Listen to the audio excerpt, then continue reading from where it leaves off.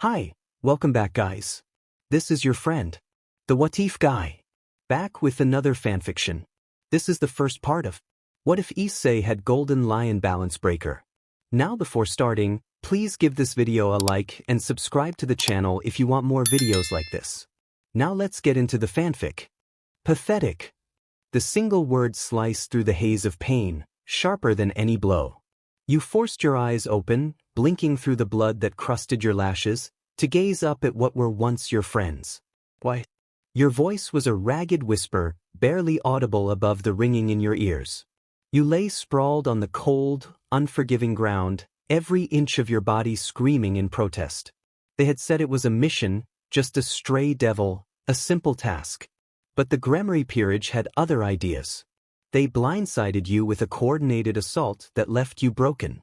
The physical pain was immense, but it paled in comparison to the twisting agony in your chest. Akeno, your girlfriend of months, had been among them. She had helped them, pushing the knife deeper into your heart. You trailed off, the words catching in your throat. Issei's smug face hovered above you, a snide grin playing on his lips.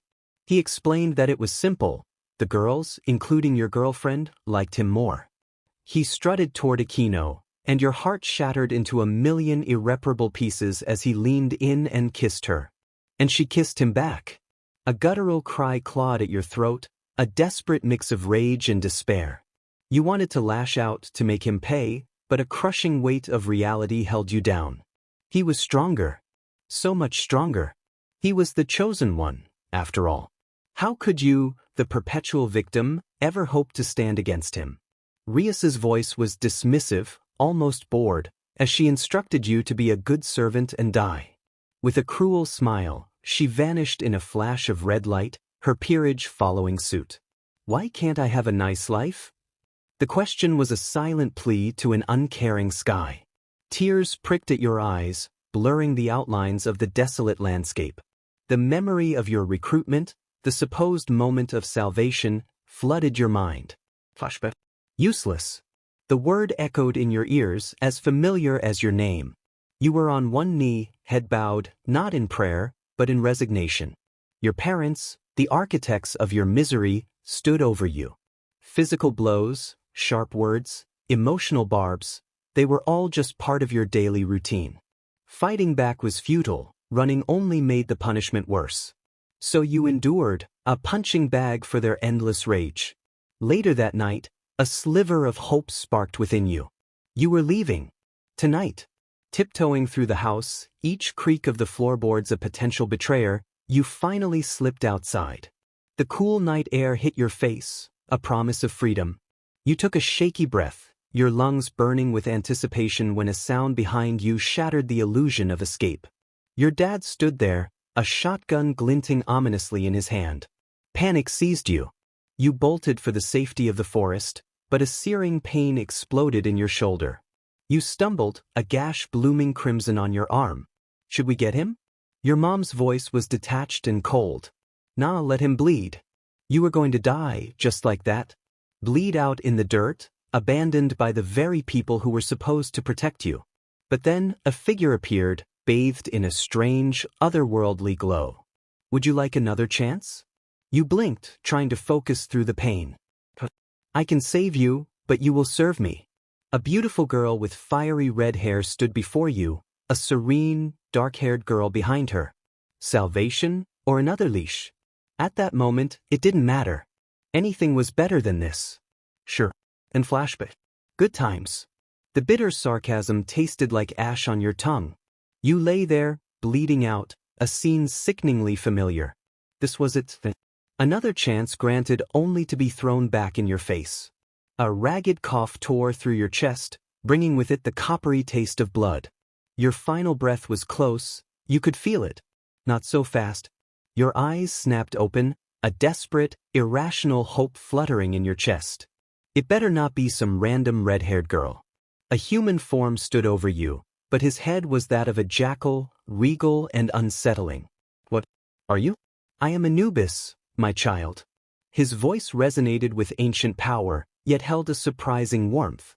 Anubis? The god of death? Indeed. My colleagues and I have observed what has transpired. You don't deserve this fate. You don't deserve to die. Yes. You felt a tremor of something alien, trust? But it was quickly overshadowed by ingrained cynicism. I know you don't trust me, Anubis continued, his voice calm, but I need your help. You tried to crawl away, instinct screaming at you to flee, but he was too fast. He knelt, grasping your hand, his touch surprisingly gentle yet firm. A golden glow erupted, enveloping both your bodies. The raw, stabbing pain in your shoulder, in your ribs, everywhere, receded.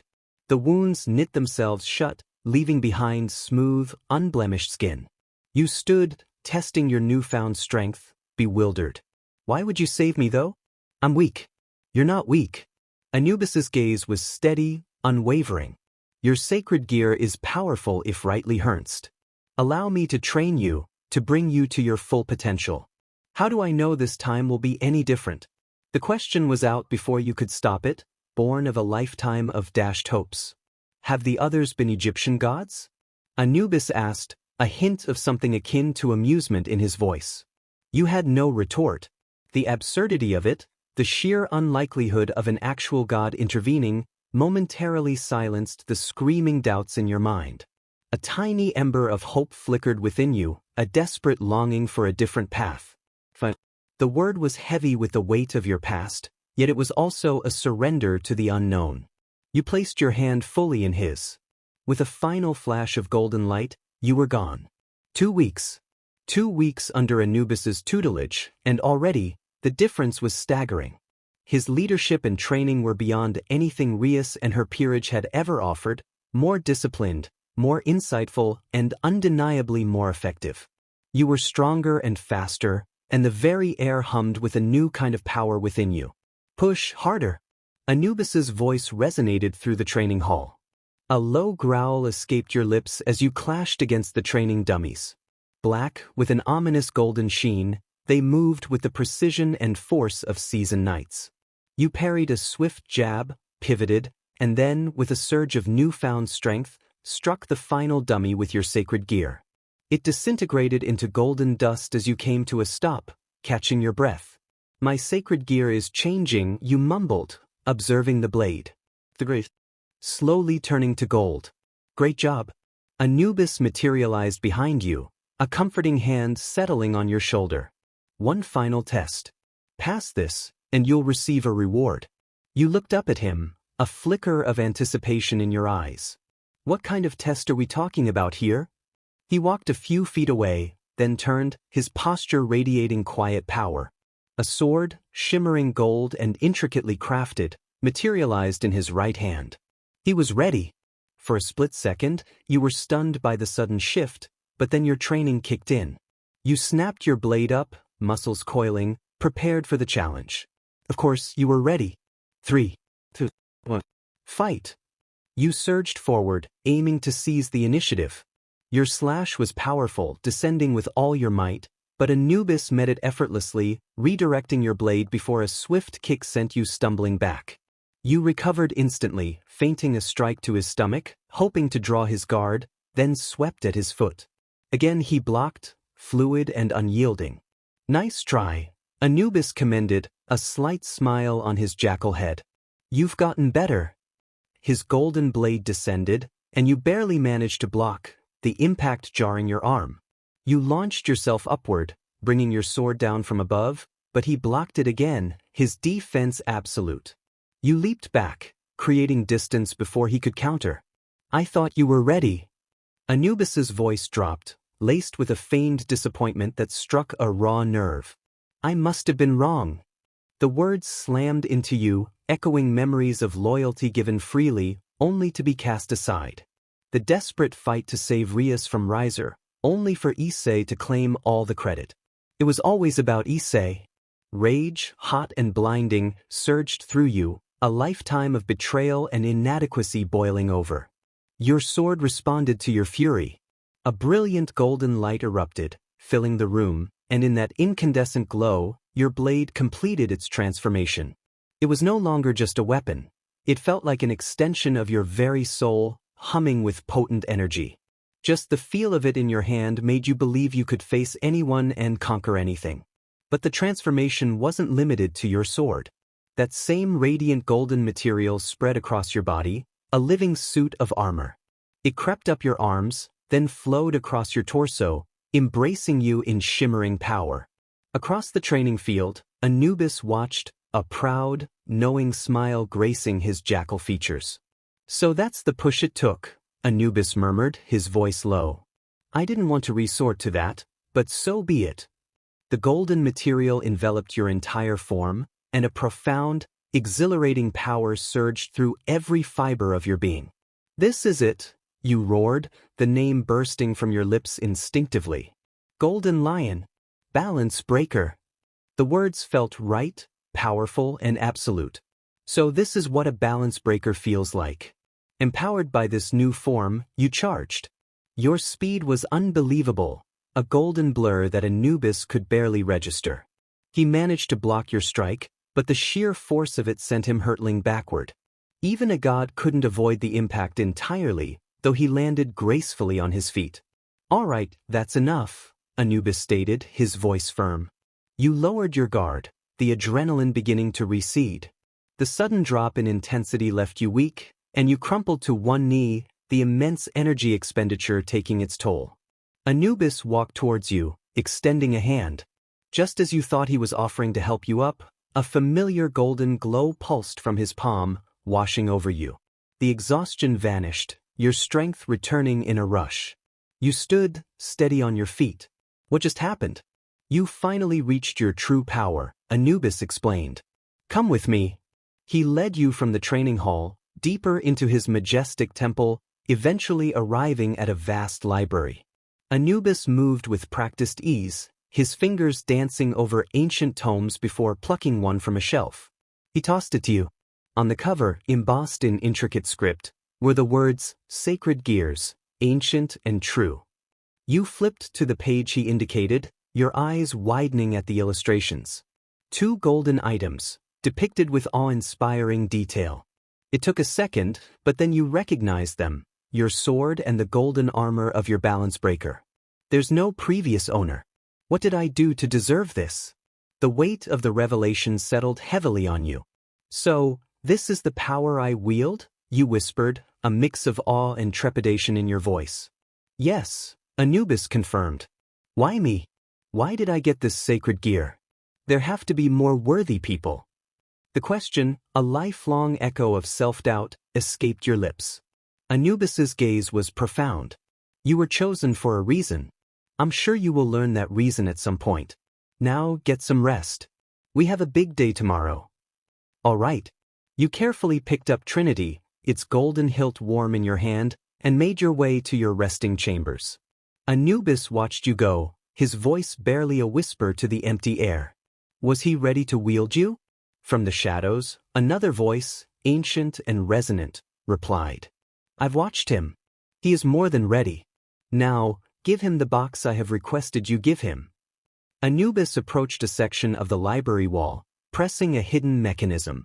A secret panel slid open, revealing a golden box nestled within. He took it, his eyes fixed on the retreating form of his apprentice. "Wine, my apprentice," Anubis thought, a silent promise. "This will be a big step. I hope you are ready." The command ripped through your mind, forcing you to bolt upright in bed, heart hammering against your ribs. Finally, a voice boomed, satisfied with his work. You blinked, realizing you weren't in your new temple home. All around you stretched an infinite, oppressive darkness, the void. Disoriented, you started walking, aimlessly at first, until a brilliant light pierced the gloom in the distance. Instinctively, you summoned Trinity, its newly golden blade gleaming, and took a defensive stance, ready for anything. "For you," you called out, your voice echoing into the vast emptiness. As the light drew closer, it resolved into the impossible shape of an animal. No ordinary creature, this. It was a colossal golden lion, its form radiating power, its size easily rivaling that of a dragon.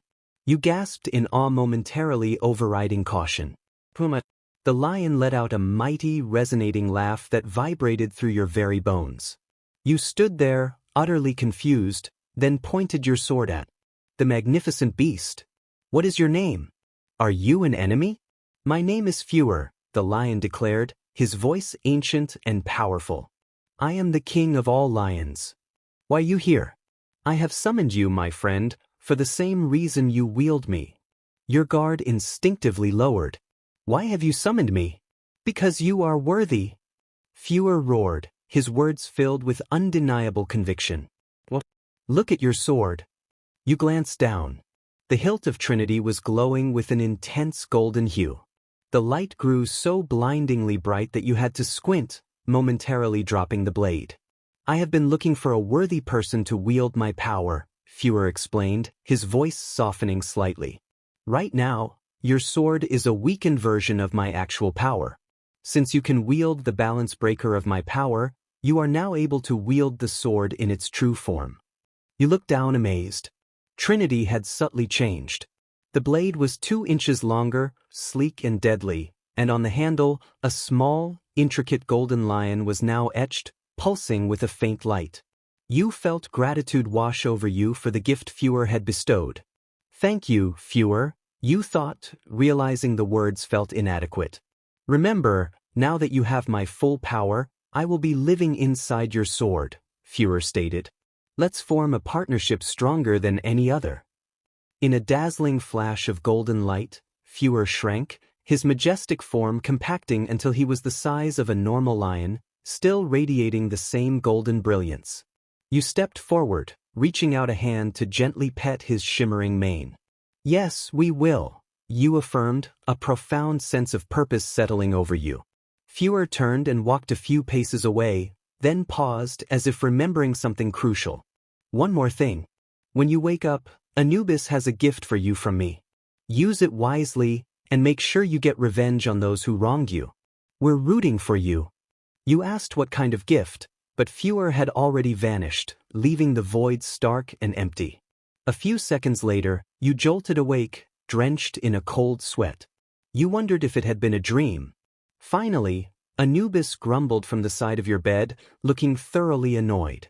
He held a chalice filled with an unfamiliar liquid, while on the table next to him sat a golden box, secured with a lock and a matching golden key. I'm sorry, old friend, Fewer's voice echoed in your mind, clearer and more resonant now. My apprentice and I had much to discuss. It's okay, Anubis conceded, a hint of a smile playing on his lips. You two know each other? You thought, bewildered. Of course, Fewer replied. Anubis and I are both gods. We go way back. But sadly, in the Great War, I lost my physical body and had to become as sacred gear. Wait, where are you even talking from? You looked around, confused. Look at the sword, YN, Fewer instructed. You glanced down at Trinity in your hand. The miniature lion on the hilt was glowing with a soft, pulsing red light. I live inside your sword, Fewer explained simply. How? That's for a later time, Anubis interjected, taking control. Now, YN. He motioned to the box. The reward I promised. He handed you the golden box and the key. You wondered aloud what it was as you took the key. You fit it into the lock and twisted. With the lock undone, you lifted the lid. Inside, nestled on a silken cushion, was a complete set of chess pieces, glowing with a soft, ethereal gold, not the familiar crimson you were used to. Does this mean? Yep, Anubis confirmed, a proud glint in his eye. You're too strong now to join a peerage. Make your own. Take revenge on Rias and her group by beating her in a raiding game with a full set. My own peerage. The words felt revolutionary, a heavy, exciting weight. Fewer and I are going to help you along the way, Anubis added. Thanks. In an overwhelming wave of emotion, you leaned forward and hugged Anubis. He returned it, a rare, comforting gesture. No problem, my apprentice, he rumbled. Now's a better time than any. Why don't you go look for a fitting piece? Make sure they are strong and ready to assist you. I think I might go hunt fallen angels instead, you mused, itching to test your new strength. Do as you wish. You are a king now, Anubis said, a note of caution entering his voice. Just be careful. Don't worry, Fewer's voice interjected, confident from within Trinity. Nothing can harm, YN, with me here. I think the best way to attract some fallen angels is to pretend to be weak. They feed on weaker beings, you planned aloud. Good idea, Fewer agreed. You dismissed Trinity, letting it fade from your hand, and decided to take a leisurely walk in the park, feigning an air of carefree vulnerability. A couple of miles west, I feel a big grouping of fallen angels, Fewer suddenly announced in your mind. Let's go then. You began to summon your wings, marveling as they unfurled, not the usual demonic black, but shimmering, majestic gold, just like your new armor. Hold on, partner. Fewer exclaimed. A golden teleportation circle, emblazoned with a roaring lion, instantly appeared beneath you. Is this like Rias's teleportation circle? You asked, surprised. Rias paced before her desk, her crimson gaze sharp, laced with a desperation she rarely showed. She felt the urgency to bring you back into her peerage, knowing your strength could help immensely. Lucifer and Graphia stood silent, observing. Behind Rias, Akeno sat, tears still streaming down her face, while Kaneko offered quiet comfort on the couch. We don't need him, Issei scoffed, puffing out his chest. Rias's hand cracked across his face, leaving a red mark. You may be strong, Rias seethed, but Wyan could be stronger. We need to convince him to come back. Her eyes flicked to Akeno. No matter what it takes. Meanwhile, back at the temple, the air crackled with your fury. The nerve, you snarled, pacing back and forth, seething after Anubis explained Rias's group. Calm down, Fewer urged from within Trinity.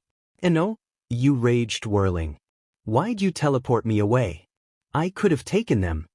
If you had taken them out, Anubis stated calmly, his voice a steady anchor, you would have angered all of hell. You cannot kill them. The white-hot anger began to recede, replaced by a cold, familiar wave of sadness. You understood the logic, but the pain remained. Why can't I just go without seeing them? It shouldn't be that hard. You sank onto the couch, head in your hands, as Lucille and Anubis watched you with concern. Lucille shifted closer, her presence a warm comfort. Are you okay, YN? She wrapped you in a gentle hug. I know what you're going through. I was in a hard place and you saved me. I'm eternally grateful. I'll be here.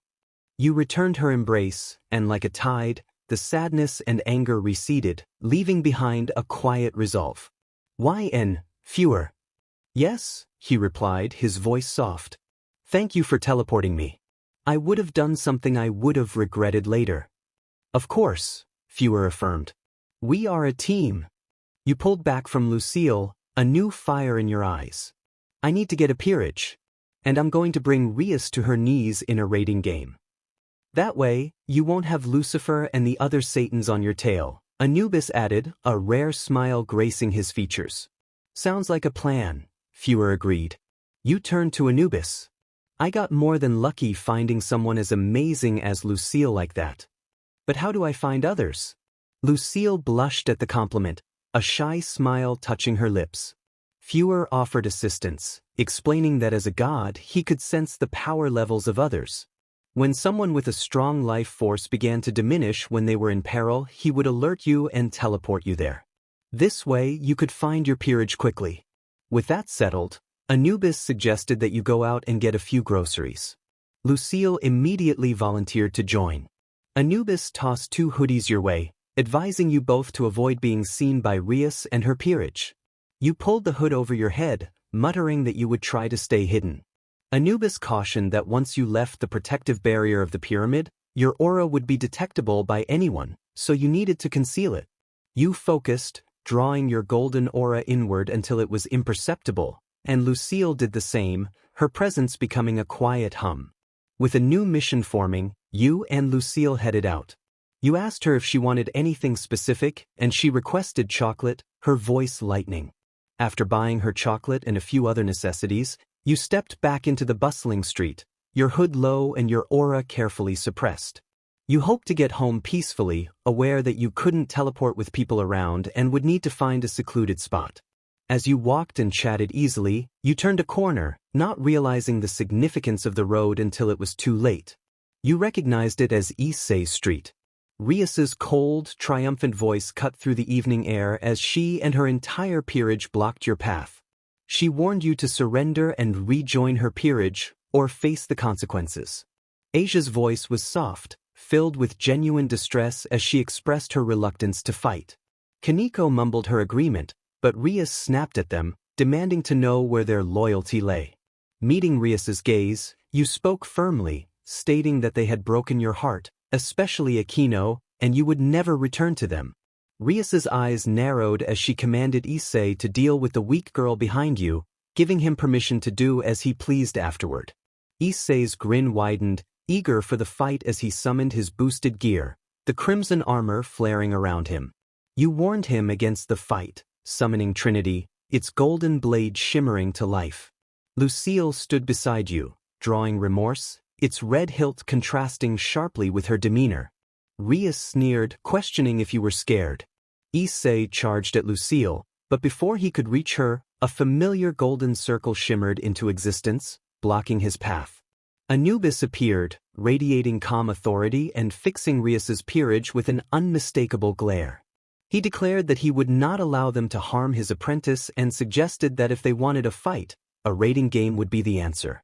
Rias considered this but was soon interrupted as Kiba and Zenobia charged at Anubis. He effortlessly caught their swords in his bare hands, disarming them with a flick of his wrists, demonstrating his strength.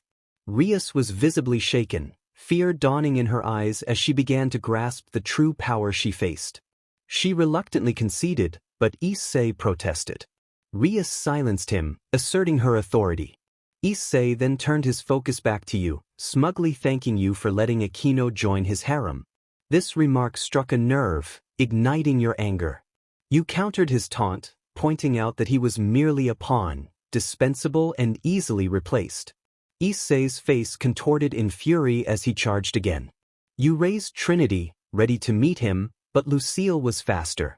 She leaped in front of you, remorse held high, declaring that no one would touch you. As Issei lunged, Lucille slashed downwards with incredible speed. Despite his armor, Issei cried out as he collapsed, his armor flickering out of existence. Rias screamed and rushed to his side, while Lucille stood firm, her weapon glinting in the light. Rias, furious, gathered a ball of destructive magic, but Anubis calmly instructed you to leave as a golden circle appeared beneath you and Lucille. You gave Rias one last defiant wink before the world shimmered around you.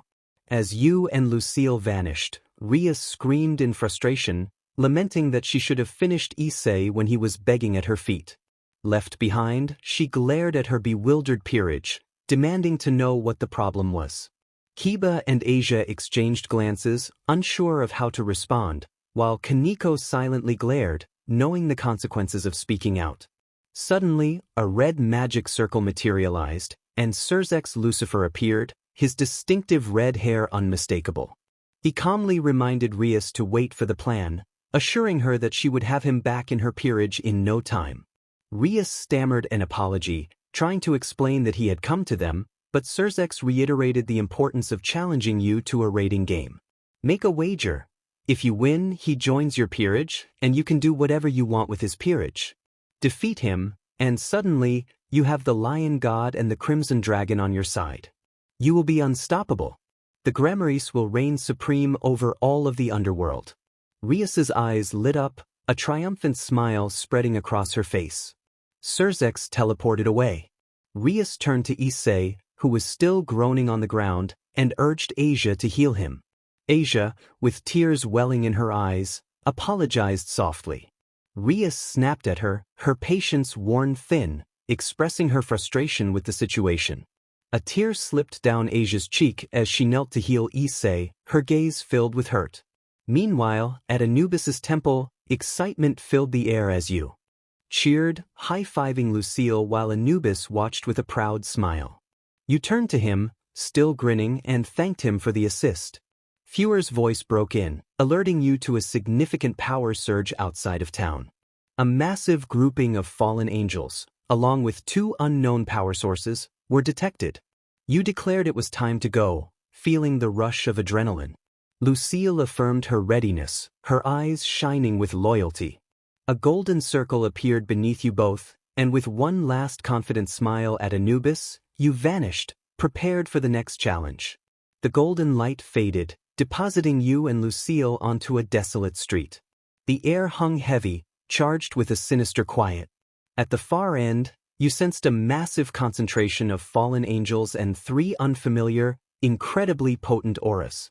Feuer's voice resonated in your mind, indicating another unknown source: 2 boys and 1 girl who were extremely powerful and could be a great asset to your peerage. You felt urgency as Feuer warned that they were beginning to be overwhelmed. You asked Lucille if she was ready, and she affirmed her determination. With synchronized movements, you and Lucille summoned your sacred gears. Trinity glowed golden in your hand, while remorse gleamed with a striking red hilt. You kicked the door to the abandoned building, sending splinters flying. Inside, the scene matched Feuer's description. 3 figures, 2 young men and a girl, were pressed against a wall, fighting desperately against a swarm of fallen angels. It was a noble, yet doomed, last stand.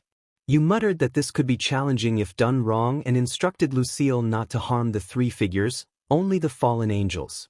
With a powerful declaration, you activated your balance breaker, golden armor encasing you.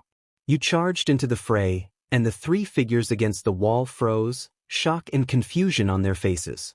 You slashed through 2 fallen angels in a single, decisive sweep.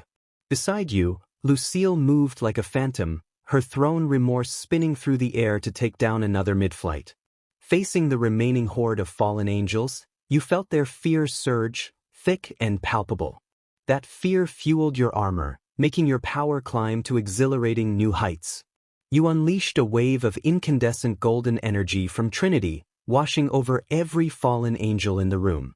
They shrieked as they were engulfed in brilliant golden flames, thrashing in a desperate attempt to extinguish the inferno, but it consumed them utterly. You landed lightly on the ground, the golden armor shimmering before you dispelled it, the power receding. Turning to the 3 survivors, Lucille stood protectively at your side. The girl collapsed to her knees, hands clasped, pleading not to be harmed. One of the boys stepped in front of her, a defiant glint in his eyes, insisting that you could hurt him but not his sister. You offered them a friendly, reassuring smile, introducing yourself as you expressed that you were there to save them. The girl, wide-eyed with disbelief, asked if you were serious. The protective brother cautioned her, questioning how they could trust you. You explained that, like them, you were also an outcast. Lucille offered a gentle, reassuring grin, her presence a silent testament to your words. The girl inquired about Lucille, and you simply stated that you had saved her life and wanted them to join you to save more. The brother exchanged meaningful glances with the other young man before turning back to you, skepticism in his eyes. He asked how they could prove you meant no harm. You offered to share your story, and Lucille looked at you with surprise, wondering if you were ready to reveal so much. You sighed, the weight of your past a familiar burden, and sat down before them, a gesture of trust. You recounted the chilling betrayal by Rias, Akeno's cruel words, and the moment you were left for dead. You described Anubis's intervention, his rigorous training, and how you had grown stronger than any of Rias's peerage could ever hope to be. You spoke of Feuer's awakening within Trinity and how you had rescued Lucille from the fallen angels who sought to take advantage of her. The girl listened, utterly captivated. You concluded by stating that you were just like them. The protective brother asked if they could discuss this, and you encouraged them to take their time. As they retreated to a quieter corner to whisper among themselves, you turned to Lucille, expressing your hope for a strong peerage to challenge Rias. Lucille teased that you could likely take them on your own, and you both laughed, easing the tension. Moments later, the older brother approached you with a resolute expression, declaring that they would like to join you on your quest, believing you to be trustworthy. You smiled genuinely, excited to welcome them. You mentioned you could provide them with pieces for their peerage but wanted to get to know them first. The boy who had remained silent stepped forward, exuding quiet confidence. He introduced himself as Kazara Takamine and revealed his sacred gear, Purple Chaos, summoning a magnificent purple sword that radiated immense power. He explained that while the sword didn't have any extraordinary abilities, he was a skilled swordsman. It does its job just as I do mine. The girl stepped forward from behind her brother, steeling her nerves. She introduced herself as Grace, performing a small, deferential bow. As she did, a subtle shift in her aura was noticeable, and the faint twitch of her ears revealed her true nature. Surprised but delighted, you acknowledged her Nikomata identity. She stammered in response, a blush rising to her cheeks. You extended a hand to gently pet her head, and she leaned into your touch, purring softly. Behind you, Lucille's smile faltered, a fleeting look of jealousy crossing her face. Grace's brother chuckled at the playful moment before stepping forward to introduce himself as Keith. He explained that he was also a Nikomata and introduced his sacred gear, which materialized as a bow in his hand and a quiver on his back, filled with arrows tipped in vibrant colors. He mentioned that Grace's sacred gear was called Hellfire and indicated the ring on her middle finger as the source of its power. You expressed genuine admiration for their capabilities, and Lucille stepped forward to bow respectfully to them. You prepared their pieces, declaring that Keith and Grace would both be pawns. 2 golden pawn pieces floated before them and seamlessly merged into their chests, a soft, golden glow emanating from them, signifying the completion of the process. Turning to Kazara, you announced that he would be a knight. The golden knight piece entered his chest, bathing him in the same soft, radiant glow. You welcomed everyone warmly, eager to show them where they would be staying. Summoning a golden teleportation circle, you and your new peerage were transported back to the grand hall of Anubis's pyramid. Anubis emerged from one of the side rooms, his eyes alight with eager anticipation. He greeted you warmly and inquired about your new companions. You beamed with pride as you introduced them, and they each stepped forward to explain their sacred gears to the ancient god. Anubis expressed rare admiration for your accomplishments, noting how you had found remarkable individuals. You suggested showing them their living quarters, feeling the day's events weighing on you, and assured them that you would go shopping for clothes the next day. Lucille expressed surprise at your financial means, and you reminded them that Anubis was a god. They nodded in understanding and retreated to their respective rooms.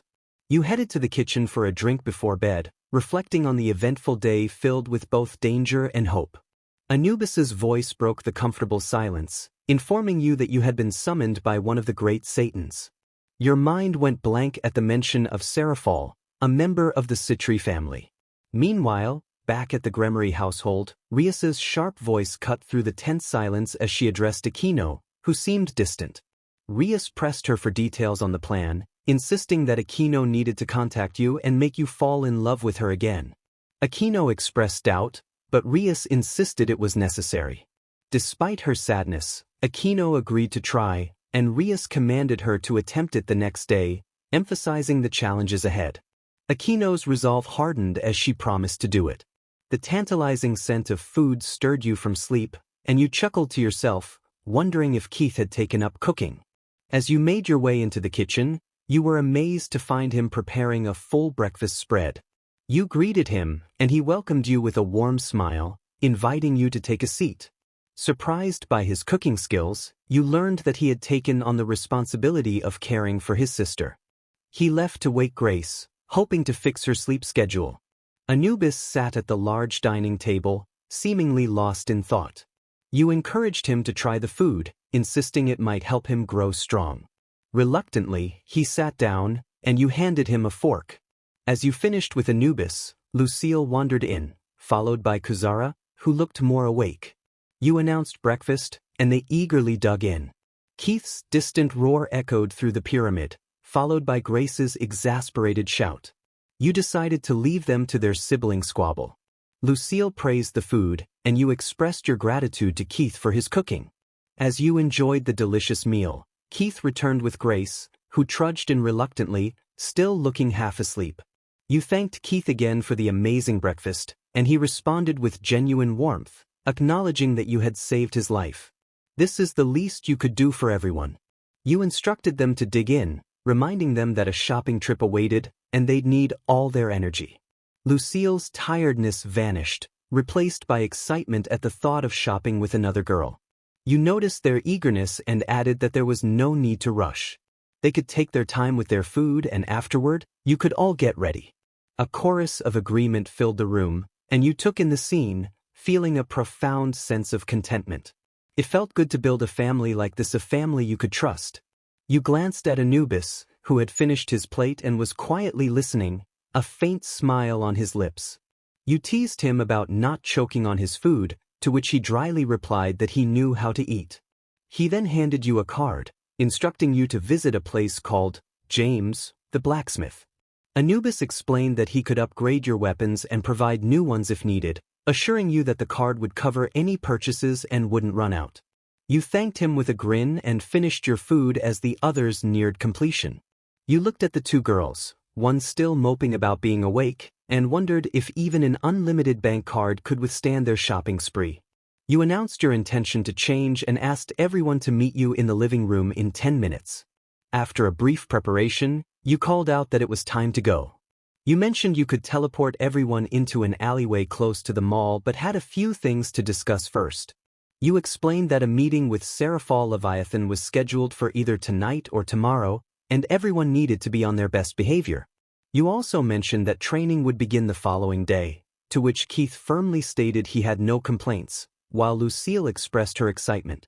Grace, still a bit sleepy, mumbled her agreement, prompting a light-hearted exchange with Keith. With a chuckle, you encouraged everyone to get going. Anubis called out a farewell from the living room, and in a flash of golden light, you all vanished. Left alone, Anubis contemplated what to do with himself before sensing a familiar presence approaching the pyramid's barrier. He murmured to himself about greeting the guest. Outside the pyramid, Akeno expressed her frustration as she stood before the shimmering golden dome, trying every spell she knew to breach it. Lightning arced off the protective field, and she reluctantly summoned her wings to fly back towards the clubroom, dreading the confrontation with Rias. Anubis, sensing the presence receding, returned to his room, dismissing the encounter as nothing significant. Meanwhile, at the mall, you groaned as Lucille and Grace, energized, pulled clothes from racks, their eyes sparkling with delight. You considered limiting their haul but decided against it when Keith smirked and advised you to let them be. When you asked him if he was going shopping for clothes, he suddenly realized he needed to escape while he could and headed towards the boys' section with Kazara following. You settled on a nearby bench, watching the chaos of their shopping spree and wondering what you had gotten yourself into. After some time, you called out to see if everyone had what they needed, receiving a chorus of affirmative responses. You then announced, "A quick stop at the blacksmith, as requested by Anubis." Keith mentioned he was looking for a weapon for close-quarters combat, and you all set off for the blacksmith. Upon entering, the dimly lit bar transformed as an older man with kind eyes greeted you. You introduced yourself and mentioned Anubis, to which the man responded warmly, revealing himself as James, an old friend of Anubis. Suddenly, James was enveloped in a soft blue aura, and the mundane bar dissolved, revealing an ancient blacksmithing area. The man transformed into a figure reminiscent of Zeus, radiating ancient wisdom. He introduced himself as Hephaestus, the god of blacksmithing and craftsmanship. You were in awe, realizing you were meeting another deity. You explained that you were looking for a sword on par with Trinity, which you summoned and handed to him. Hephaestus recognized it as the legendary sword and examined it with reverence, assuring you he could help. Keith also requested a small sword or dagger, and Hephaestus agreed to prepare them. As you and your peerage settled around a sturdy table, the rhythmic sounds of steam and steel filled the air. You proposed a team bonding activity, and Lucille immediately agreed, emphasizing its importance. What did you have in mind? You suggested booking an appointment with the familiar master so everyone could get familiars. Grace's eyes lit up, sparkling with excitement as she exclaimed about having her own pet. Keith confirmed her enthusiasm with a fond exasperation, and he added that they would love to do that. Kuzara nodded in agreement, while Lucille, her earlier jealousy forgotten, chirped that she would love to have a cute pet. You promised to look for an open slot. Suddenly, Hephaestus's voice boomed, announcing that he was done with your weapons. You stood up and told Keith it was time to go, inviting the others to wait if they wished. Keith warned Grace to behave, and she mumbled an acknowledgement while Kuzara simply nodded. You and Keith approached Hephaestus, who had two weapons displayed on the table, a small, pitch-black dagger and a magnificent sword. He handed the dagger to Keith, who examined it in awe. Hephaestus introduced the dagger as Reaper, and Keith practiced a few slashes in the air, a look of satisfaction on his face. He turned back to Hephaestus, expressing his gratitude for the amazing weapon. Hephaestus, stating that any friend of Anubis was a friend of his, then turned to you and revealed the sword you had requested. You gazed at it, feeling its immense power. Hephaestus named it Frenzy and explained that it was linked to you as your non-official sacred gear, allowing it to summon at will, just like Trinity. You thanked him and reached for the sword, inquiring about the cost. Hephaestus firmly stated that, as a friend of Anubis, he would charge nothing, asking only that you continue to do the right thing. You reiterated your thanks, shaking his hand before dismissing both Trinity and Frenzy. Calling for everyone, you and Keith returned to the others, who stood up eagerly. Together, you headed toward the alleyway. You asked if everyone was ready to teleport, and they all nodded. Summoning a golden circle, you transported yourselves home. Reappearing in the living room, you found Anubis conversing with an unknown girl dressed in a peculiar outfit. Grace shrieked in surprise, recognizing her as Seraphol, her voice echoing through the pyramid. You and your peers sat around a large table, feeling a mix of excitement and nervousness. Across from you was Seraphol Leviathan, one of the great Satans. Anubis stood quietly behind you, offering a sense of security. Seraphol greeted you with a warm smile, expressing how nice it was to meet you and mentioning that she had heard a lot about you. You returned the sentiment, feeling a bit more at ease. She then inquired about your group, and you introduced your peerage. Seraphol seemed surprised by the term peerage and asked how that was possible. You suggested discussing that later and shifted the conversation to her purpose for being there. Seraphol explained that she had come for several reasons, one being to assure you that you had friends in hell, and she was one of them. She acknowledged the hardships you had faced due to your family. Skeptical, you questioned how you could trust her. Anubis intervened, affirming Seraphol's honesty and vouching for her character. His reassurance helped you relax, allowing Seraphol to continue. She revealed that she had informed her peerage about your situation, and one of them had become so enraged that she insisted on joining your group. This revelation left you in shock. A member of a great Satan's peerage wanted to ally with you. Eager to meet her, you asked if you could. Seraphol nodded, and a red circle appeared beside her. From it emerged a small girl dressed in a peculiar light-colored outfit, carrying a book nearly as large as she was. Seraphol introduced her as Jade, expressing hope that she would be a valuable addition to your team. Jade bowed politely, introducing herself and expressing her pleasure in meeting everyone. You asked if she possessed a sacred gear, to which Seraphol explained that her book was indeed her sacred gear, granting her a special power called Twilight Mending. Curious, you compared it to Asia's healing abilities, and Seraphol confirmed that it was stronger and that Jade's book contained various spells that Grace was currently learning. You expressed your gratitude for her joining your group. Seraphol, with a playful grin, suggested a way for you to thank her. Before you could react, she playfully kissed your cheek, leaving Jade and Lucille shocked and a bit annoyed. Seraphol then twirled around, her lightheartedness infectious. As she prepared to leave, Seraphol reminded Jade to gather her belongings, assuring her that her helpers would have everything ready. Jade thanked Seraphol and bowed, but before she could fully turn to you, Seraphol hugged her tightly, bidding everyone farewell.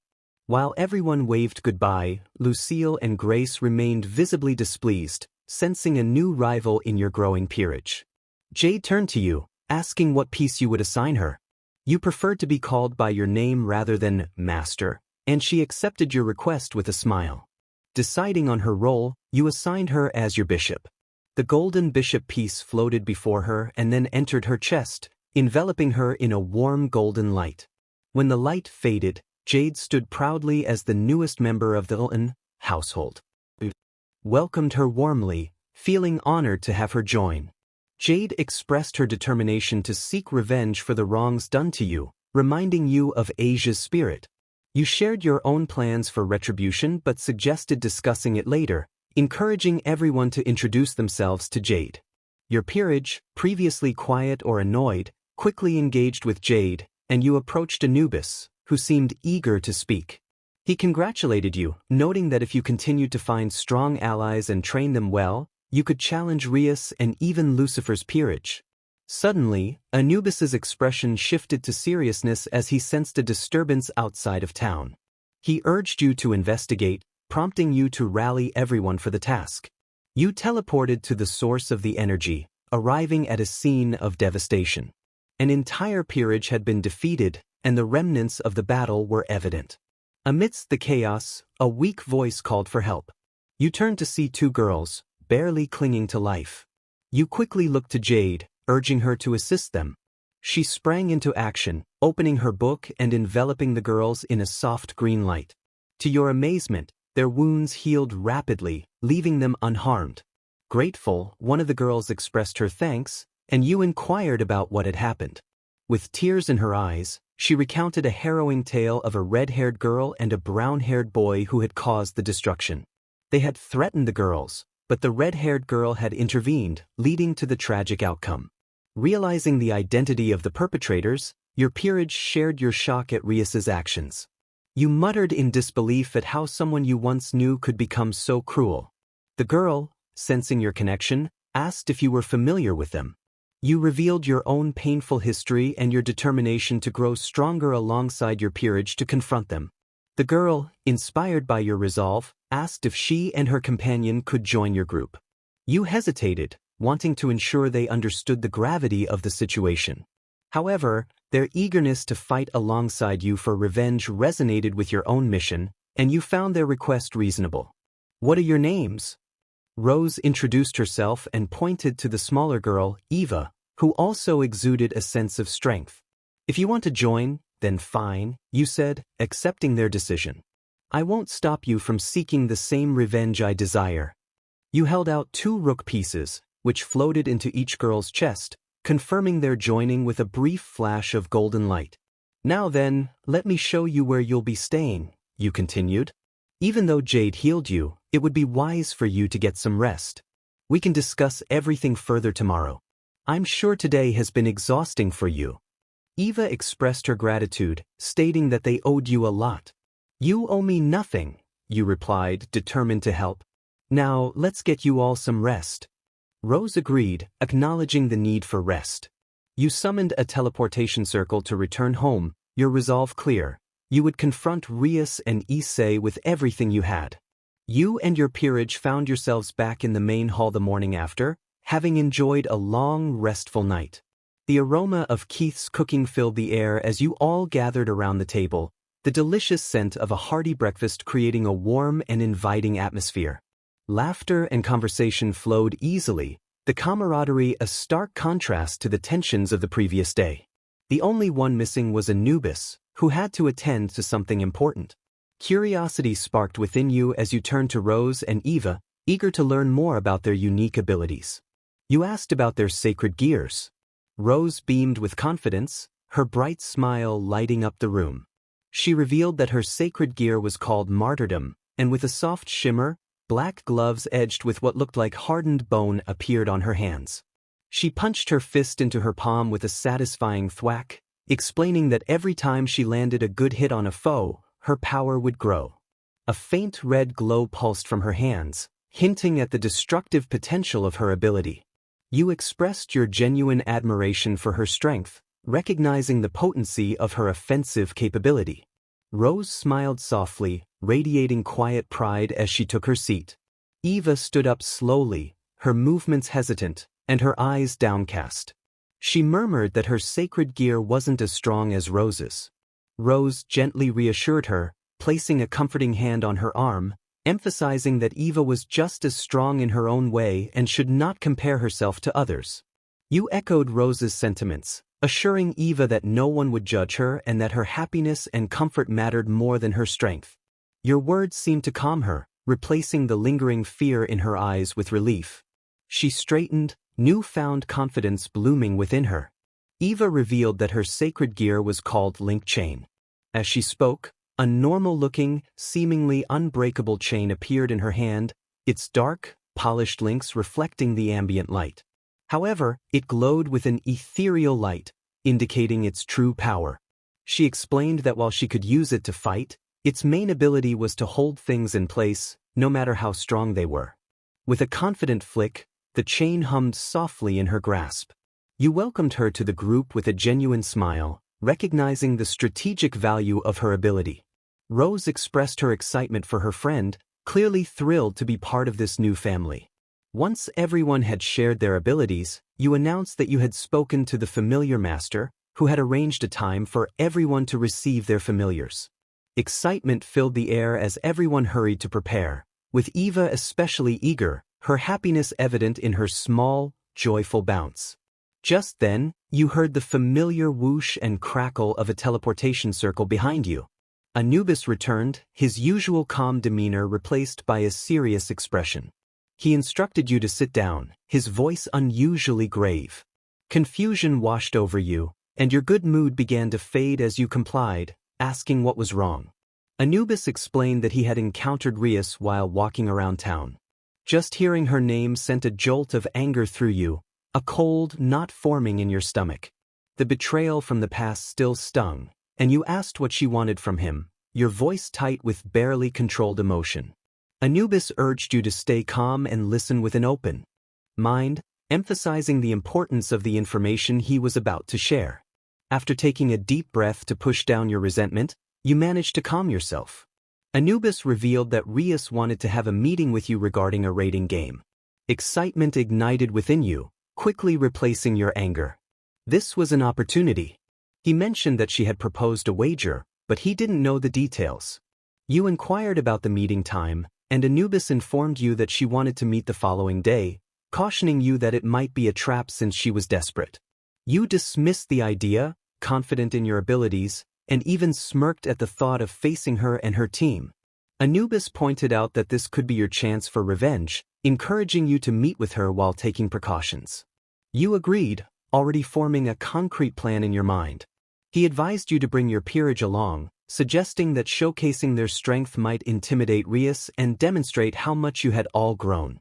With a solid plan in place, you turned to Anubis and asked where to go next. Without hesitation, you declared your intention to head to the familiar forest but requested his help in training your peerage.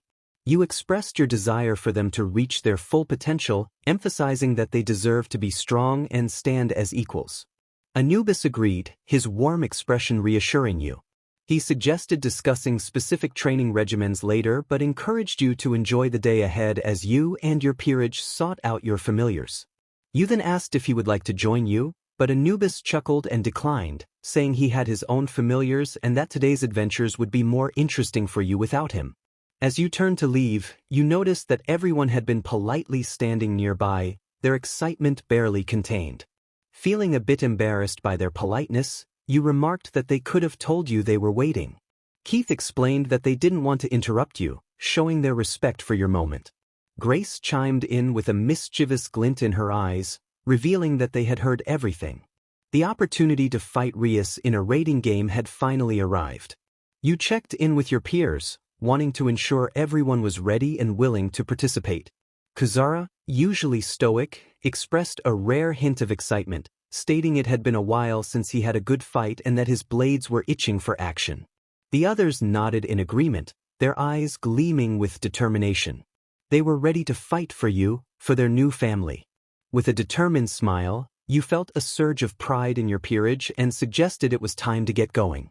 In a familiar forest, you and your peers appeared before a vast, ancient expanse.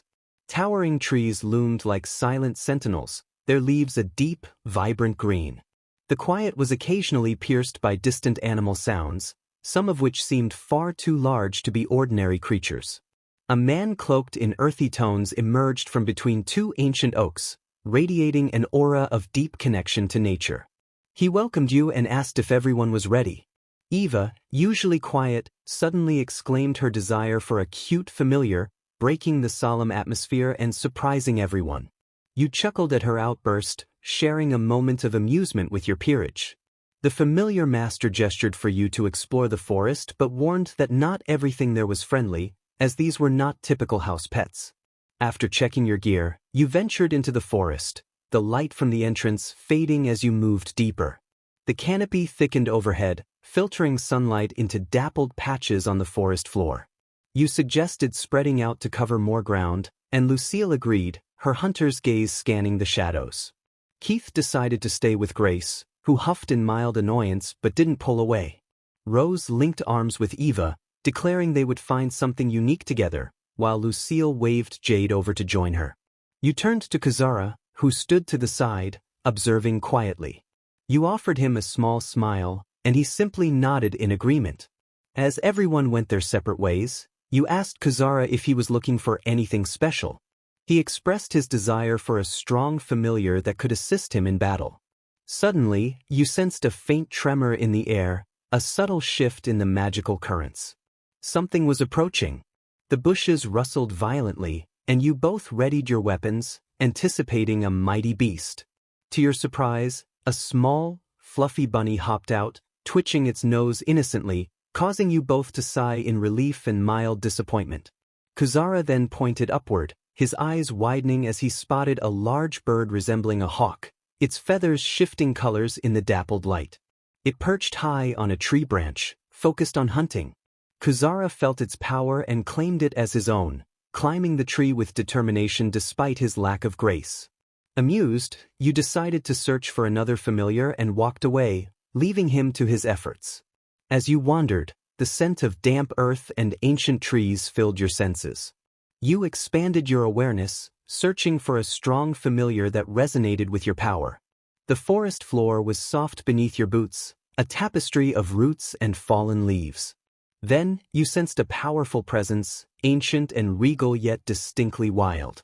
You locked onto the source and ran toward it, momentarily forgetting the pain in your stomach. You burst into a clearing, discovering a colossal, weathered rock. Sitting majestically atop it was a stunning female lion, her fur a kaleidoscope of browns, golds, and whites, with a mesmerizing blue hue that seemed to glow faintly. Her mane flowed like shimmering threads of azure light. Cautiously, you approached, hands open to show you meant no threat. The lion spoke, her voice deep and resonant, carrying the weight of ages. You were taken aback, not accustomed to conversing with animals, especially one so authoritative.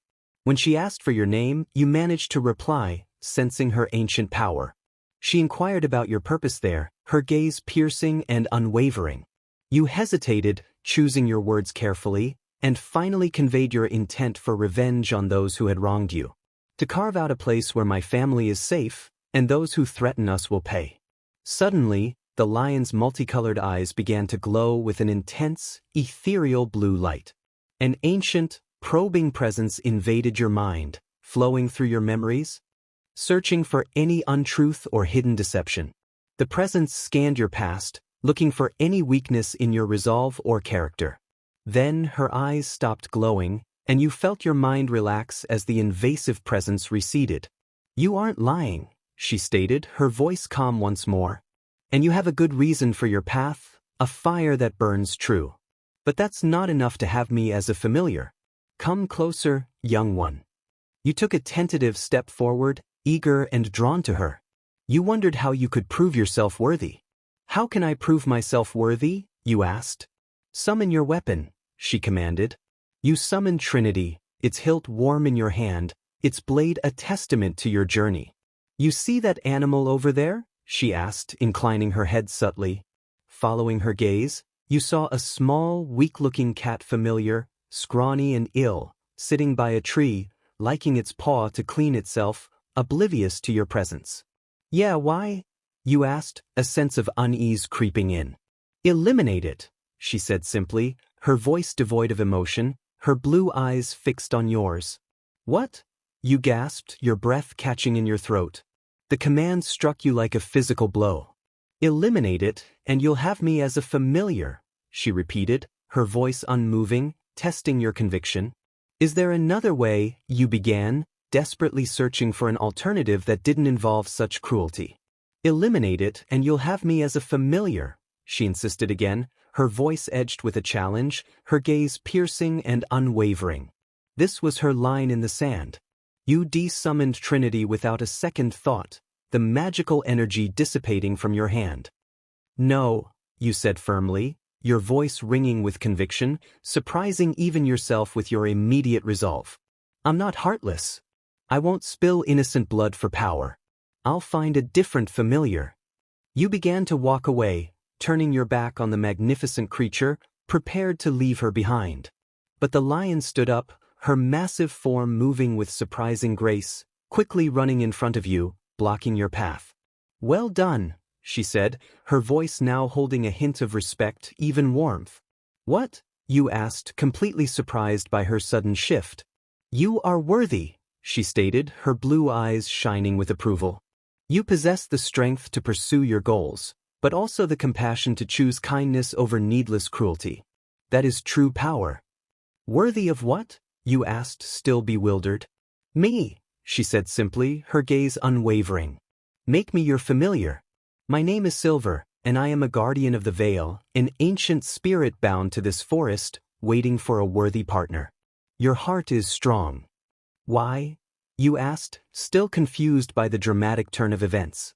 "You passed my test," she explained, a rare, almost imperceptible smile touching her leonine features.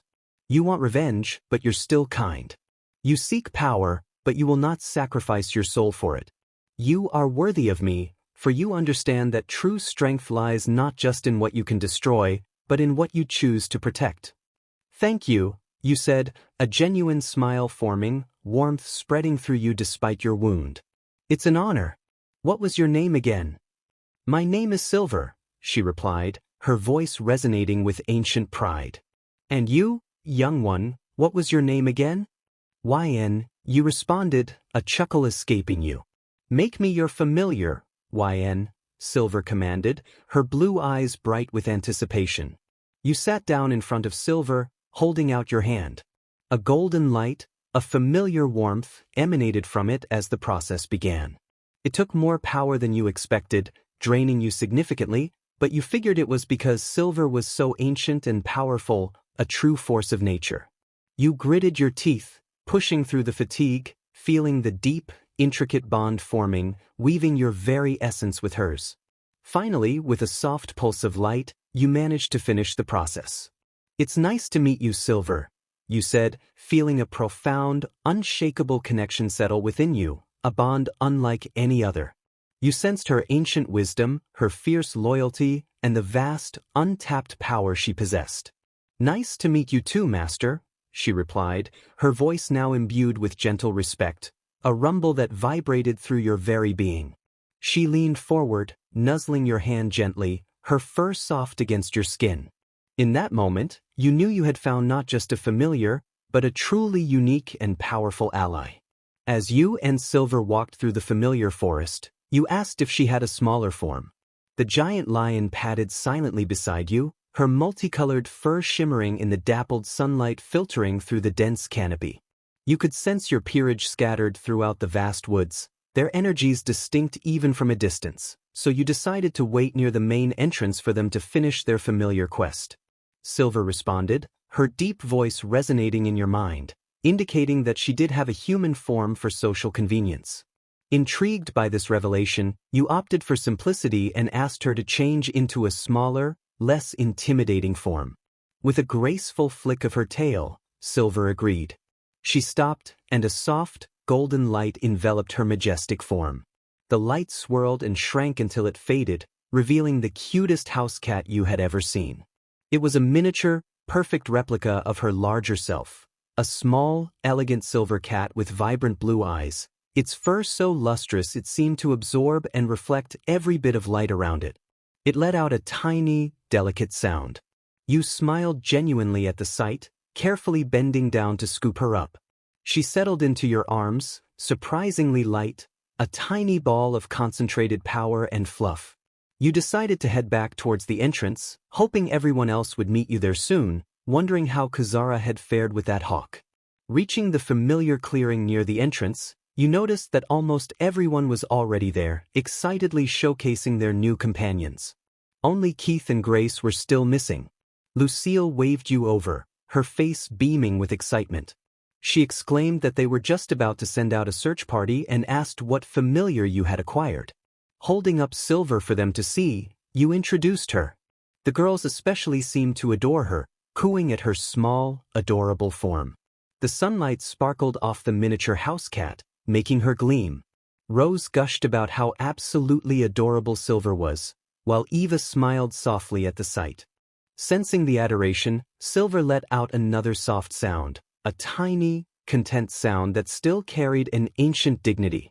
You offered Silver the option to return to her original form, giving her a gentle scratch behind the ears. She agreed, her voice now a mental whisper only you could hear as her small body began to glow again. The golden light flared and swelled rapidly, and when it stopped, the full-sized, majestic multicolored lion stood before you, radiating immense power that shimmered visibly in the air. Her blue eyes scanned the group, a subtle warning in their depths as she took a protective stance beside you. Jade, genuinely impressed, took a step back as Silver's full aura became apparent. Silver sat down next to you as you took a seat on a nearby bench, her head resting on her massive paws.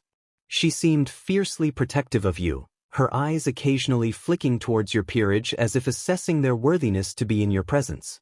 Grace and Keith finally emerged from the dense trees, each with a familiar beside them. Grace, a little breathless, apologized for making everyone wait. You looked at your complete peerage, each now with a new companion, and asked to see everyone's familiars. Lucille practically vibrated with excitement as she introduced her familiar, Winter's Whelp. Between her legs was an adorable creature resembling a tiny, fluffy ice fox with pure white fur, a bushy tail that sparkled like snow, and mesmerizing green eyes. Tiny, translucent ice horns poked from its head, and a faint chill radiated from its playful leaps. Lucille scooped him up for a hug, and the little fox responded affectionately. Grace held up her familiar, Shadow Im, a grumpy-looking cat that was pure black, absorbing all light. It was larger than a normal house cat, with elongated limbs and an unervingly wide gaze. After a moment, the cat begrudgingly enjoyed Grace's hug, melting slightly into her embrace. Keith introduced his familiar, seedling companion, a delicate figure that looked like a tiny, glowing pixie hovering gently on his shoulder. Made entirely of vibrant green plant matter, she held a single, radiant flower that pulsed with soft, natural light. Her large, luminous eyes reflected her intense protectiveness over the flower. Kuzara, with a flicker of pride in his eyes, introduced his familiar, Omen hawk. A normal-looking hawk, albeit larger than average, perched calmly on his shoulder, its eyes glowing in intense blue, exuding an air of confidence. You recognized the unique gaze and asked if it was the same hawk from the tree. Kuzara confirmed it with a small, almost imperceptible smile. Jade announced her familiar, an ember cat, which playfully chased its tail between everyone's legs. This small cat, made entirely of shimmering fire, moved fluidly and gracefully, purring and rubbing against legs without leaving any burn marks. Rose gestured to her familiar, Vulpiprav, a truly beautiful fox glowing a ghostly blue, its form subtly translucent as if made of moonlight and mist. It had 3 elegant tails flowing with spectral light and keen ears that twitched at every sound, its intelligent eyes curiously observing the other familiars. Lastly, Eva introduced her familiar, a wolf named Relimer, radiating a quiet, unsettling power. Its body was composed of swirling shadows, deep as the void itself, setting it apart from any normal wolf. It had unusually long, almost tentacle-like whiskers that twitched constantly, sensing the environment, and its tail was also long, made of coiling, dark mist. Its eyes were 2 burning points of crimson light, and the wolf itself exuded a terrifying, ancient aura, as if it had stepped out of a nightmare. The presence of the Relimer stirred an instinctual prickle of unease. Kuzara, observing the shadowy creature, admitted he was genuinely puzzled by it. The golden light of the teleportation circle solidified around the group, the lingering scent of Rias's clubroom quickly fading as the magical transfer completed. Instead of the familiar warmth of the pyramid, the air was thick with the acrid smell of smoke and ozone, and the ground felt like broken concrete and twisted metal. Opening their eyes, they found themselves in a derelict part of an industrial district. Crumbling warehouses, rusted machinery, and broken fences loomed around them like jagged teeth against a polluted sky. This was not the pyramid, and they were not alone. A flicker of crimson light caught their attention. Amidst the rubble stood Riser Phoenix, his golden blonde hair flaring like defiant flames. He was flanked by his entire peerage, their expressions a mix of arrogance, predatory anticipation, and deep-seated resentment. Riser wore a self-satisfied smirk that ignited a spark of anger. Riser's voice dripped with contempt as he addressed YN, noting the stir they had caused and the humbling of Rias. He dismissed the group, claiming to teach YN their place in the hierarchy, presenting it as an act of mercy. His demeanor shifted to fury as he recalled his recent defeat, commanding his peerage to attack and show YN what true power meant. With Riser's command, his peerage surged forward like a fiery wave. Flames erupted from his bishops and rook, while his pawns and knights moved with predatory speed, aiming to overwhelm YN and Lucille, who stood closest. They underestimated the growth of YN's group. With a powerful shout, YN rallied their peerage, urging them to unleash their full strength together. As Riser's forces charged, YN's peerage sprang into action, moving with terrifying precision like a perfectly coordinated hunting pack. Their newly bonded familiars acted as extensions of their wills, adding chaos and power to their ranks. Kuzara was the first to carve a path, a blur of purple and steel. His omen hawk familiar flew overhead, letting out a sharp cry that sent a ripple of dread through Riser's pawns, making them stumble and lose focus. Kuzara's purple chaos blade cut through the air with lethal grace, crashing against the shield of Cirrus, one of Riser's knights, sending him staggering back. Kuzara flowed into his next attack, relentlessly pursuing his target. Keith, with Grace right behind him, moved as a deadly duo. Keith unleashed a volley of arrows from his bow, each humming with magical energy. Some were made of shimmering ice, freezing the ground around a cluster of Riser's pawns, causing them to slip and fall. Others were lightning arrows, striking Maihi, Riser's bishop, disrupting her concentration. Seedling Companion, Keith's tiny pixie familiar, created a buzzing distraction around Shuilan, one of Riser's massive rooks, momentarily disorienting him. Grace then unleashed a wave of emerald flames that clung to everything it touched, igniting some of Riser's pawns and filling the air with their cries. Rose and Eva moved in tandem, a blend of offense and defense. Rose intercepted a charging pawn with a precise punch that sent Isle flying backward. Her power surged, a visible aura of crimson energy flaring around her. Eva threw her link chain, transforming it into glowing restraints that bound Yubaluna, Riser's queen, rendering her unable to move. Vulpaprav, Rose's ethereal fox familiar, wove through the melee, confusing enemies with shimmering illusions. Eva's shadowy relimer knocked unsuspecting pawns and rooks away, sending them sprawling into the dust. Jade, accompanied by her Ember Cat, began casting spells from her Twilight Mending Book. While not directly fighting, her healing magic pulsed with vibrant energy, mending minor wounds and refreshing her allies for the relentless assault. She was a living wellspring of resilience. Jada, the newest pawn, moved like a ghost in the thick of battle, her sacred gear glowing ominously.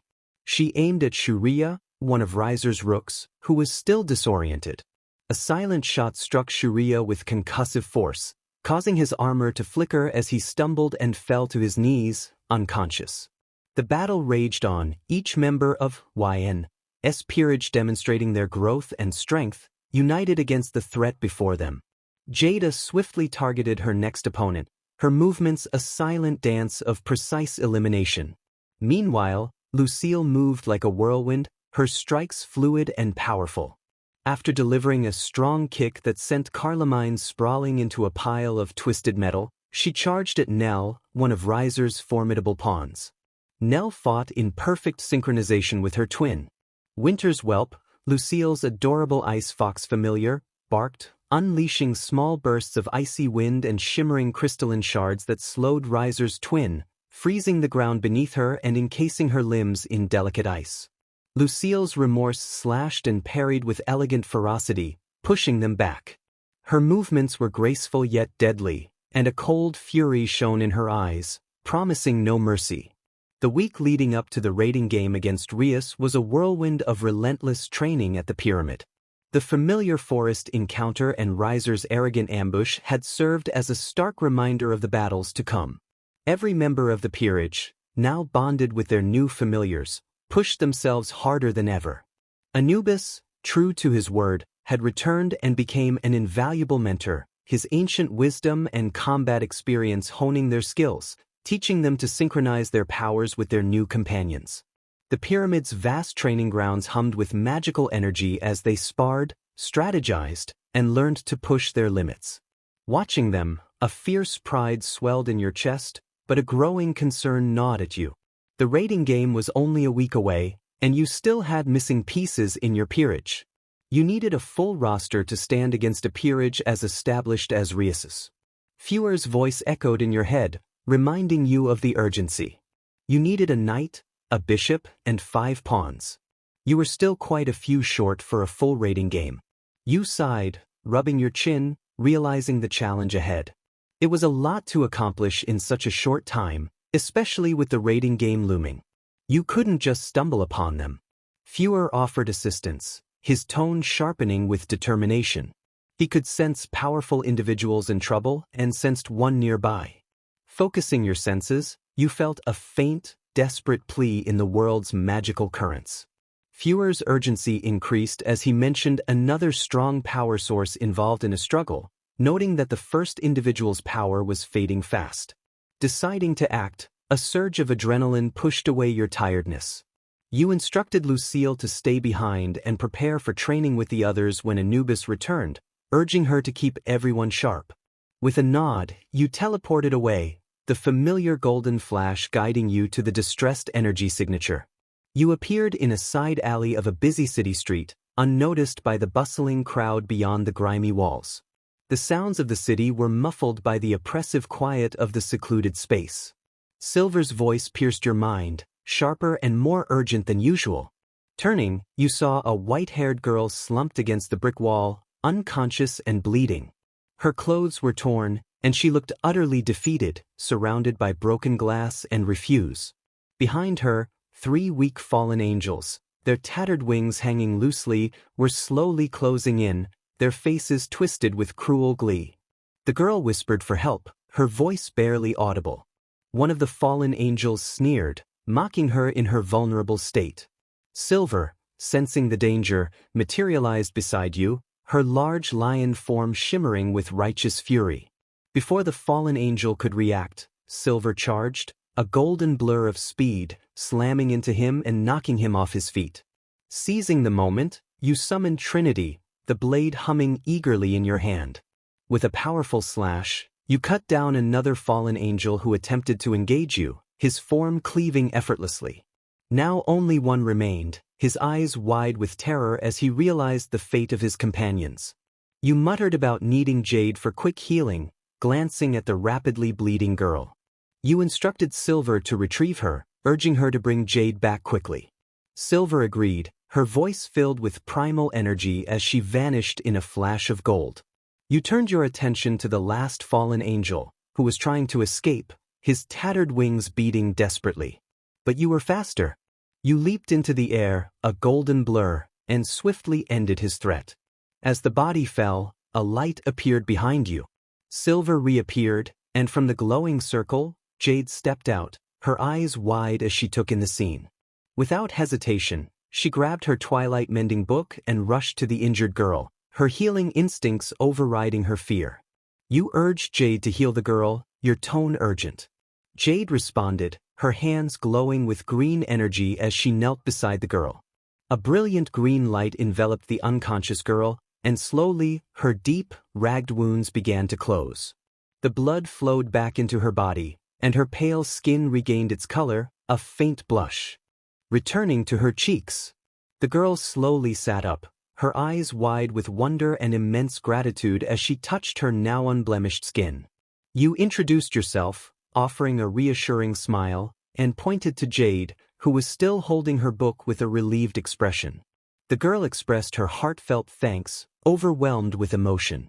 You sensed a raw, unrefined power within her, despite her weakened state, and offered her a place in your peerage, assuring her that such danger would not happen again. The group assured her that she would be safe with them and that she would grow even stronger. This prospect filled Jada with excitement, her tired expression transforming into one of renewed energy, a hopeful spark lighting up her eyes. She introduced herself, expressing her eagerness to join them. In response, a golden pawn piece floated gently towards her, settling onto her chest. A familiar golden glow enveloped her, signaling the completion of the reincarnation process. As the warmth and vibrant energy coursed through her, Jada's eyes sparkled with newfound vitality. Jade stepped forward, her happiness evident as she welcomed Jada into their circle. The two girls embraced, Jada's joyful enthusiasm radiating as she lifted Jade slightly off the ground in a gentle spin, their bond solidifying in that moment. Leading up to the raiding game was a blur of intensified training at the pyramid. Each day pushed your peerage to their limits, honing their powers and strengthening their bonds. However, with Graphia's announcement confirming Riser's alliance with Rias, it became clear that an even greater edge was needed. It was time for the final stage of training. Keith, breathing heavily with sweat beading on his forehead, wiped it away and expressed his curiosity about the mountain Anubis had mentioned. You glanced up at the imposing peak that seemed to scrape the clouds and replied that you weren't sure how tall it was, but they were near the top. The air was thinner here, crisp and cold, muffling the usual sounds of the world below, broken only by footsteps and the rustle of alpine leaves. Grace groaned playfully, her smile revealing her determination as she asked why they were climbing when they had a perfectly good training ground back at the pyramid. You explained that they needed to truly push their limits, especially with Riser Phoenix in the mix. The possibility of facing someone like Lucifer himself in the future meant they had to become stronger than ever. This mountain base belonged to Anubis and was the perfect place to train without anyone watching. Jada, despite her boundless energy, questioned why they couldn't just teleport up. You informed her that the mountain was protected by an ancient barrier that needed to be deactivated in person from the top to allow for free teleportation inside. The climb itself was part of the training, building endurance and focus. Once that was accomplished, Anubis would teleport in, and the real training would begin. Kuzara nodded, his face calm and focused despite the physical effort of the climb. As you reached the wide, flat plateau at the mountain's summit, everyone quickly followed, their breathing ragged but their eyes alight with anticipation. You were pleased to see that no one in your peerage lacked physical strength, except for Jade, who slowly crept up the mountain after everyone else, panting lightly and clutching her side. Physical tasks weren't her strong suit. You walked back to Jade, a teasing smile on your lips as you checked on her. She admitted that she wasn't used to such physical exertion, as she usually stayed in the back line healing everyone. You chuckled softly, assuring her it was all right. As you led everyone toward the massive temple at the mountain's peak, its stone structure exuded an aura of ancient power. Inside, they were shocked to find it resembled the interior of a grand mansion rather than a temple. Golden decorations shimmered, thick rugs silenced footsteps, and exquisite art filled every spacious room. Lucille gasped at the lavishness, wondering where Anubis had acquired such wealth. You reminded her that he was a god and likely had his ways. Lucille nodded absently, still captivated by the rich decor. You pointed down a long, ornate hallway, informing everyone that their private rooms were located there. With excitement, they practically teleported down the hall to settle in, eager to rest after the long climb. You could tell the ascent had tired them out, despite their enthusiasm. You, however, walked past the luxurious rooms in search of something specific. Spotting a large room that was more functional than opulent, you approached a giant desk with several glowing monitors. You pressed a button on the main monitor, and various camera feeds appeared on each screen. To your astonishment, one displayed a clear, live feed of Crow Academy, the very school Rias attended. Anubis had somehow set up a surveillance system to watch the entire school from miles away without anyone knowing. In awe, you whispered to yourself, marveling at Anubis's unfathomable power. After a moment of admiration, you remembered your task. Stepping outside onto the expansive plateau, you flared your magic and began to prepare the complex spell Anubis had taught you to lower the base's protective barrier. You felt the ancient magic shift and dissipate around you, like a heavy cloak being lifted from the mountain. A golden teleportation circle appeared behind you, crackling with raw power, and out stepped Anubis, dusting himself off and surveying the area with a faint smile. He teased you about taking too long, to which you playfully rolled your eyes, assuring him that you had completed the task. Anubis continued to jest about your slow pace, but you ignored his comment and returned inside to find everyone gathered at a huge dining table in the grand hall. Keith was cooking delicious-smelling food, filling the air with enticing aromas, while everyone else chatted comfortably, feeling more at ease in their new surroundings. You announced that if they wanted to let their familiars run around, they could do so safely within the barrier. You released Silver, who immediately transformed into her smaller cat form and purred against your leg, her tail swishing happily. Everyone else released their familiars, and Jade's Ember cat began to play with Silver, chasing each other like ordinary house cats, a testament to Silver's unique dual nature. The other familiars, like Keith's seedling companion and Kuzara's omen hawk, wandered around, exploring the area and likely searching for a comfortable place to rest. Anubis looked at the familiars and remarked that he had never shown any of them his own familiar. Despite their fatigue from the climb and settling in, the prospect of seeing a god's familiar filled them with excitement, their eyes sparkling with renewed energy. You suggested going outside first, aware of how truly massive Anubis's familiar was. Anubis nodded with a mysterious smile and led the way onto the vast, flat plateau. Everyone quickly followed, eager to witness his familiar. Keith, glancing around at the expansive green plain that stretched from the temple, questioned how there could be such a flat area on a mountain. You explained that it was magic, providing ample space for training without the risk of hitting trees or rocks, which was ideal for a very large familiar. Keith nodded in understanding. Anubis called out to his familiar, and a golden circle, larger and more intricate than your teleportation circle, appeared on the ground, glowing brightly. From it emerged a truly massive figure, scale by glittering scale. Everyone gasped and took a step back in awe. While Silver was large in her full form, this creature was simply enormous. Its iridescent scales shimmered with every color of the rainbow, and its eyes radiated ancient wisdom. It was a dragon, powerful and majestic, unlike any Western dragon they had ever seen. Its long, serpentine body, flowing mane, and beard resembled those from Asian myths rather than the stocky, winged dragons of the West. You greeted Urson, already familiar with the mighty beast's gentle nature. The dragon noticed your voice, tilting his massive head slightly. With surprising speed for his size, he rushed toward you. Before anyone could fully comprehend what was happening, the giant dragon enveloped you in a surprisingly gentle hug, his scaly body wrapping around you. He nudged his whiskered snout against your chest, purring deeply, a sound reminiscent of distant thunder. Your peers stared in confusion, wondering why an Egyptian god had an Asian-style dragon. You playfully struggled, half buried in dragon scales, calling for Anubis's help.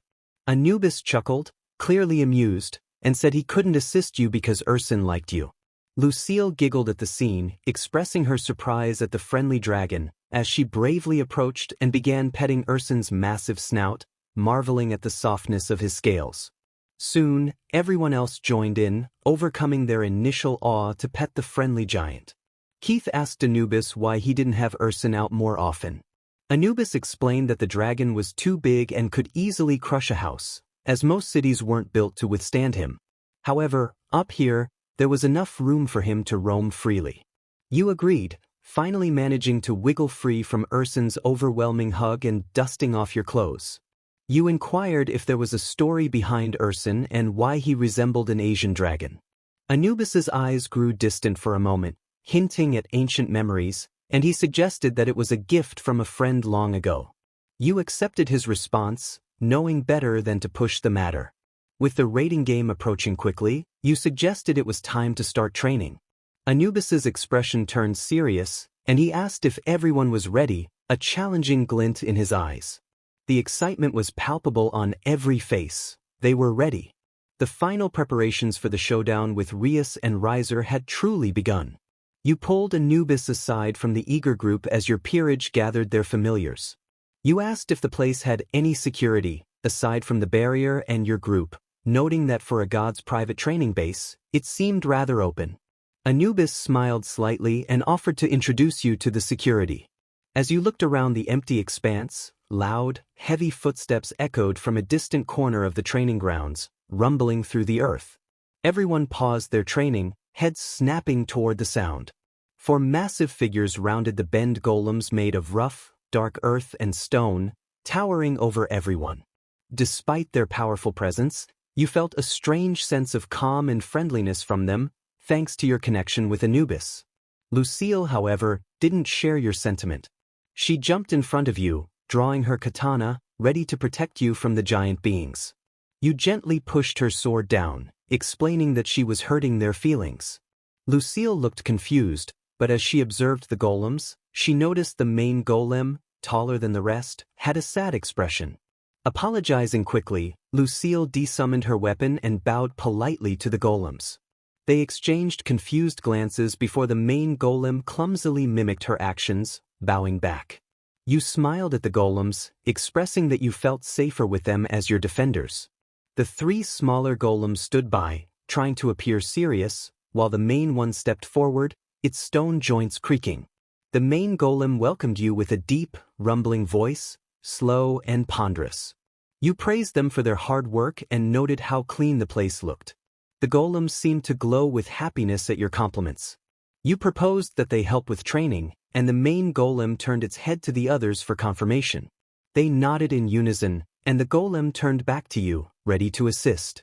With renewed excitement in the air, you encouraged everyone to return to their training spots, ready to make the most of the day ahead. Anubis had already decided on unique training regimens for each of them. Jade walked back to her area, groaning slightly, still catching her breath from the climb. She wondered why the healer had to be strong. You announced a change in plans, capturing everyone's attention. The focus would now be on each member's specializations rather than just their weaknesses. You called out to Lucille, who turned to you, curious about the new direction. You explained that she would be training with the knights, as her sword skills would benefit from mastering speed and technique. Lucille nodded and walked toward Kuzura and Kara, who were already standing by. You continued, informing the rest that they would each have a golem to assist in their training, with the exception of Lucille, Kuzura, and Kara. Kara looked between you and Anubis, asking who they would train with. You smiled and stepped aside, revealing Anubis, who stood ready with a golden sword, a mischievous glint in his eyes. Lucille stammered, expressing her concern about Anubis's overwhelming power. You offered her a playful grin, ignoring her question. The group hesitated, taking in the sight of the mighty god before reluctantly following him to a distant part of the plain. Before they left, you called out to the golems. You quickly ran inside the temple and retrieved 4 small jewels, each a different, shimmering color: ruby red, sapphire blue, emerald green, and amethyst purple. They glittered brightly in your hand as you hurried back outside. You presented the jewels to the golems, explaining that they were a reward for their role as protectors. The golems approached, their rocky faces displaying slight confusion at the purpose of the small, pretty stones. You clarified that the jewels would serve 2 purposes and carefully embedded one into the chest of each golem. Jade, curious, asked what the jewels did, her ember cat rubbing against her leg. Suddenly, G2 spoke, his voice much clearer, though still rumbling. He expressed surprise at being able to communicate again. This revelation shocked everyone. The giant rock golem had just spoken in full sentences. EG3 added that it had been a while since they could talk, his voice now perfectly understandable. Keith whispered in amazement, recognizing the incredible feat of magic. You explained that this new ability would enhance their training assistance. While they trained, you planned to explore the surroundings and possibly recruit new members for the raiding game. Grace expressed her nervousness about you leaving, but you assured her of their strength, confident that they could handle themselves. You emphasized the importance of expanding their peerage for a stronger position in the underworld, especially with the game approaching. Grace admitted her anxiety, and Keith comforted her, promising support from everyone. Grace nodded and began her training with EG4, while Keith and Jada joined her. Jade went with EG3 to the front of the building, where the other golems were, and EG2 took Rose and Eva to their training area. You watched them disperse, feeling warmth as you observed your peerage bonding and growing. You noted the golem's previous inability to speak and decided to ask Anubis about it later. Turning to EG1, the main golem, you instructed him to keep watch, as Riser or Rias might try to find and attack you. You expressed your faith in him. EG1 acknowledged your command, its voice clearer and filled with a sense of duty. It walked to the front of the building to stand guard, its large frame a silent promise of protection. You took a deep breath, enjoying the fresh mountain air, and decided to explore, hoping to find a new piece. You opened the golden case containing your peerage pieces, noting that you still had a way to go to achieve a full peerage. With the rating game looming, every new member counted. Feeling a renewed sense of purpose, you set off. A familiar golden hue enveloped you as you were teleported back to the city. You took a leisurely walk, breathing in the familiar city air. As you passed a tranquil park, you sensed a powerful aura spike, followed by a lighter, more ethereal one. Curious, you decided to investigate. After navigating through the crowded streets, you arrived at the park's edge. There, you saw two figures sitting on a bench together, an angel and a devil, seemingly enjoying a peaceful moment under a large oak tree. Their auras radiated happiness and companionship, with no ill intentions. You considered whether it was a trap, instinctively raising your guard, but felt no malicious intent. Deciding to leave them undisturbed, you turned to walk away. Suddenly, a loud explosion shook the ground, sending a shockwave through the park. You spun around to see a crater where the couple had been, smoke rising from the scorched earth, the scent of brimstone heavy in the air. A few feet from the impact, you spotted the male, his body a charred silhouette against the green grass. The girl had managed to dodge the main blast, her hands covering her mouth in horror as she looked up at the perpetrator's more fallen angels. One of them, with 6 wings, was much more powerful than the usual 2-winged fallen angels. He was the source of the devastating explosion. A wave of cold anger built inside as the senseless violence unfolded. Jumping out of the hiding spot, he concealed his aura, making himself appear like an ordinary human. The 6-winged fallen angel snarled, pointing a clawed finger, his face twisted in a cruel sneer, declaring that the human would suffer as others had for their immoral actions. With a mocking tone, he countered, barely concealing his anger. Summoning both swords, Trinity and Frenzy, in a flash of golden light, their blades hummed with eager power. Deciding to take the fallen angel out first, he appeared behind him in a golden flash, moving faster than the eye could track.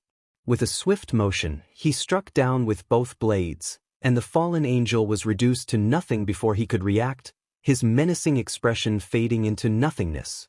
This shocking display of speed and power stunned the surviving girl, who gasped in disbelief, and terrified the remaining fallen angels.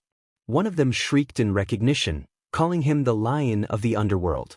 The remaining fallen angels, no longer focused on their mission, fled quickly, their tattered wings beating desperately as they prioritized their lives over any divine punishment. He ran to the fallen male, hoping for a miracle, but the body was almost entirely destroyed, reduced to ash. Even a golden piece wouldn't be able to restore that much ash to life. Kneeling beside the charred remains, a profound sadness washed over him. This was not the kind of fight he sought, but the innocence shattered before him ignited a quiet fury. Deciding that standing there was unhelpful, he knelt and placed a comforting hand on the girl's back. Her body shook with uncontrollable sobs over the almost unrecognizable remains of her friend. Clutching her head, she desperately prayed to a god she wasn't sure would answer, seeking solace in a faith that seemed to have abandoned them. She choked out her grief, expressing her despair over losing her only friend, someone who had been like a brother to her, her anchor in a world that never understood them. Her voice trailed off into heart-wrenching whimpers, the sight truly heartbreaking as a young life filled with companionship was snuffed out in an instant, leaving only ash and despair. Gently, he offered her a place to rest, assuring her that they could figure everything out. Tomorrow. She nodded slightly, clinging to the small comfort he provided, a fragile hope in the face of immense loss. He softly asked for her name, and she replied, her voice trembling and barely audible. As he began to suggest they leave, she interrupted, her eyes falling upon the remains of her friend, a new wave of tears welling up. She pleaded for him to bring her friend, expressing the need for a proper burial, insisting he was a good person who would never hurt anyone. Her voice broke, unable to continue. He turned to her, his expression somber as he regarded the almost destroyed body. Even with his power, life was sacred, and this was beyond his ability to restore. He explained that it wouldn't be possible to carry the remains in one piece, acknowledging the grim reality of the situation. However, he offered a solution, suggesting they head to a sacred mountain where they could bury the ashes at the peak, a resting place worthy of a hero. Remembering he needed something to hold the ashes, he quickly teleported home, appearing in the kitchen of the pyramid. His gaze landed on a pristine, empty glass jar, perfect for the task. In seconds, he returned to Irene, handing her the jar and gesturing for her to collect the ashes herself.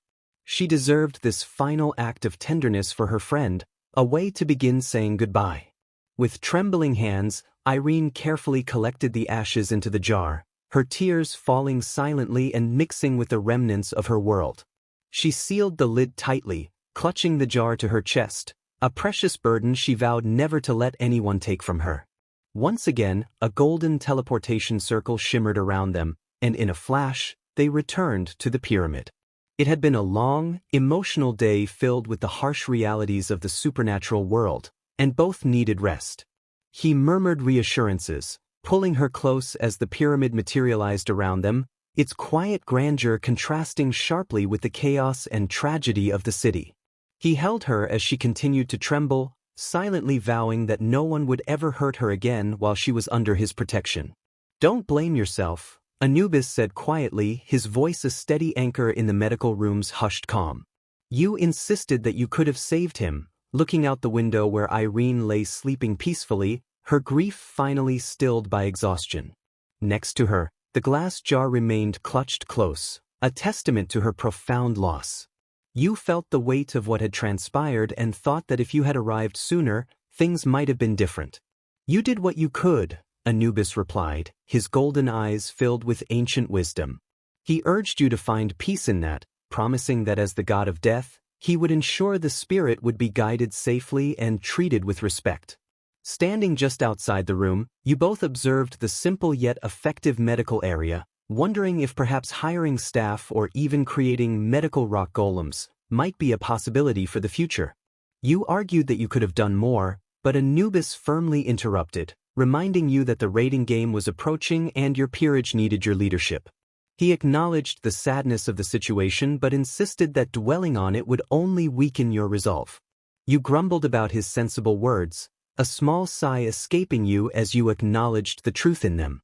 Anubis suggested allowing Irene to rest, indicating that Ursin could watch over her.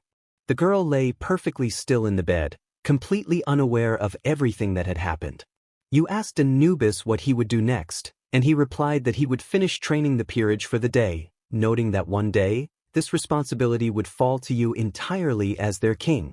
A sense of responsibility settled over you as you thanked Anubis for everything.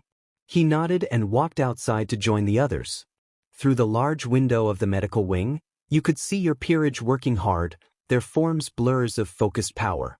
A fierce pride swelled in your chest, knowing they were taking this seriously and pushing themselves for the upcoming battle. Deciding you needed to contribute as well, you stepped outside, breathing in the fresh, crisp mountain air. Suddenly G1, the main Earth golem, appeared in front of you, its massive stone form radiating urgency. It seemed almost out of breath, and you wondered if Earth golems could breathe. EG1 rumbled that there had been an intruder at the barrier, pointing a large stone finger towards the distant sky. You looked where it pointed and saw a small bird, no bigger than your palm, pecking its seeds on the ground, completely oblivious. You were confused, questioning if that was really a bird.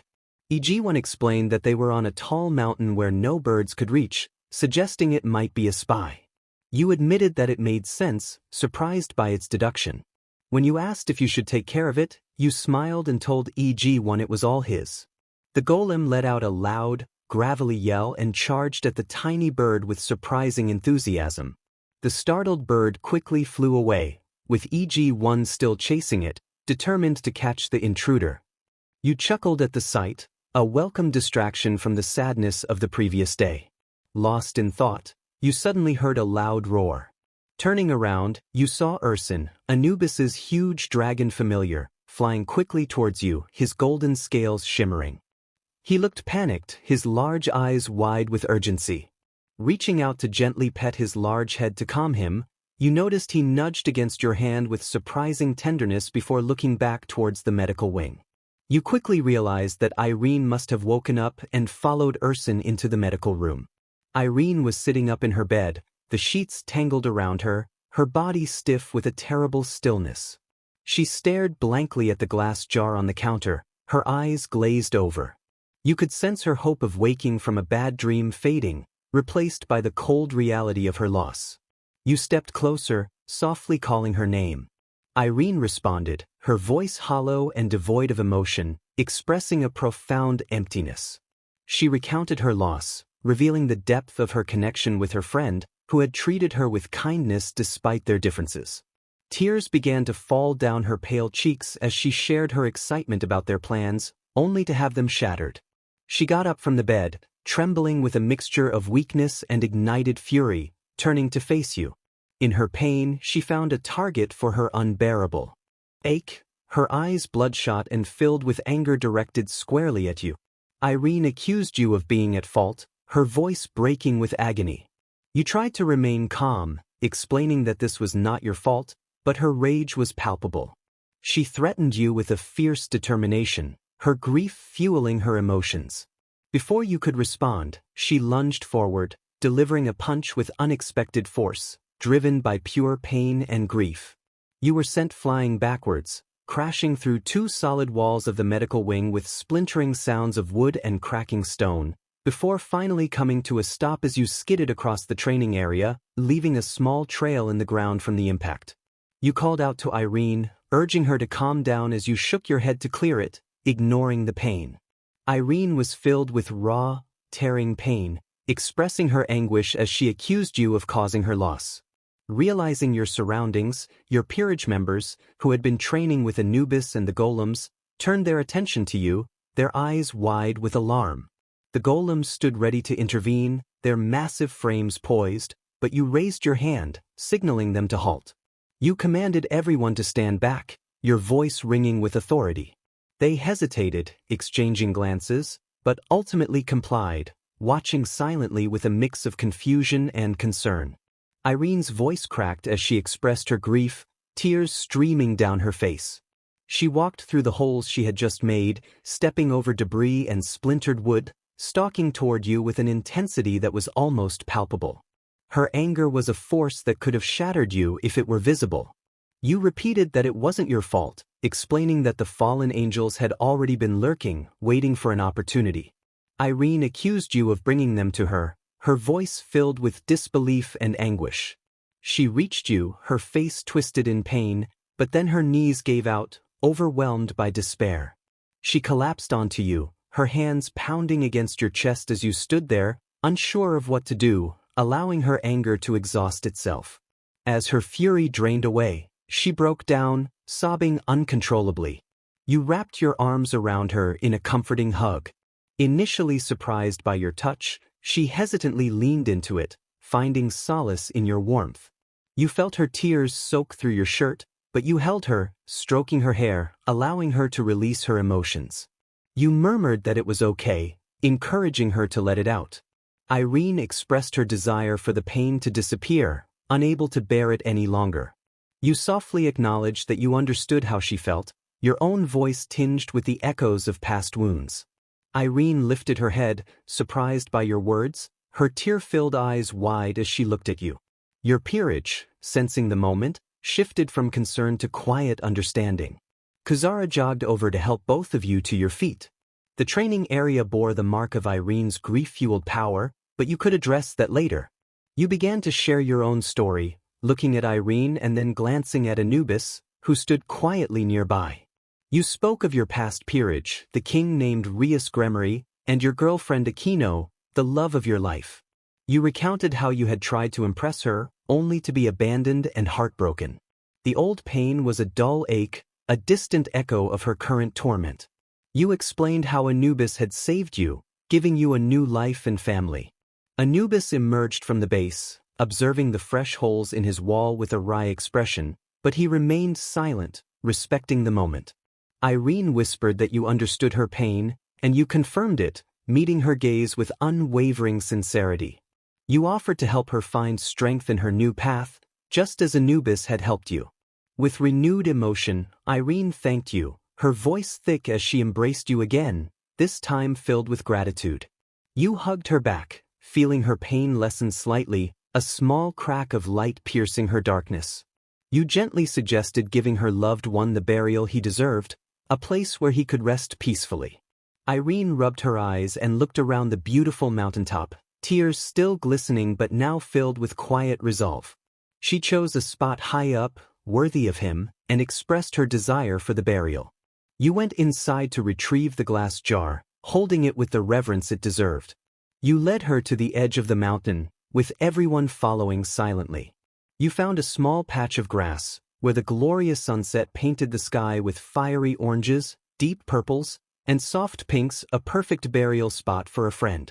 Irene marveled at the view, her tears now those of gratitude. Anubis stepped forward, using his powers to create a clean space for the jar. You placed it down gently, the weight of a shattered life resting in the earth. Anubis then covered it with dirt, offering a final blessing from the god of the dead. One approached, placing his large stone hand on the ground in front of the grave. With a gentle rumble, a small stone emerged from the earth, forming a simple yet dignified tombstone. You walked forward and, with a touch of your power, carved words into the stone. You paused for a moment and turned to Irene, asking her what his name was. She whispered, her voice trembling yet clear, "James?" You completed the carving of the tombstone, letting the letters glow with a golden light. Stepping back, you observed the inscription, a quiet solemnity settling over the group.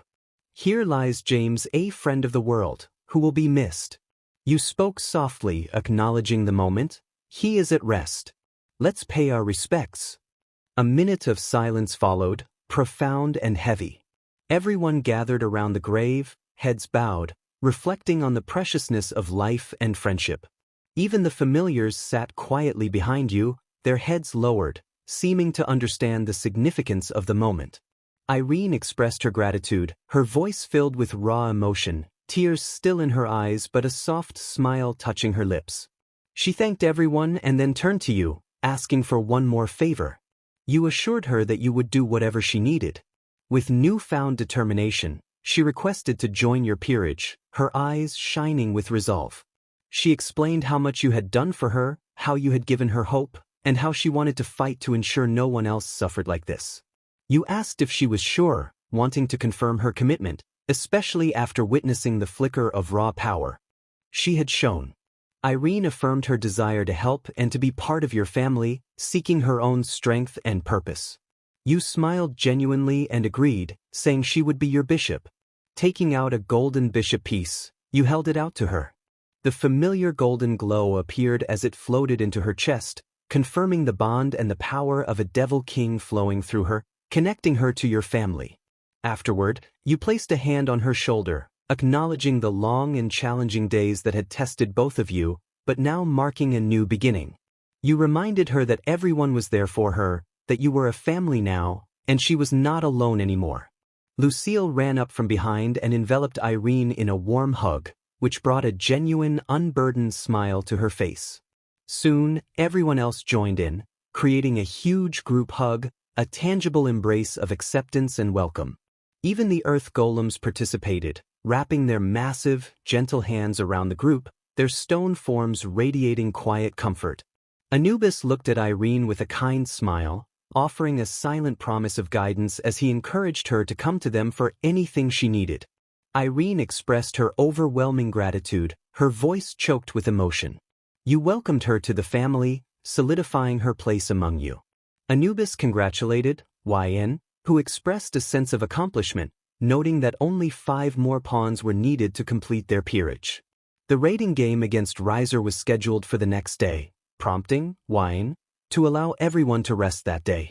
Anubis assured YN that they would find the remaining pawns, but emphasized that retrieving Rias was more important. YN affirmed their determination, vowing never to forget the past. Silver entered the room, her majestic lion form radiating grace as she leaped onto YN's lap, effectively trapping them beneath her. Despite the situation being cute, YN felt the weight of her presence. They attempted to reason with Silver, but she remained comfortably settled, prompting a resigned sigh from YN. After a while, Anubis stood up to meditate, leaving YN to navigate their predicament.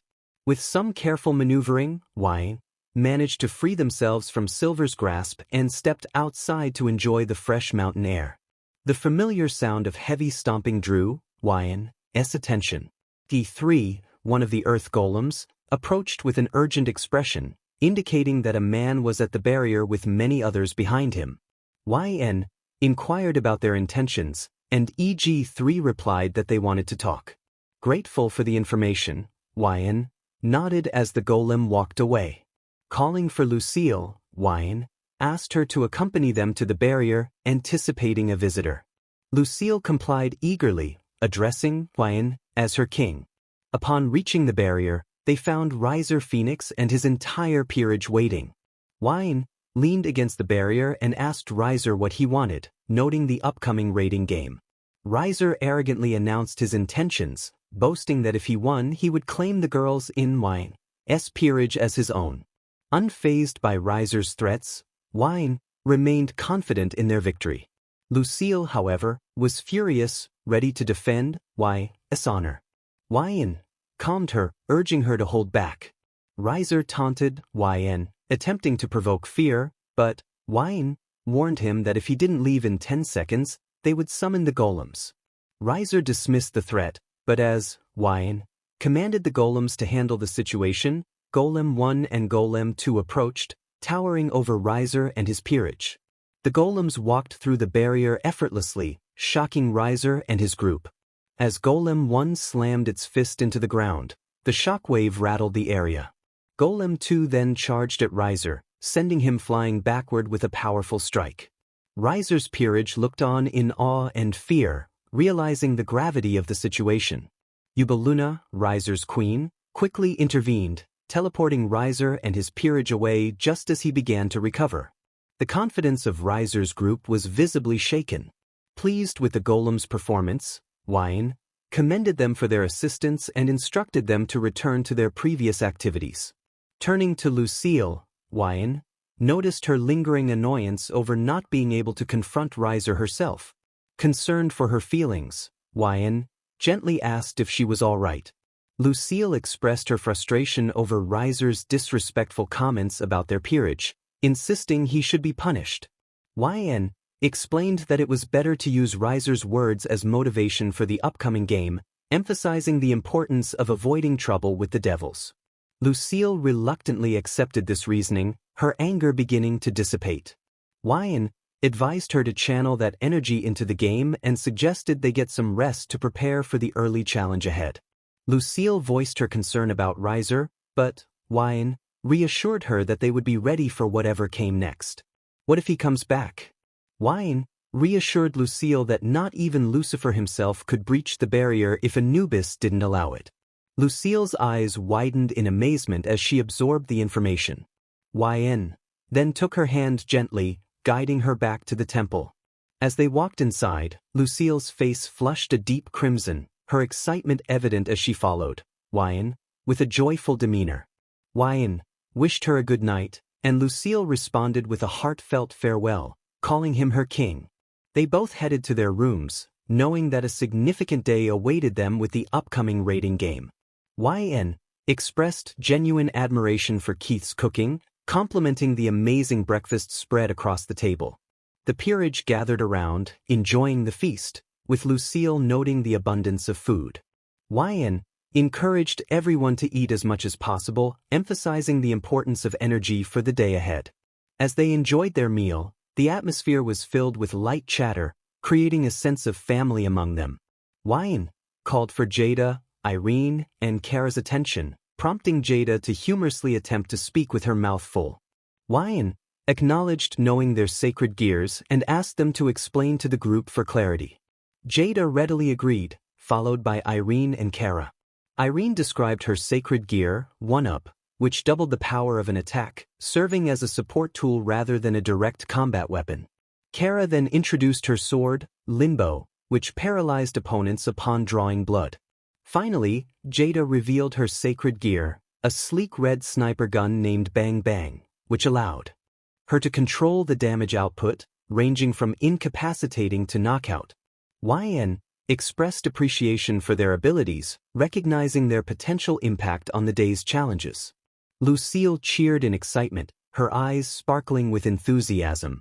Anubis then arrived, accompanied by Graphia, who explained her need for Anubis's assistance to bypass the barrier. She inquired if I was ready, to which Y confirmed, rallying the peerage with a confident demeanor.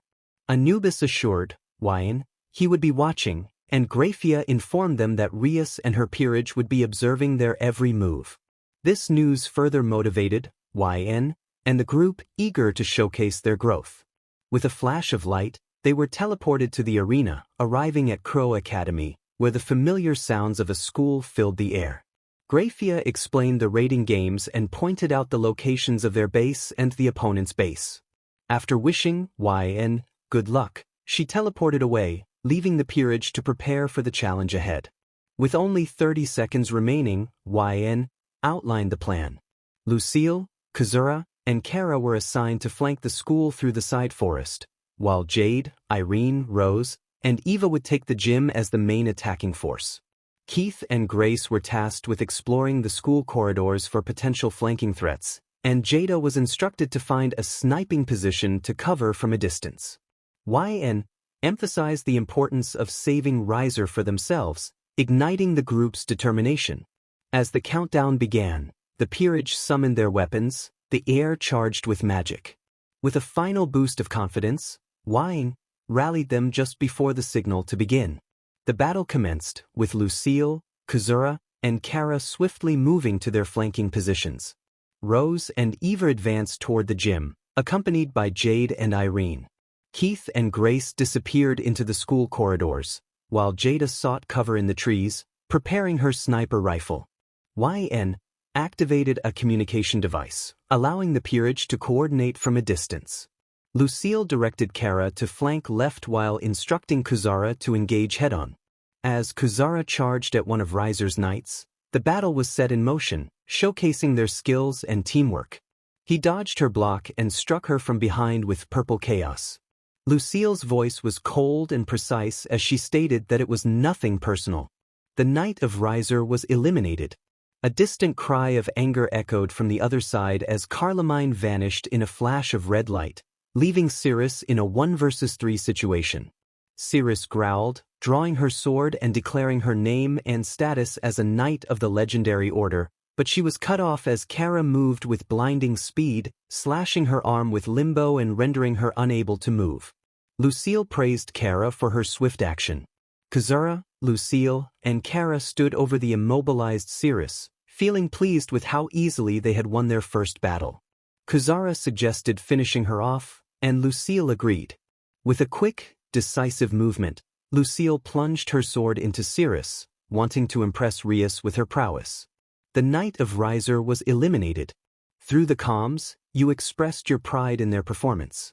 Lucille thanked you, while Kara noted the ruthlessness of the act, and Kazura commented on Lucille's unexpected intensity.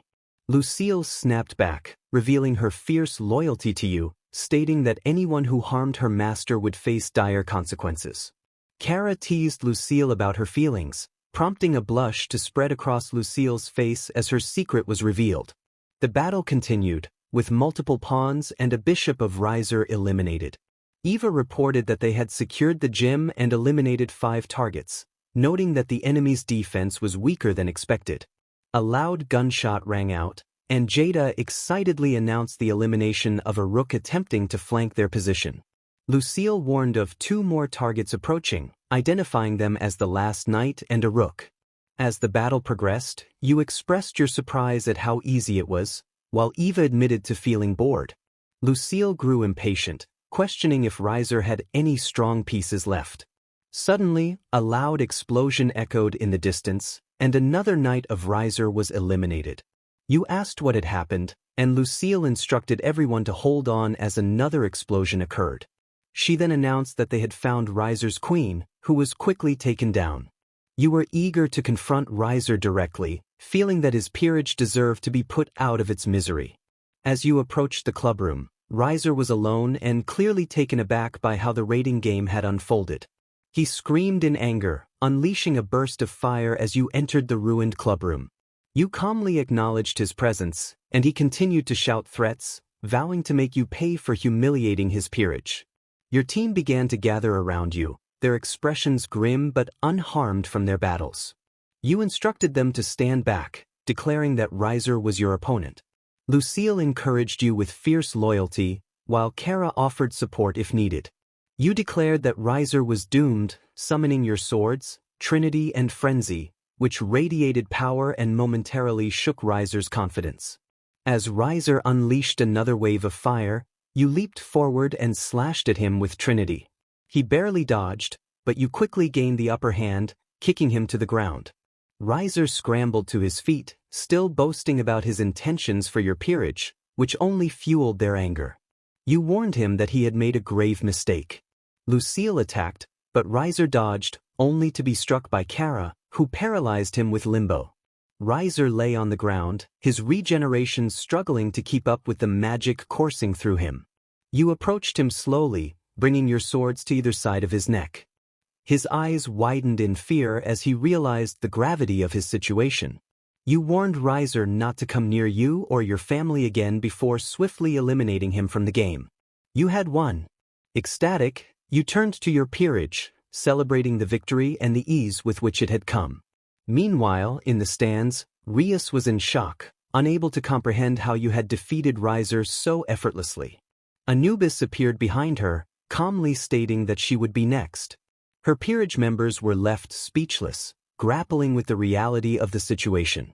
Ravel, watching the replay on the main screen, whispered that you were cute, a blush spreading across her cheeks. Riser demanded a rematch, his face flushed with anger. He insisted that the lion had cheated, claiming there was no way he could have been defeated fairly. Calmly, Lion asked why Riser wanted another chance, smirking as they suggested he might just be destroyed again. Riser protested, insisting he hadn't been defeated but had been cheated, stomping his foot in frustration. Lion pointed out that Riser had taken out no one, emphasizing that his entire peerage had fallen in mere minutes, and he had simply been outmatched.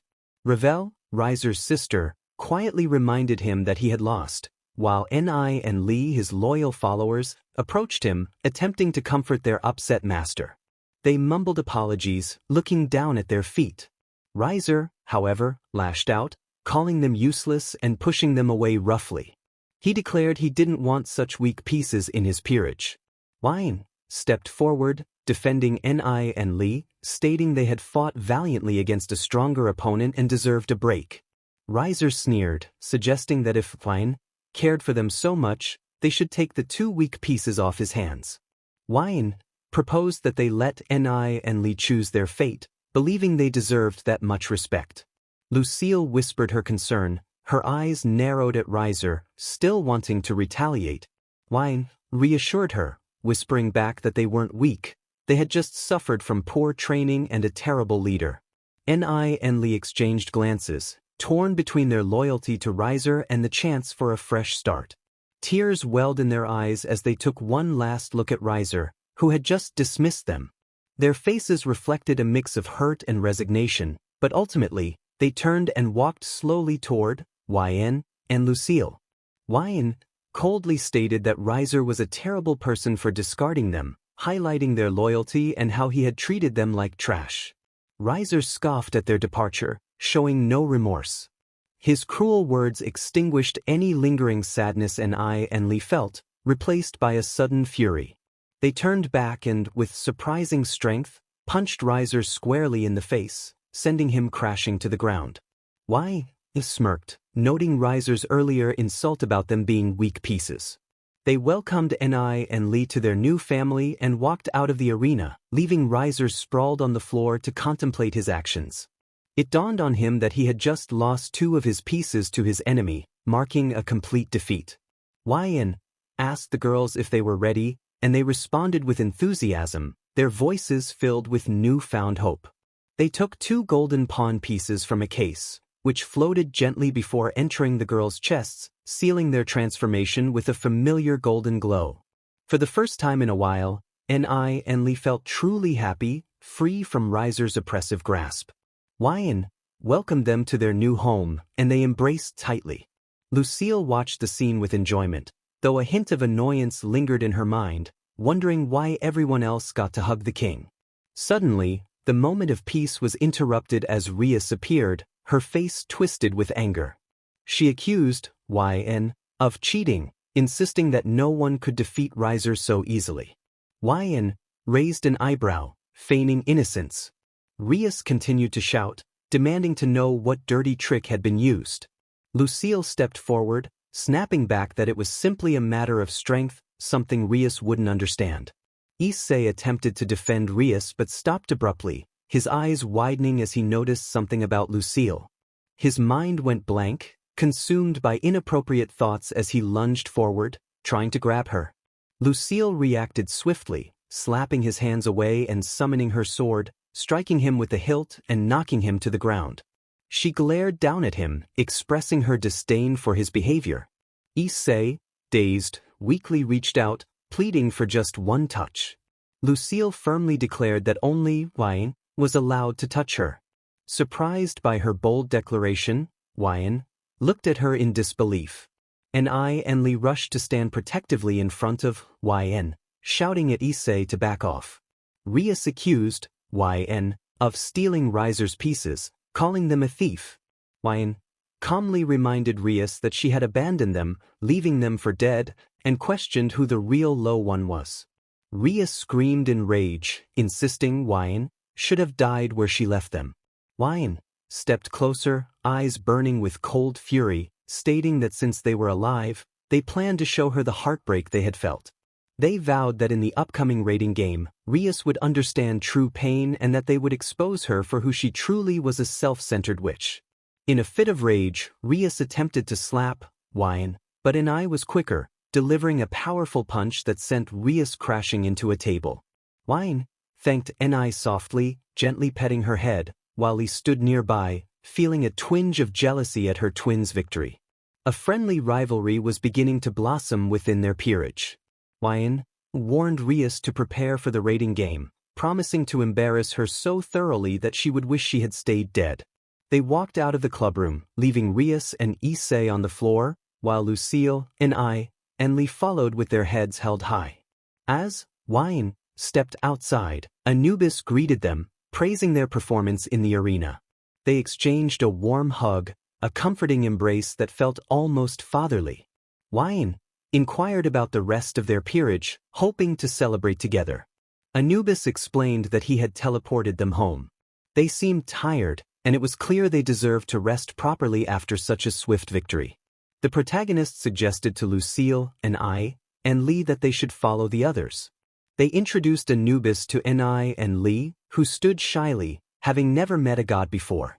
Anubis recognized them as Riser's pieces and expressed his annoyance at the situation. The protagonist explained the events involving Riser, Ni, and Lee, which elicited a mix of annoyance and quiet satisfaction from Anubis. He commended the protagonist for freeing them from such a man and mentioned that Seraphal had summoned him for a few matters, instructing the group to head home while he would join them shortly. After parting ways, the protagonist teleported back to the mountain base, where everyone had gathered in the large training area, engaged in various activities. Some were resting, others chatting, and a few were already back to light training. The protagonist mused that this might be their new permanent home and called out to Lucille, asking her to show Issei and Lee around and help them find a room after their long day. Lucille agreed with a bright smile and took Issei and Lee on a tour of the massive house. Inside, the protagonist found Keith cooking something delicious in the kitchen while Grace and Kuzara sat at the table, quietly chatting. The protagonist congratulated them on their performance, and they exchanged pleasantries about their success. Keith revealed he was preparing a celebratory buffet for everyone, proud of their achievements. The protagonist expressed gratitude for his thoughtfulness and assured him they would take care of the golem's special dietary needs. Lucille's voice echoed from the hallway, encouraging the protagonist to go find Issei and Lee. The protagonist headed off to check on them. Meanwhile, in Seraphal's office, Anubis arrived at a seemingly ordinary office that transformed into a whimsical scene upon his entry. The room was adorned with cute, sparkling magical girl posters and plush toys, a stark contrast to the serious atmosphere he had expected. He coughed and asked if she had summoned him, trying to ignore the glitter. Seraphal cheerfully invited him to sit in a pink, sparkly chair. Anubis, confused by her tone, complied. He inquired about the reason for her summons, and she eagerly asked if the protagonist was single. Anubis, caught off guard while sipping water, nearly choked. Seraphal explained that someone as handsome and strong as the protagonist could produce powerful offspring, expressing her desire for him. Anubis mumbled a non-committal response, seeking an escape. Seraphal insisted they could be a power couple, her excitement palpable.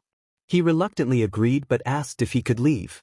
She had one more request, to visit the next day to congratulate the protagonist on his first victory. Anubis, desperate to exit the conversation, asked if agreeing would allow him to leave. When she confirmed, he quickly agreed and exited the room, nearly teleporting through the door, bewildered by the encounter. As he teleported home, he muttered to himself in disbelief about what had just transpired. You were surprised by what Anubis had just told you. He shook his head slightly, stating that he wouldn't repeat himself. Still trying to make sense of it, you expressed your disbelief, wondering if it was a joke. Anubis remained serious, informing you that she would be arriving later that day. You decided to talk about it later, mentioning that you needed to check on Issei and Lee. Anubis offered to fetch you when she arrived, and you thanked him before leaving his room. As you walked down the hall, your mind buzzed with questions. Why did Seraphal want to talk to you again? Had something happened since the raiding game? You stopped in front of a door, thinking it was Issei and Lee's room. Upon entering, you noticed a bunk bed on the side, evidence that the twins had already made themselves at home, though the room could use some colorful posters. The twins greeted you in unison, looking up with bright smiles. You asked how they were settling in, and they expressed their happiness, saying they were already happier than when they were with Riser. You reassured them that if they needed anything, they could come to you. After saying your goodbyes, you closed the door and continued down the hall, still pondering why everyone called you Master. Suddenly, Lucille ran up to you, looking stressed. Concerned, you asked what was wrong, but she quickly replied that she just had a question. She eagerly asked if you could have a quick fight, and you agreed, thinking it would be a good way to test your skills and let off some steam. Lucille's excitement was palpable as you both headed to the back of the house, where a large training area awaited.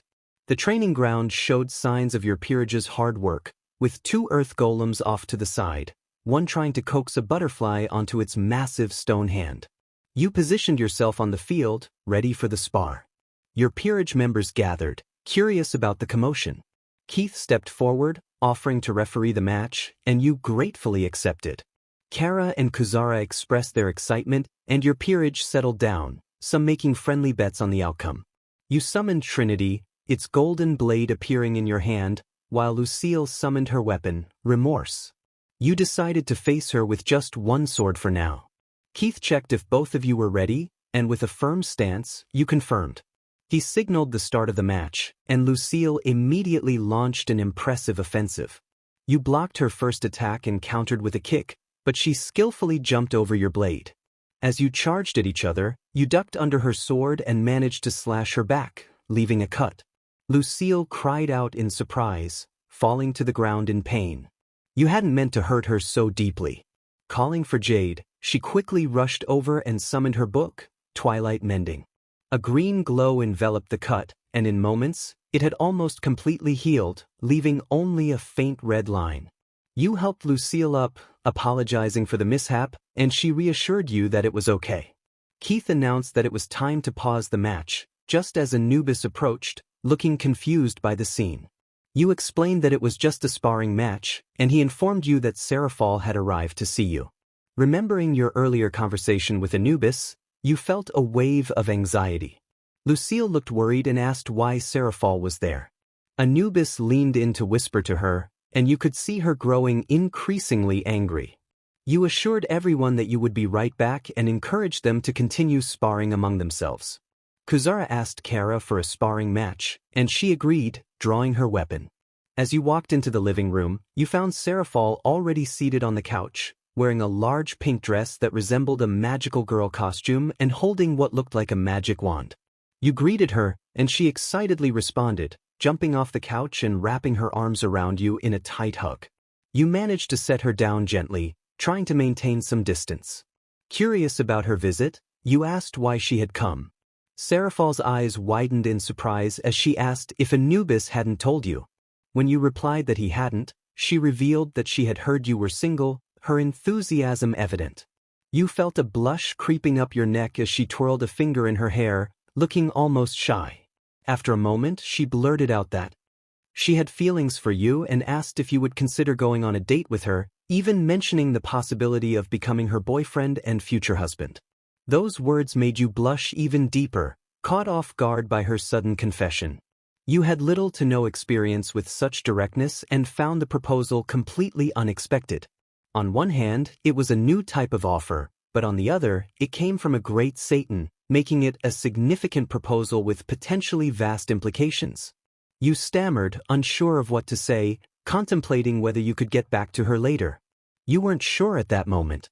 Seraphal, with her smile returning quickly, assured you that you had 24 hours to decide. You agreed to summon her once you had made your choice. With a cheerful wave, she teleported away in a flash of pink light. You slowly sat down in a chair, running a hand through your hair, pondering what you should do next. Anubis's voice suddenly called out from his room, sounding more serious than usual. He alerted everyone that someone was at the barrier, and there was a strong power source present. Confused, you stood up from the breakfast table and asked if it was someone you knew. Anubis's eyes glowed gold for a moment before returning to their normal color, and he admitted he couldn't identify the person. You called out to Lucille, who stood up from the table where everyone was having breakfast, and asked her to check it out. You also instructed Eva to go with her. They quickly agreed and headed out. A couple of minutes passed as you pondered who it could be. Perhaps another great Satan? Rias again? Or maybe Riser, back for more humiliation? Your thoughts were interrupted when Lucille came running back in, looking surprised. She reported that it was a girl who demanded to see you, and when they refused, she started to put up a fight. You stood up and asked where the girl was now. Lucille explained that Eva had her held outside and asked if you wanted to bring her in. You decided it was fine but instructed them to keep her restrained until you said otherwise. Lucille quickly returned with Eva and a girl who was tightly chained with glowing magical links. The girl yelled for them to get the chains off, struggling against the glowing bonds. Eva calmly stated that the link chain would stay until you gave the word. When the girl saw you, her anger faded, replaced by excitement. She exclaimed how nice it was to meet you and introduced herself as Amber. You were taken aback by her sudden enthusiasm and responded that it was nice to meet her too. Your peerage members were on guard, watching her closely, puzzled by her strange behavior. Eva reassured everyone to calm down, explaining that nothing could escape the link chain and that you should ask your questions first. Amber pleaded for the chains to be removed, but Eva reiterated that it would be up to you. You crouched down to her eye level and asked what she wanted with you. Amber hesitated but finally expressed her desire to join your peerage. You were surprised and asked why she wanted to join. She explained that she had seen your strength in the fight against Riser and that her previous king was only interested in selfish pursuits. She wanted to become stronger and fight alongside you. You mused that you usually recruited people to help them through tough times, noting that this was a refreshing change. Amber was dressed nicely, and you noticed her gloves were a sacred gear, radiating power. She seemed more comfortable speaking with you now and begged for a chance. Lucille whispered to you that she felt bad for Amber and suggested giving her a chance. You proposed a one-on-one fight against Lucille as a condition for her joining. Lucille warned you that Amber was strong but not strong enough. You acknowledged that you wanted to ensure she wasn't just trying to use you. You informed Amber of the condition for her to join, and her eyes lit up with hope. You instructed Eva to release the chain, and she nodded as the glowing links unwrapped from Amber's body. Amber stretched, feeling the remnants of the chain. You explained that she would be fighting Lucille in a one-on-one match, and if she won, she could join. Amber looked a bit nervous and asked if there was anyone else she could fight. Just then, a loud roar echoed from the doorway, and everyone turned to see Silver in her large lion form, announcing that she had run out of food. You chuckled and told Silver it wasn't the right time. Keith stepped forward, offering to get food for her, and Grace eagerly agreed to help. You thanked them and reminded them to watch out for Rias while they were gone. Turning back to Amber, you asked if she was ready. She confirmed, and both she and Lucille took their positions in the training arena. You called on Kuzara to be the referee, and he agreed, walking to the center of the makeshift fighting area. Kuzara asked Amber if she was ready, and she nodded, summoning what appeared to be brass knuckles made of rough stone with sharp spikes. He then turned to Lucille, who summoned her sword and got into position, eager to showcase her skills. With a countdown, the match began. Amber charged forward, throwing punches at Lucille, who skillfully blocked them with her sword. Lucille dodged to the side and swung her sword, but Amber managed to leap over it and attempted another punch. Lucille anticipated this move, dodged below the punch, and landed a clean hit to Amber's face, sending her staggering back and kicking up dust. You wondered if that might be the end for Amber as she fell to the ground. However, she slowly stood back up, determination etched on her face despite the pain. Lucille, sensing her struggle, urged her to give up, but Amber insisted she had to win. You called for Kuzara to end the match, stating that Amber couldn't continue. Kuzara announced that Amber was unable to battle, declaring Lucille the winner. You then commanded Jade to step in, and she quickly ran out to use her twilight mending to heal Amber. Amber stood back up, appearing fine physically, but she avoided making eye contact with anyone, instead staring at the floor, clearly upset. You approached her, acknowledging her efforts in the fight. Amber, with sadness on her face, expressed her desire for a rematch, asking if this meant she wouldn't be able to join. You gently told her no, and she looked up at you, her expression filled with disappointment, calling herself a letdown. You welcomed her to your peerage with a warm smile, pulling out a pawn piece that floated toward her. The piece entered her chest, and a golden glow surrounded her for a moment. Amber was overjoyed, nearly screaming in happiness as Lucille walked over to congratulate her. They shook hands, and you asked Lucille to show Amber to her room while you took care of something else. As Amber and Lucille walked off, chatting about their interests, you wondered where Keith and Grace were, thinking they should have returned by now. You called out to Kuzara, who quickly approached you, asking what was wrong. You expressed your concern that Keith and Grace might be in danger and decided to check on them. Kuzara agreed, and you teleported to the area near the store where you had sent them. You and Kuzara looked around but saw nothing, questioning if they were already on their way home. Just then, Grace ran up to you, her eyes teary, urgently informing you that Keith was in trouble. You quickly asked where, and she pointed around the corner. Without wasting any time, you and Kuzara ran toward that direction, with Grace following closely behind. As you approached the corner, you warned Kuzara to get ready. You turned the corner just in time to duck from a fast-flying arrow. Before you stood Rias and her peerage, clearly attempting to ambush Keith. He called out to you from behind Rias's group, calmly deflecting their attacks. You were surprised to see he wasn't injured, and he explained that they were too weak to hit him. Rias, frustrated, snapped at him, while Issei complained about their failed plan to take out your pieces one by one. You scoffed at their pathetic attempt and summoned your swords, ready for a confrontation. Kuzara summoned his sword as well, expressing excitement for the fight. Issei looked worried, and Keith readied another arrow.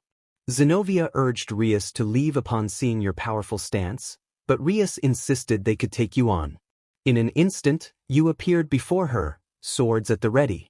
The others could hardly react as your blades connected with her, sending her crashing into the wall. You assured them she wasn't dead and intended to finish this in the raiding game, warning that if they tried anything like this again, there would be no game, only consequences. Issei foolishly taunted you, and you quickly appeared before him, swords poised at his neck, demanding to know what he said. He stammered, realizing his mistake. You pulled away and began to walk off, your peerage glaring at Issei as they passed. He foolishly attempted to threaten you from behind, but you easily dodged his magic blast. You expressed your frustration with his stupidity, and in a flash, you punched him hard in the back, sending him flying into the same spot where Rias lay. They both ended up unconscious in a crater.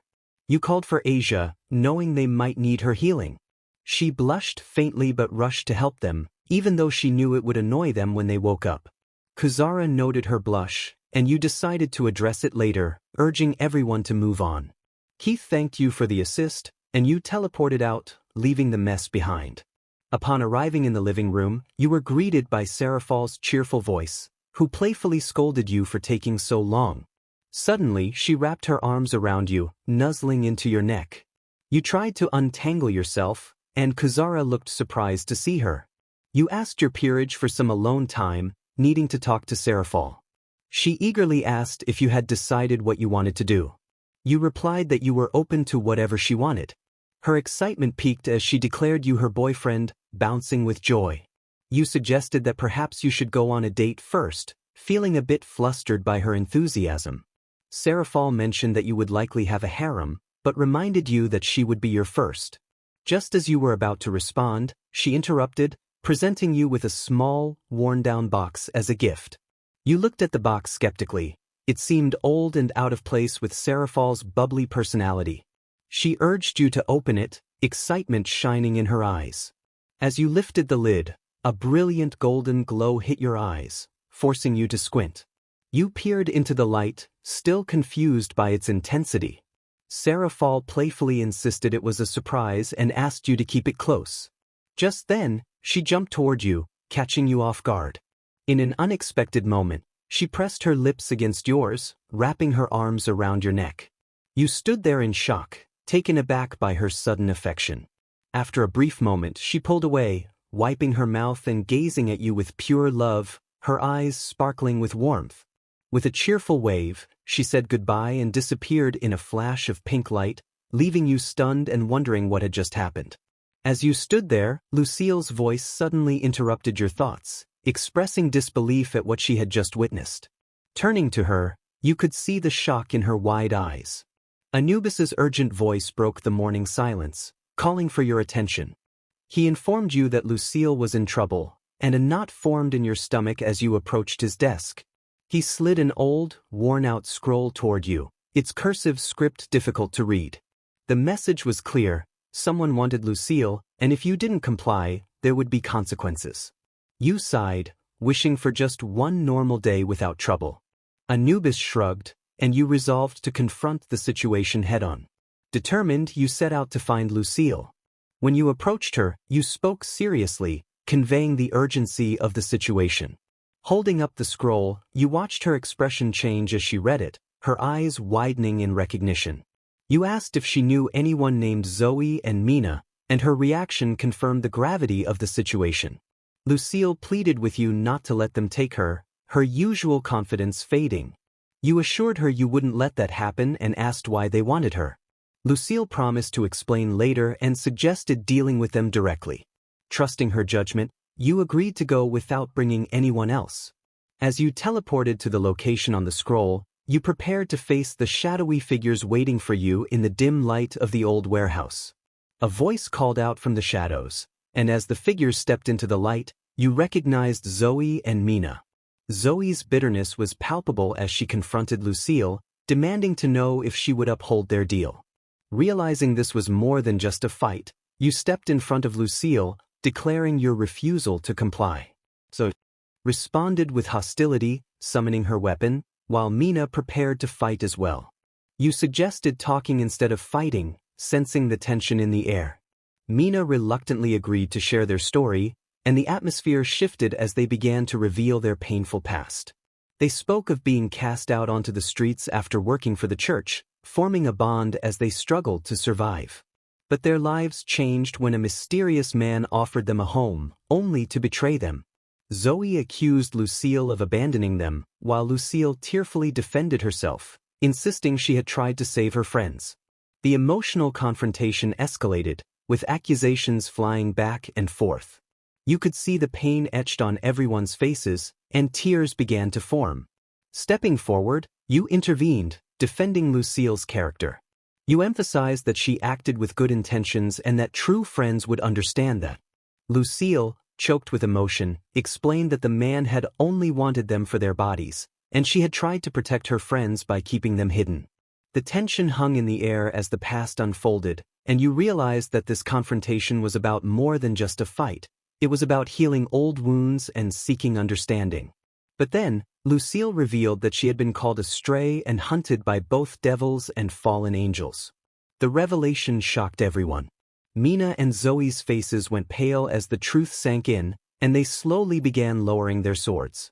In a moment of overwhelming emotion, they desummoned their sacred gears and rushed to embrace Lucille, who was taken aback by their sudden affection. She had missed them dearly. Mina and Zoe expressed their longing for Lucille, their voices thick with tears and regret, asking her to return to them.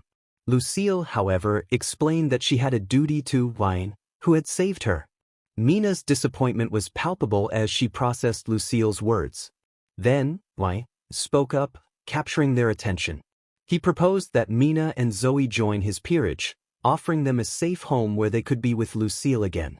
Mina's eyes widened with disbelief and hope as she stammered her surprise, while Wine confirmed his offer with a smile.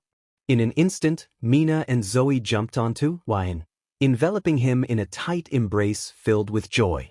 A pile of girls surrounded him, their faces radiating happiness. Wine chuckled and asked if they wanted to join him, to which they enthusiastically cheered their agreement. He summoned the last two pawn pieces of his original set, their golden light illuminating the dim alleyway. With a sense of accomplishment, he completed his peerage, solidifying their bond as a family. Holding out the pieces, he sent them flying into Mina and Zoe's chests, sealing the ritual with a brilliant glow. Mina expressed her heartfelt gratitude, wiping away tears of joy, while Wyan assured her it was no trouble. He then teleported them all home, where some of his peerage members, already accustomed to his arrivals with new faces, rushed to greet them. Kara inquired about the newcomers, and Wine proudly introduced Mina and Zoe as his newest teammates. They began to introduce themselves, eager to welcome the new members. Meanwhile, Lucille, overwhelmed with emotion, looked around at her reunited friends and the warm atmosphere of Wine's peerage. Lucille whispered her thanks, her voice soft and filled with emotion, before jumping into Wine's arms, surprising everyone with her display of affection. She expressed her love and gratitude, but quickly composed herself, avoiding eye contact and promising to explain her feelings one day. Leading Mina and Zoe to their new rooms, Lucille left Yn with his other peerage members. Yn turned to Kara and asked if anything important had happened while he was away. Kara mentioned that they had discovered the Earth Golem's birthday was tomorrow, leaving Yn surprised by the revelation. Later, Yn entered Anubis's study, questioning why he hadn't been reminded about the Golem's birthdays. Anubis assured him he had everything under control, with some ofYn's peerage members helping to prepare for the celebration. Trusting Anubis, Yn felt reassured. However, Anubis then shifted the conversation, instructing Yn to check out a situation involving Issei and an unknown power source in the park. Though hesitant due to previous warnings, Anubis encouraged him to go, assuring him it wouldn't interfere with the raiding game. As Yn prepared to teleport, Rose approached, sensing his intent and asking to join him.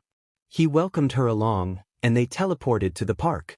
Upon arrival, they discovered Issei standing over Asia, who was injured and on the ground. Issei's cruel demeanor suggested he was about to strike again, prompting Rose to react with fury. In a flash, Rose confronted Issei, delivering a powerful punch that sent him crashing to the ground. Hwayun praised her speed as they rushed to check on Asia, who looked up at them with fear. Suddenly, a blast struck Hwayun from behind, propelling him through the fountain in the park. As he regained his footing, he realized they had walked into a trap, facing Rias's peerage. Frustrated, Hwayun muttered about trying to be nice. Rose, ready for a fight, asked what they should do. Hwayun noted they could easily defeat Rias's group but wanted to avoid causing a scene in the public park. Rias, filled with hatred, declared they finally had him cornered. Before Hwayun could respond, Rose stepped forward, asserting her desire to handle the situation. With a fierce determination, she confronted Rias's group. The first to fall was Kiba, who bravely attempted to defend Rias. However, Rose's strength shattered his defense, sending him and Rias flying backward from the impact. The other members of Rias's peerage looked on in shock. Most of them ran after Rias to check on her, but Akeno stayed to confront Rose. Akeno's eyes crackled with energy as she unleashed powerful blasts of lightning, each one crackling loudly and scorching the pavement. However, Rose evaded each attack with incredible grace, moving as if she were dancing. In mere seconds, she closed the distance to Akeno, grasping both of her hands to halt the onslaught and pinning her to the ground. Akeno struggled, demanding to be released and attempting to summon her power. Rose, remaining calm, leaned back and delivered a single, decisive punch that rendered Akeno unconscious. The fight concluded swiftly. You observed the scene, genuinely impressed by Rose's raw power and efficiency. When she turned to you, her fierce demeanor softened, and she asked if you had said something. You smiled and praised her for her performance. As you surveyed the charred remnants of the park, you sighed, knowing you would have to explain this mess to the human authorities. It seemed like the right time to leave. You suggested heading back when a gray-haired man appeared, floating calmly above the ruined park.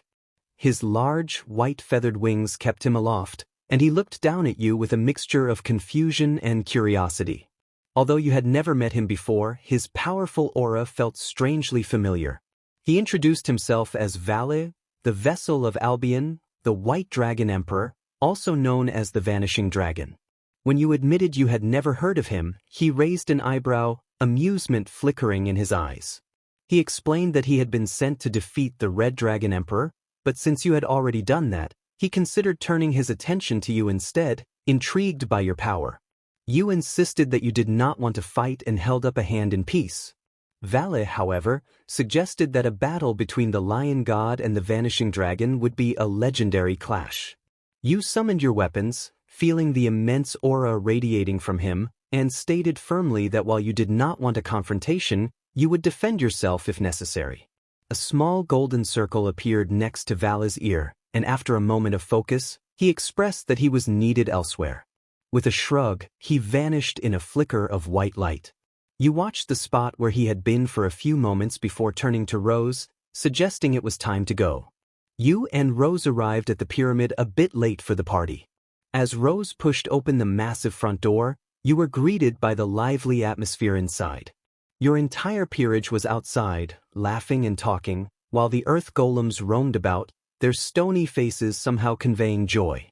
Anubis observed the festivities from his usual chair, wearing a rare, pleased expression.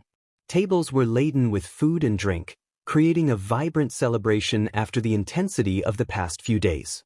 Keith called out to you, asking where you had been, while you explained that you and Rose had been dealing with something. Kara rushed up to you, wrapping her arms around yours with concern, having felt a surge of power. Jade playfully pulled Kara away, and Rose cast a subtle glare at both of them. You announced it was time to celebrate, and everyone joined in the festivities for the Earth Golem's birthday, the joy of the gathering infectious. Later, you and a few members of your peerage began cleaning up after the party. The Earth Golems had already dispersed to do whatever they did after a celebration, and one of them still wore a party hat, which made you chuckle. You expressed how much fun the party had been while Anubis agreed, helping to levitate the remaining tables inside. As everyone cleaned up the confetti and empty plates, Rose yawned, announcing her intention to sleep, Mina echoed her sentiment, thanking Keith for the delicious food. You bid everyone good night, feeling the exhaustion settle in. Once in your room, the eerie silence enveloped you as your head hit the pillows, and you quickly fell asleep. In the middle of the night, you were stirred awake by faint noises, almost like footsteps moving around your room. Sensing something was amiss, you summoned your weapon and focused on the strong, cold aura nearby. As the aura intensified, you realized the raw power behind it was immense. Before you could react, a figure charged through your wall, sending you flying through several more walls until you landed outside in the training area. You muttered about the cheap shot as you pushed yourself to your feet, aware that your opponent was now outside, concealed by the darkness of the night. You suggested to yourself that it might be wise to illuminate the arena, summoning small flames of fire around you. The magical flames illuminated the area, revealing the vast training grounds and, finally, the opponent. He was a tall man, cloaked in black, with sharp, dangerous eyes that seemed to glow in the dim light. He held a large two-handed sword that radiated a menacing aura. The figure asked if you were Wyan, his voice low and gravelly. You demanded he state his name and stand down, ready for anything. The noise of the encounter had startled a few of your peers awake. They groggily made their way outside, already preparing their weapons at the sight of the intruder. Lucille shouted encouragement, drawing her weapon and charging at the mysterious figure, joined by Rose, who also moved with surprising speed. However, he was incredibly fast, easily dodging both of them before delivering two swift kicks that sent them flying backward, skidding across the ground. You commanded everyone to back off, sensing the immense power difference. He was too strong for them, and you didn't want them to engage. The figure greeted you with a cold smile. He charged at you, his large sword slashing quickly. You ducked underneath the strike and slashed upwards with Trinity. Your blade connected with his chest, sending him staggering backward a few steps. You warned him again to stand down, taking a step forward. The figure tried to regain his balance, clearly affected by your strike. He grunted, acknowledging your hit. You walked towards him, the light from your flames slowly revealing more of his grim and determined face. You demanded to know who he was, ready to fight if he moved. He looked up at you, his eyes burning with defiance, and pushed himself up slowly, grabbing his sword. You readied your weapon as well, urging him to stand down, stating he had lost this fight. The figure grunted in pain and slid back down, leaning against a broken wall. He was beaten for now. He rasped that he would be back, his eyes fixed on you, before stabbing his sword into the ground. In a flash of dark energy, he disappeared.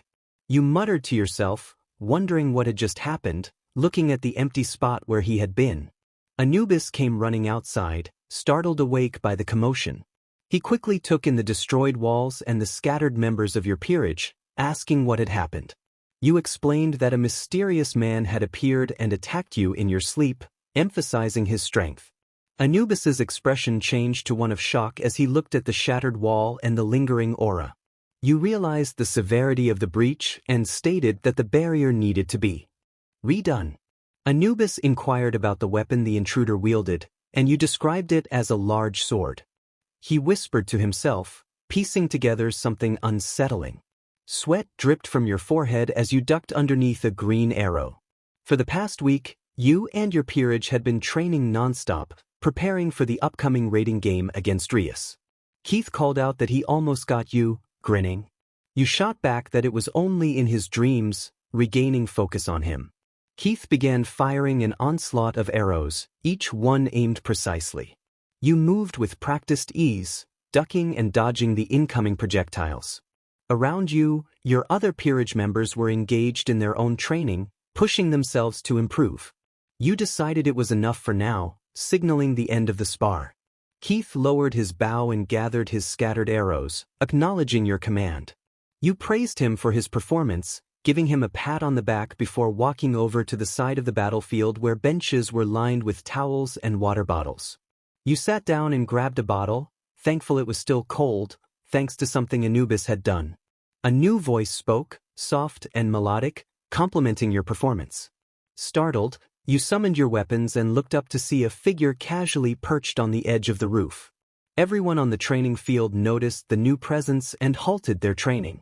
You commanded the figure to show herself, and she complied, descending from the roof and landing lightly before you. She had long, flowing black hair, sharp golden eyes, and 2 black cat ears that twitched playfully. Dressed in a sleek black kimono, she introduced herself as Kuroka with a charming smile. You noted that she reminded you of someone you knew, thinking of Kaneko. Kuroka confirmed your thoughts, stating they were related. Your eyes narrowed as you questioned her allegiance, asking if she was there to fight.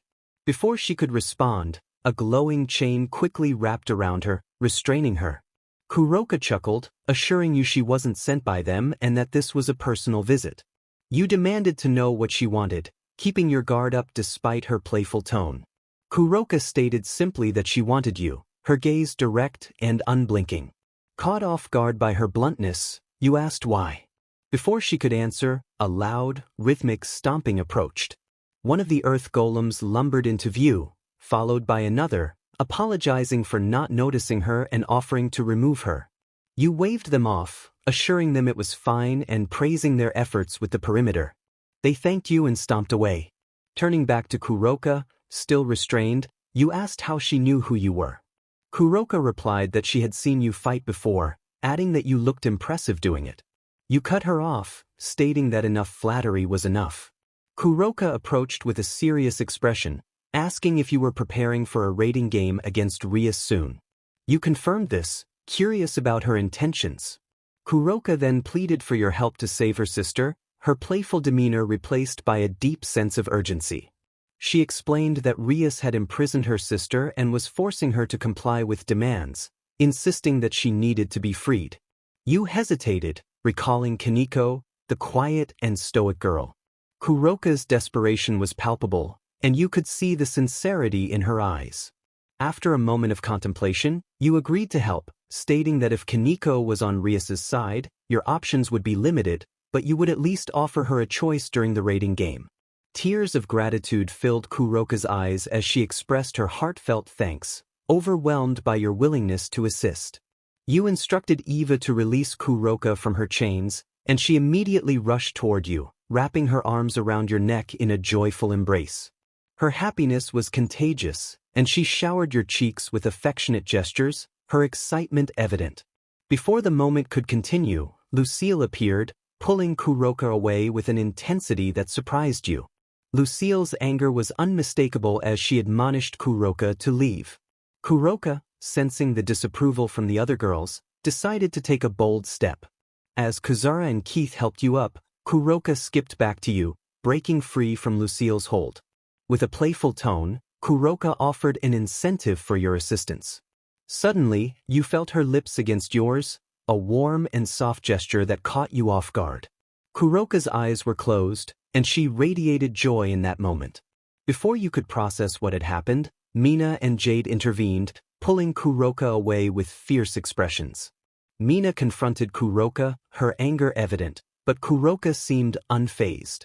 She turned to you with a mischievous grin, suggesting that if you helped her, there would be more rewards. In an instant, Kuroka vanished in a cloud of smoke, leaving confusion and frustration among those present.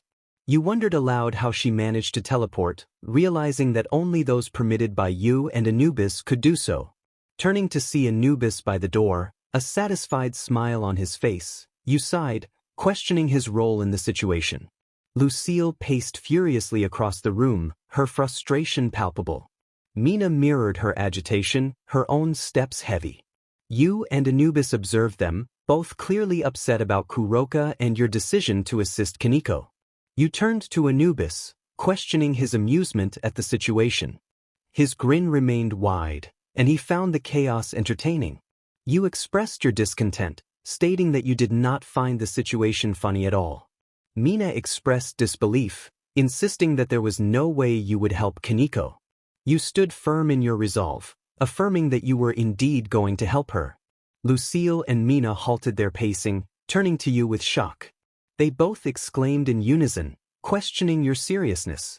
You confirmed your intentions, meeting their intense stares. You could almost feel the heat of their anger, but you reminded yourself of your role as the king of this peerage. Lucille argued that there was no reason for this mission, claiming it was pointless and that Kaneko did not deserve help. You countered her argument, asserting that everyone deserved a second chance, regardless of their past actions. You had promised your peerage that you would not abandon them, and you intended to keep that promise. Mina, though still unhappy, seemed to accept your reasoning. You announced that it was time to sleep, as you would be leaving the next day. Everyone retreated to their rooms, and you sensed Anubis chuckling in his. You shook your head in annoyance as you headed to your own room. The following day, everyone gathered early. Anubis leaned forward in his chair, eager to hear your plan. You took a deep breath, feeling proud of what you had devised. Keith, curious, asked what your strategy was. You boldly declared that you would attack directly and overpower the enemy. Some members of your peerage stumbled in disbelief, while Anubis shook his head in disapproval. Kuzara attempted to be diplomatic, questioning if that was truly your only strategy. You confirmed that it was. Before anyone could respond further, a new argument erupted among the girls, each claiming the right to face Rias. You slowly backed away from the chaos, feeling overwhelmed. Anubis urged you to take control, reminding you that time was of the essence. You sighed and called for everyone's attention, instructing them to prepare their weapons and get ready for the mission. As they dispersed, you turned to Anubis, inquiring about Silver's whereabouts. Anubis informed you that she had gone out shopping that morning. Concern crept in as you realized it had been a while since you had seen her, prompting you to suggest checking on her. Suddenly, a powerful dark aura shook the ground beneath your feet, sending a wave of danger through the air. Anubis's demeanor shifted as he recognized the hostile energy, confirming that it was not Issei's signature. Without hesitation, you commanded everyone to follow you as you teleported toward the source of the aura. You arrived in a section of the forest, far from any residential areas. The destruction was evident. Trees were splintered, rocks cracked, and the ground scorched. In the center of this chaos, you spotted Silver, struggling in her massive lion form. She was pinned against broken trees, her fur singed, and a deep wound on her flank glowed ominously with dark energy. A tall figure loomed over her, crackling with unstable energy and wearing tattered, regal robes. He held a pulsating orb of dark energy, clearly siphoning power from Silver. The man, Malachar, reveled in the power he sensed, declaring that Silver would make a fine addition to his collection. Silver let out a pained roar, attempting to break free from her restraints. You felt rage boil within you as you summoned your blades, determined to protect her. You demanded that Malachar release Silver. Malachar turned to face you, smirking as he recognized you as the fabled lion god. He welcomed your arrival, claiming it was just in time for his ascension. Without hesitation, Rose charged forward, her gloves glowing as she struck Malachar, pushing him back but not defeating him. Lucille commanded Jade to heal Silver while she and the others prepared to confront Malachar. Jade rushed to Silver, her hands glowing with healing energy. Kara and Mina unleashed their ranged attacks, while Kuzara and Keith stood ready to protect Jade and prepare their own strikes. Malachar laughed, dismissing their efforts as futile. He unleashed a wave of dark energy, pushing back your allies. Seizing the moment, you charged at Malachar, closing the distance swiftly. He was taken aback by your speed as you brought down your blade in a powerful strike. He blocked with an arm that hardened into a rocky substance, but the impact still caused him to grunt in pain and slide backward. Malachar acknowledged your strength, rubbing his arm as he prepared for the next move. But the inevitable was merely delayed. With a fierce roar, Malachar unleashed a concentrated blast of void energy aimed directly at you. You crossed your swords to block the attack, the impact forcing you back several yards, your feet carving furrows into the ground. The air crackled with residual dark energy. Malachar declared that his power grew with every breath, and you could feel the ground beneath you tremble with his amplified aura. He was drawing strength from something or somewhere. Just then, Jade called out, informing you that Silver was stable but needed rest. Malachar glanced at Silver, then back at you, a predatory grin spreading across his face. He remarked that while the battle was tempting, he had other matters to attend to and that his current power would suffice for now. With a final, explosive burst of void energy that created a temporary smokescreen, Malachar vanished, leaving behind only the lingering scent of ozone and destruction. You rushed to Silver, kneeling beside her as Jade completed her healing. Although Silver was still weak, her breathing began to stabilize. You asked Jade if she would be okay, your voice trembling with concern. Jade reassured you that she would be, but emphasized that Silver would need plenty of rest due to the energy drain she had experienced. You surveyed the devastation around you, then returned your gaze to the spot where Malachar had stood moments before. A new, dangerous enemy had just revealed himself, and he seemed particularly interested in you. Crush. Wyan rushed into the room after hearing the loud noise, finding Amber sprawled on the ground amidst a chaotic mess of pots and pans. She looked dazed as she mumbled that she was fine, but Wyan noticed her wince and asked if she was sure. Amber admitted that she thought she twisted her ankle. Wyan offered to help her up, carefully lifting her in a princess carry to her room, her face turning crimson red along the way. She whispered that it felt like a dream come true as Wyan gently set her down on the bed and called for Jade to come heal her. Amber's ankle didn't seem badly injured, so the healing wouldn't take long. Jade entered the room with her book already open, asking what was wrong. Wyan explained Amber's injury, and Jade began her healing spell, a soft green glow emanating from her hands. Amber expressed her gratitude, feeling the discomfort ease. As Wyan watched their interaction, they suddenly remembered it was Christmas Eve and hoped they would get all the decorations set up in time. Anubis's voice echoed from down the hall, calling for Wyan. They quickly said goodbye and ran off to help him, leaving Jade with Amber. In the living room, Wyan asked Anubis what he needed. Anubis announced he had an idea for a fun Christmas Eve game and requested Wyan to gather everyone. Though a bit wary, Wyan complied and reached out to their peerage members through magic. One by one, they gathered in the living room, many looking confused. Anubis then excused Kuzara and Keith from the game, allowing them to watch from the couch. Clearly pleased. With that settled, Anubis asked Wyan to leave the room for a moment to explain the rules to the girls separately. Wyan stepped outside, waiting for Anubis to finish. A few minutes later, Anubis called Wyan back in. As they entered, an ominous aura filled the air, and Wyan sensed the tension. Anubis, with an unusual smile, handed Wyan a silver crown with rubies, instructing them not to lose it. He explained the rules. All the girls had until midnight to take the crown from Wyan, who needed to hide and conceal their aura. Feeling a prickle of unease, Wyan asked what would happen if the girls succeeded. Anubis mentioned they would receive a small reward, dismissing Wyan's concerns. The girls' eyes sparkled with determination, and Wyan realized they were in for a challenge. Anubis gave Wyan a 10-second head start, and Wyan quickly ran away, sensing the girls eager to chase. Frantically searching for a hiding spot, Wyan climbed a ladder to the attic, hearing Anubis announce the start of the game. They hid behind a large wooden box, taking a moment to catch their breath and strategize. Suddenly, footsteps approached, and Wyan held their breath, relieved to see Keith enter the attic with his sister, Grace. Grace mischievously demanded the crown, but before Wyan could respond, an explosion shattered the roof, revealing Irene, who declared her intent to take the crown.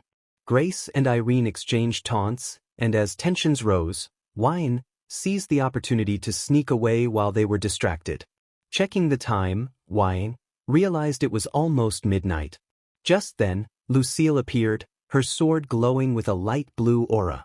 She demanded the crown, but Wyan refused, wanting to know the promised reward first. Lucille charged, and Wyan dodged her attacks, summoning their own blades to defend. The battle intensified as Wyan sensed another presence nearby, realizing they were in for a fierce competition. A chain quickly constricted around you, bringing you to a complete stop. You were surprised by their coordinated effort and wondered if they were working together. Lucille confirmed with a triumphant smile that they were. She explained that whoever could take the crown from your head would earn one demand that you must fulfill. Your eyes widened in disbelief as you protested, realizing the implications of this game. Jada approached with a smug expression, ready to explain the stakes further. You pressed for details, still bound by Eva's chain. Lucille chuckled, dismissing your outrage, and urged everyone to go for the crown. They all reached for it, eager to claim their prize. Suddenly, a blade slashed between them and you, forcing Lucille to jump back. Kara declared that the crown was hers, brandishing her sword with determination. Chaos erupted as Rose appeared out of nowhere, throwing Eva backward, while Zoe punched Jada, sending her sprawling. You murmured in concern, sensing the escalating conflict. Amber, limping but determined, called out not to be forgotten, with Grace right behind her. You wondered where Keith had gone, but Grace snapped at you, insisting you stay on topic. And Lee appeared, swinging fists at Amber and Grace, but they ducked just in time. You could sense a holy sword approaching, indicating that Mina was also arriving. You sighed, anticipating the brewing storm of tempers. A full-blown battle royale broke out around you, with everyone fighting for the crown. In the chaos, they overlooked you, leaving you surprisingly free.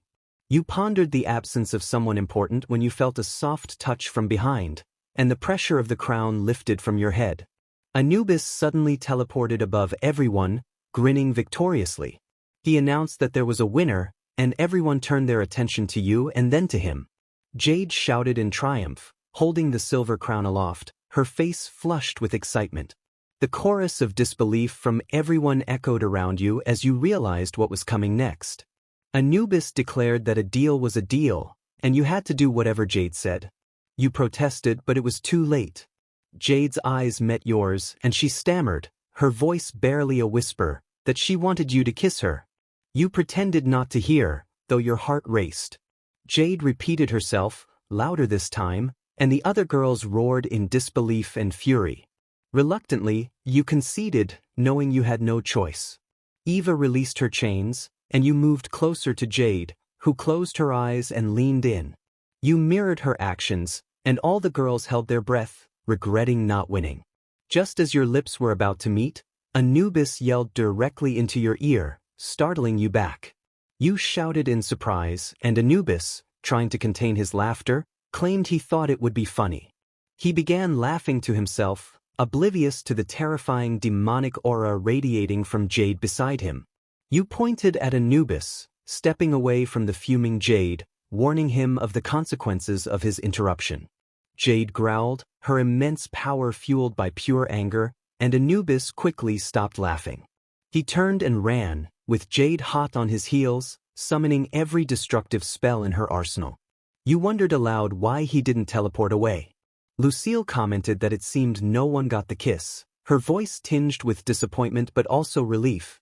You tried to lighten the mood with a quip about a Christmas miracle. Suddenly, Lucille's eyes widened in alarm as she noticed the other girls, still seething from their loss to Jade, radiating the same demonic energy, their eyes fixed on you. You realized the gravity of the situation and muttered an apology to yourself. The aura intensified, causing the ground to tremble beneath them. Wyan had to plant their feet firmly to maintain balance. Kara, her voice strained, expressed her confusion about the situation. Wyan responded, urging her to hold on while focusing their senses. A powerful wave of energy erupted from the ground, revealing a commanding figure emerging from the swirling light. The figure introduced himself as Osiris, his deep voice resonating through the air. Wyan instinctively reached for their weapons, ready for anything. Osiris acknowledged Wyan and mentioned that he was aware of a recent visitor. Recalling the mysterious man with the sword who had appeared in their room, Wyan asked why it mattered to Osiris. Osiris explained that the visitor was not meant to come there and offered an apology for the intrusion. Suddenly, an ancient presence loomed behind Wyan and Anubis's sharp voice cut through the tension, questioning Osiris's presence. Osiris maintained his composure, stating he was there to apologize for his friend's actions. Anubis, skeptical, warned Osiris to leave before things escalated. The air crackled with energy as both gods displayed their immense power, causing some of Wyan's peerage to tense up. Wine stepped forward, placing themselves between the two powerful beings, and thanked Osiris for his apology while asserting that he should leave. Lucille, ready for action, asked if they should remove Osiris, but Wine reassured her that he would depart on his own. Osiris, with a hint of amusement, remarked on the treatment he received as a guest, to which Wine countered that a true guest would not have sent a subordinate to attack them in their sleep. Osiris laughed, appreciating Wine's spirit. Irene, standing close by, whispered her discomfort about Osiris, and Wine agreed. They then shifted the conversation back to Osiris, expressing a desire to ask questions. Osiris welcomed the inquiry, revealing himself as the Lord of the Underworld, adding a playful remark about his existence. Anubis, visibly annoyed by Osiris's claim, asserted his own title. Osiris, with a smirk, suggested they would revisit their rivalry another time. Yn attempted to steer the conversation away from conflict by inquiring about Osiris's fighting prowess. Osiris acknowledged Yn's reputation as well. After a brief exchange, Osiris warned Yn that many gods existed beyond just him and Anubis, some of whom might seek to challenge Yn. The weight of Osiris's words settled heavily on Yn, who contemplated the implications. Lucille, standing resolutely by Yn's side, declared that their king would never be alone, prompting a genuine laugh from Osiris. As Osiris prepared to leave, he expressed hope for a better meeting in the future. With that, he vanished, leaving Yn and their peerage in a mix of confusion and relief, while Anubis remained on edge. Yn pondered the encounter, questioning what had just transpired. Eva suggested that Osiris sought to gaugeYn's stature. Yn acknowledged the strangeness of the situation but emphasized the need to focus on their upcoming battle with Rias. Kuzara agreed that it was a good plan, while Jada expressed her lingering suspicion about Osiris's intentions. Yn assured them they would have another chance to assess Osiris in the future, but for now, they needed to prepare for the raiding game. Lucille inquired about the location of the fight, and Anubis, regaining his composure, informed them that they had just received the details. He suspected the late notice was deliberate to hinder their preparations. Yn braced themselves, asking where they needed to be, and Anubis revealed it was at Kuo Academy. You stepped out of your teleportation circle into unfamiliar territory. Groups of devils surrounded you, huddled together and engaged in conversation. Instantly, some members of your peerage positioned themselves defensively as an unfamiliar devil approached. He bore a striking resemblance to a male version of Rias. The man greeted you with a charming smile, introducing himself as Surzex, the older brother of Rias. Behind his friendly demeanor, you sensed a latent power, a hint of intimidation that barely affected you. You acknowledged his resemblance to Rias with a nod towards his crimson hair, which mirrored hers. Surzex chuckled lightly, though his eyes remained sharp, and shifted the conversation to business. He explained the rules of the upcoming raiding game, which would take place at Kuo Academy. You would use the gymnasium as your home base, while Rias would utilize her club headquarters. The game would operate like a chess match. If the king fell, that side would lose. Although injuries were not permanent, defeated players would be removed from the game. Growing impatient, you interjected, already familiar with the rules. Surzex responded with a sigh and a faint smile, hinting at your disrespect. He mentioned that Rias had all her pieces in play, while you did not, making the odds slightly unfair. With that, he walked away to converse with other guests, leaving you to assess your own forces. You quickly calculated Rias's core peerage, which included her queen Akeno, knight Kiba, rook Kaneko, and bishop Asia. With Surzex's confirmation, you realized she also had additional pieces from her family's connections, the Valkyrie Rosweiss and the Damper Gasper. It was a formidable team, despite their internal issues. Anubis then encouraged your group to teleport to your home base and prepare for combat, expressing his confidence in your abilities. Without wasting any time, you teleported to the game field, landing in a typical school gymnasium. You called your peerage to gather around you, all of them visibly excited for the battle ahead. You reassured them that their peerage advantage meant little, as you believed in your strength. You plan to observe initially, allowing your team to gain valuable experience. Lucille, eager and ready, asked about your strategy. You outlined your plan, assigning Lucille, Rose, Kara, and Kuzara to engage their close-range forces.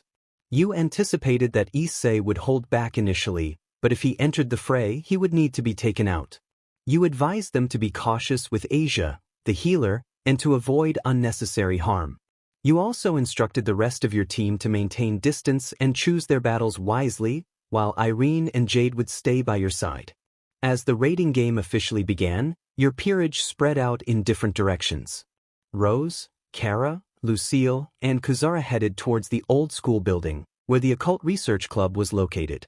They moved into the nearby woods when Rias made her first move. Lucille commanded the group to stop, and they quickly assumed fighting positions, ready for the incoming threat.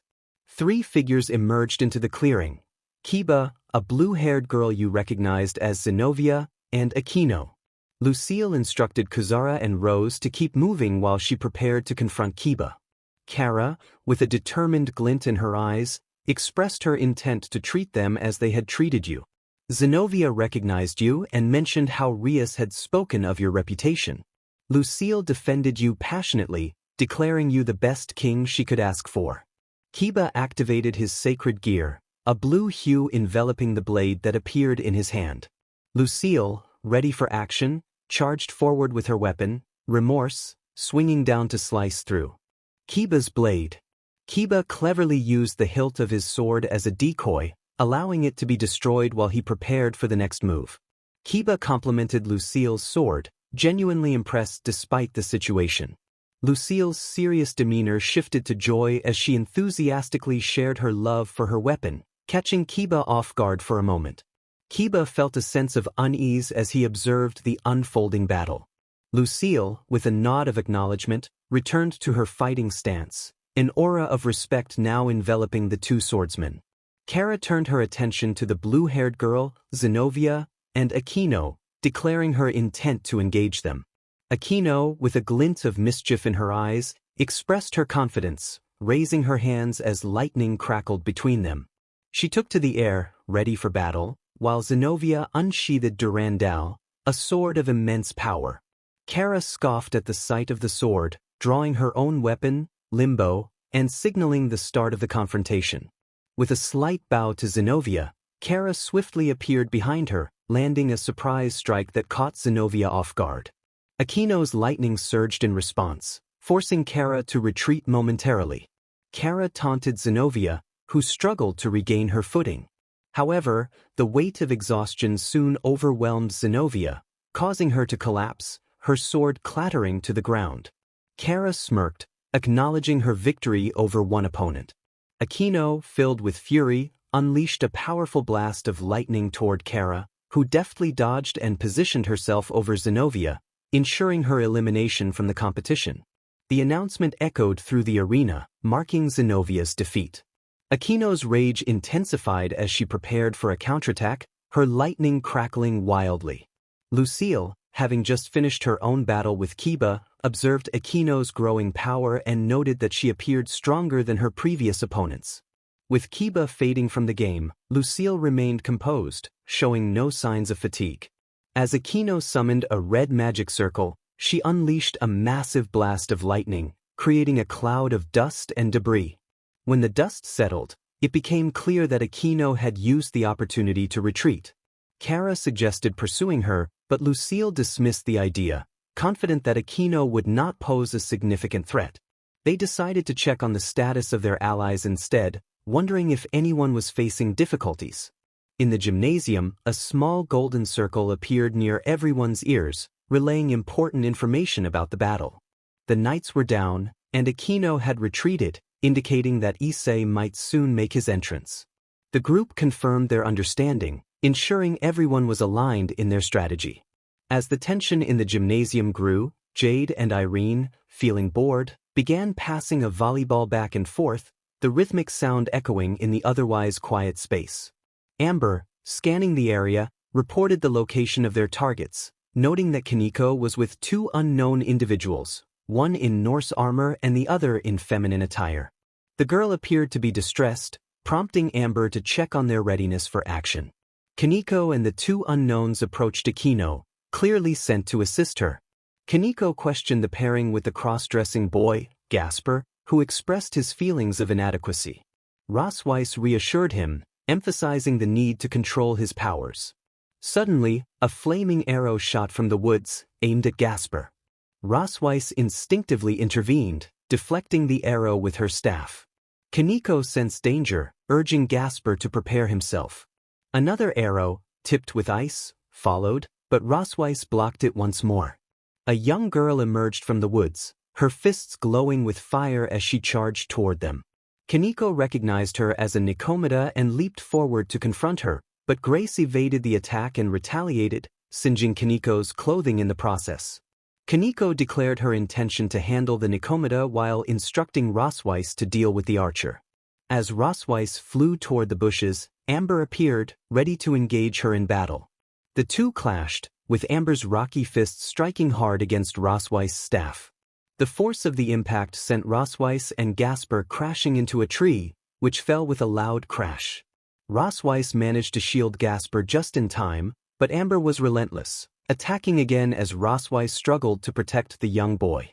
Despite her efforts, Rosweiss was clearly overwhelmed, and Gasper's cries of despair echoed in the air as a powerful aura emanated from him, creating a massive wave that engulfed the surroundings. Instantly, everything and everyone was frozen, completely still, almost as if encased in ice. Gasper cried, tears streaming down his face, feeling overwhelmed by the situation. All he could do was weep as a bright glint appeared on the hill above, a sniper scope aimed directly at him. The world was enveloped in an eerie silence as everything around him remained motionless. Jada observed the scene and remarked that even children were being forced into battle. She expressed her intention to end the conflict for the boy. Suddenly, a sharp gunshot echoed in the area, and Gasper vanished from the game. The freezing spell lifted, and everyone collapsed to the ground. Gremory Bishop, eliminated.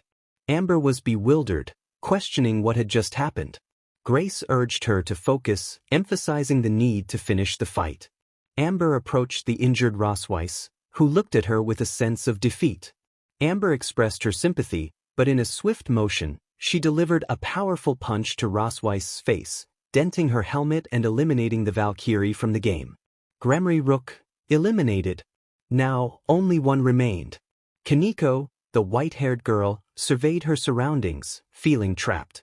She faced a Nikomata with flaming fists and another girl wielding rock knuckle dusters.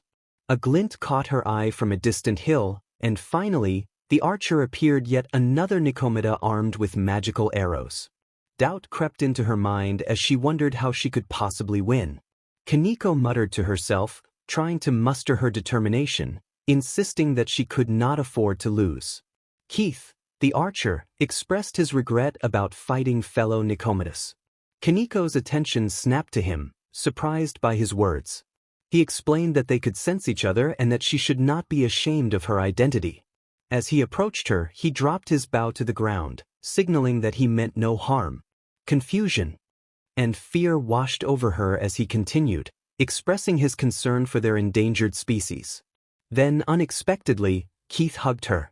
Kaneko, overwhelmed by emotion, cried into the embrace and slowly wrapped her arms around him. She longed for this connection, missing her people and her sister. Keith whispered an apology, but a sudden sharp pain erupted across Kaneko's back, and her vision faded to black as she succumbed to unconsciousness. Gremory Rook, eliminated. Grace commented on the unfortunate circumstances of the girl, noting the cruelty she had faced. Keith suggested that after the game, they should find a way to help her escape. Grace agreed, saying they would see what they could do. Amber urged them to focus on the present, reminding them that Issei had been spotted and was now in combat. Grace acknowledged that they would discuss it later, and Keith echoed her sentiment, agreeing to revisit the matter another time. A wild punch struck the ground where Mina had just been, creating a small crater. Zoe and Eva were engaged with their main opponents. A weakened Akeno, Issei, and Rias Gremory herself. Asia sat behind Rias, almost hiding, as both sides exchanged attacks. Zoe scoffed, her fists glowing in icy blue, expressing her disappointment in Issei's strength. Her punch collided with the side of Issei's armor, instantly freezing the point of contact and sending him flying back into a ditch. A visible crack formed in the demonic plating, showcasing Zoe's raw power. While they focused on Issei, Eva expertly engaged the others. Her link chain snapped out, wrapping around Akeno mid-flight with startling speed. As Eva pulled down with all her strength, Akeno slammed against the ground, the impact leaving her dazed. Without missing a beat, Eva spun her chain around, a defiant smirk on her face, swinging it to deflect a devastating attack from Rias. The chain clanged against the energy blast, sending it wide, leaving Rias visibly annoyed at the turn of events. Rias yelled, her voice laced with frustration, trying to rally her forces. Issei groaned as he pushed himself up from the shallow crater Zoe had created. Another one of his clumsy punches went wide, missing Zoe, when Mina's holy sword, radiating pure divine energy, collided with his back. The sharp tang of holy magic filled the air, and if it hadn't been for his armor, he would have faced dire consequences. Even through the plating, he flinched, a low growl escaping him. With a desperate surge of energy, Issei declared that his secret technique would save them. He pushed himself out of the ditch, charging at Zoe and Mina, hands stretched outward. His hand connected with Mina's shoulder before he was violently punched away by a sudden frost punch from Zoe, sending him sprawling. As he landed awkwardly, Issei announced his technique with a grin. The girls looked on in confusion and then disgust as Mina's shirt vanished, leaving her in just her bra. This unexpected turn only fueled their fury for the fight. Zoe roared, her eyes burning with icy rage, vowing to freeze Issei in place. The ice in her hands crackled with raw power as she charged at him. Despite his attempts to fight back, he was outmatched, driven back by a barrage of freezing strikes. Drake could only withdraw his armor piece by piece until all that remained was the boosted gear gauntlet. As he sat there, face contorted in fear at the furious girls above him, he heard new footsteps. You stepped into the ruined clearing, your voice calm but filled with undeniable presence.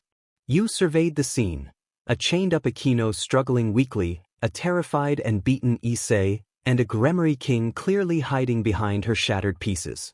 It was a pitiful sight. You remarked on the embarrassment of the situation, your words cutting through the air and aimed directly at Rias. She shrieked in response, her voice shaking with impotent rage. You dismissed her with a cold retort, highlighting the waste of time. All your allies eventually gathered at the final battlefield surrounding the Occult Research Club building. You stood there, a formidable force ready to end this. Rias's remaining peerage looked battered, scattered, and demoralized. You noted the unfairness of the situation, a mocking tone in your voice as you gazed at the terrified Gremory members. Suddenly, Issei stood up, trembling, as Mina's holy sword touched his neck. Mina paused, looking at him with disdain and pity, seeing no reason to rush the inevitable. Issei, desperate, called out for a fight, insisting he could prove his strength. You questioned his reasoning, pointing out his weakened state. He turned to Asia, who rushed over, her hands glowing with healing light as Issei's injuries disappeared. Renewed confidence returned to him, and he asked Mina for a countdown. As Mina began counting down, a small red ball of demonic energy collided with you, sending you back a few feet. You dusted yourself off, narrowing your eyes at Issei, who wore a smug grin. He charged at you, throwing wild punches that you effortlessly dodged. You questioned his training, unimpressed by his boastful claims. After he missed several punches, you delivered a sharp kick to his side, sending him crashing into the wall of the Occult Research Club building, leaving a clear impact. Rias rushed to Issei's side, trying to help him up, visibly shocked by the force of your kick. She declared that it was enough, attempting to step between you and the fallen Issei. You appeared in front of her in an instant, grabbing her by her shirt. He would honor it.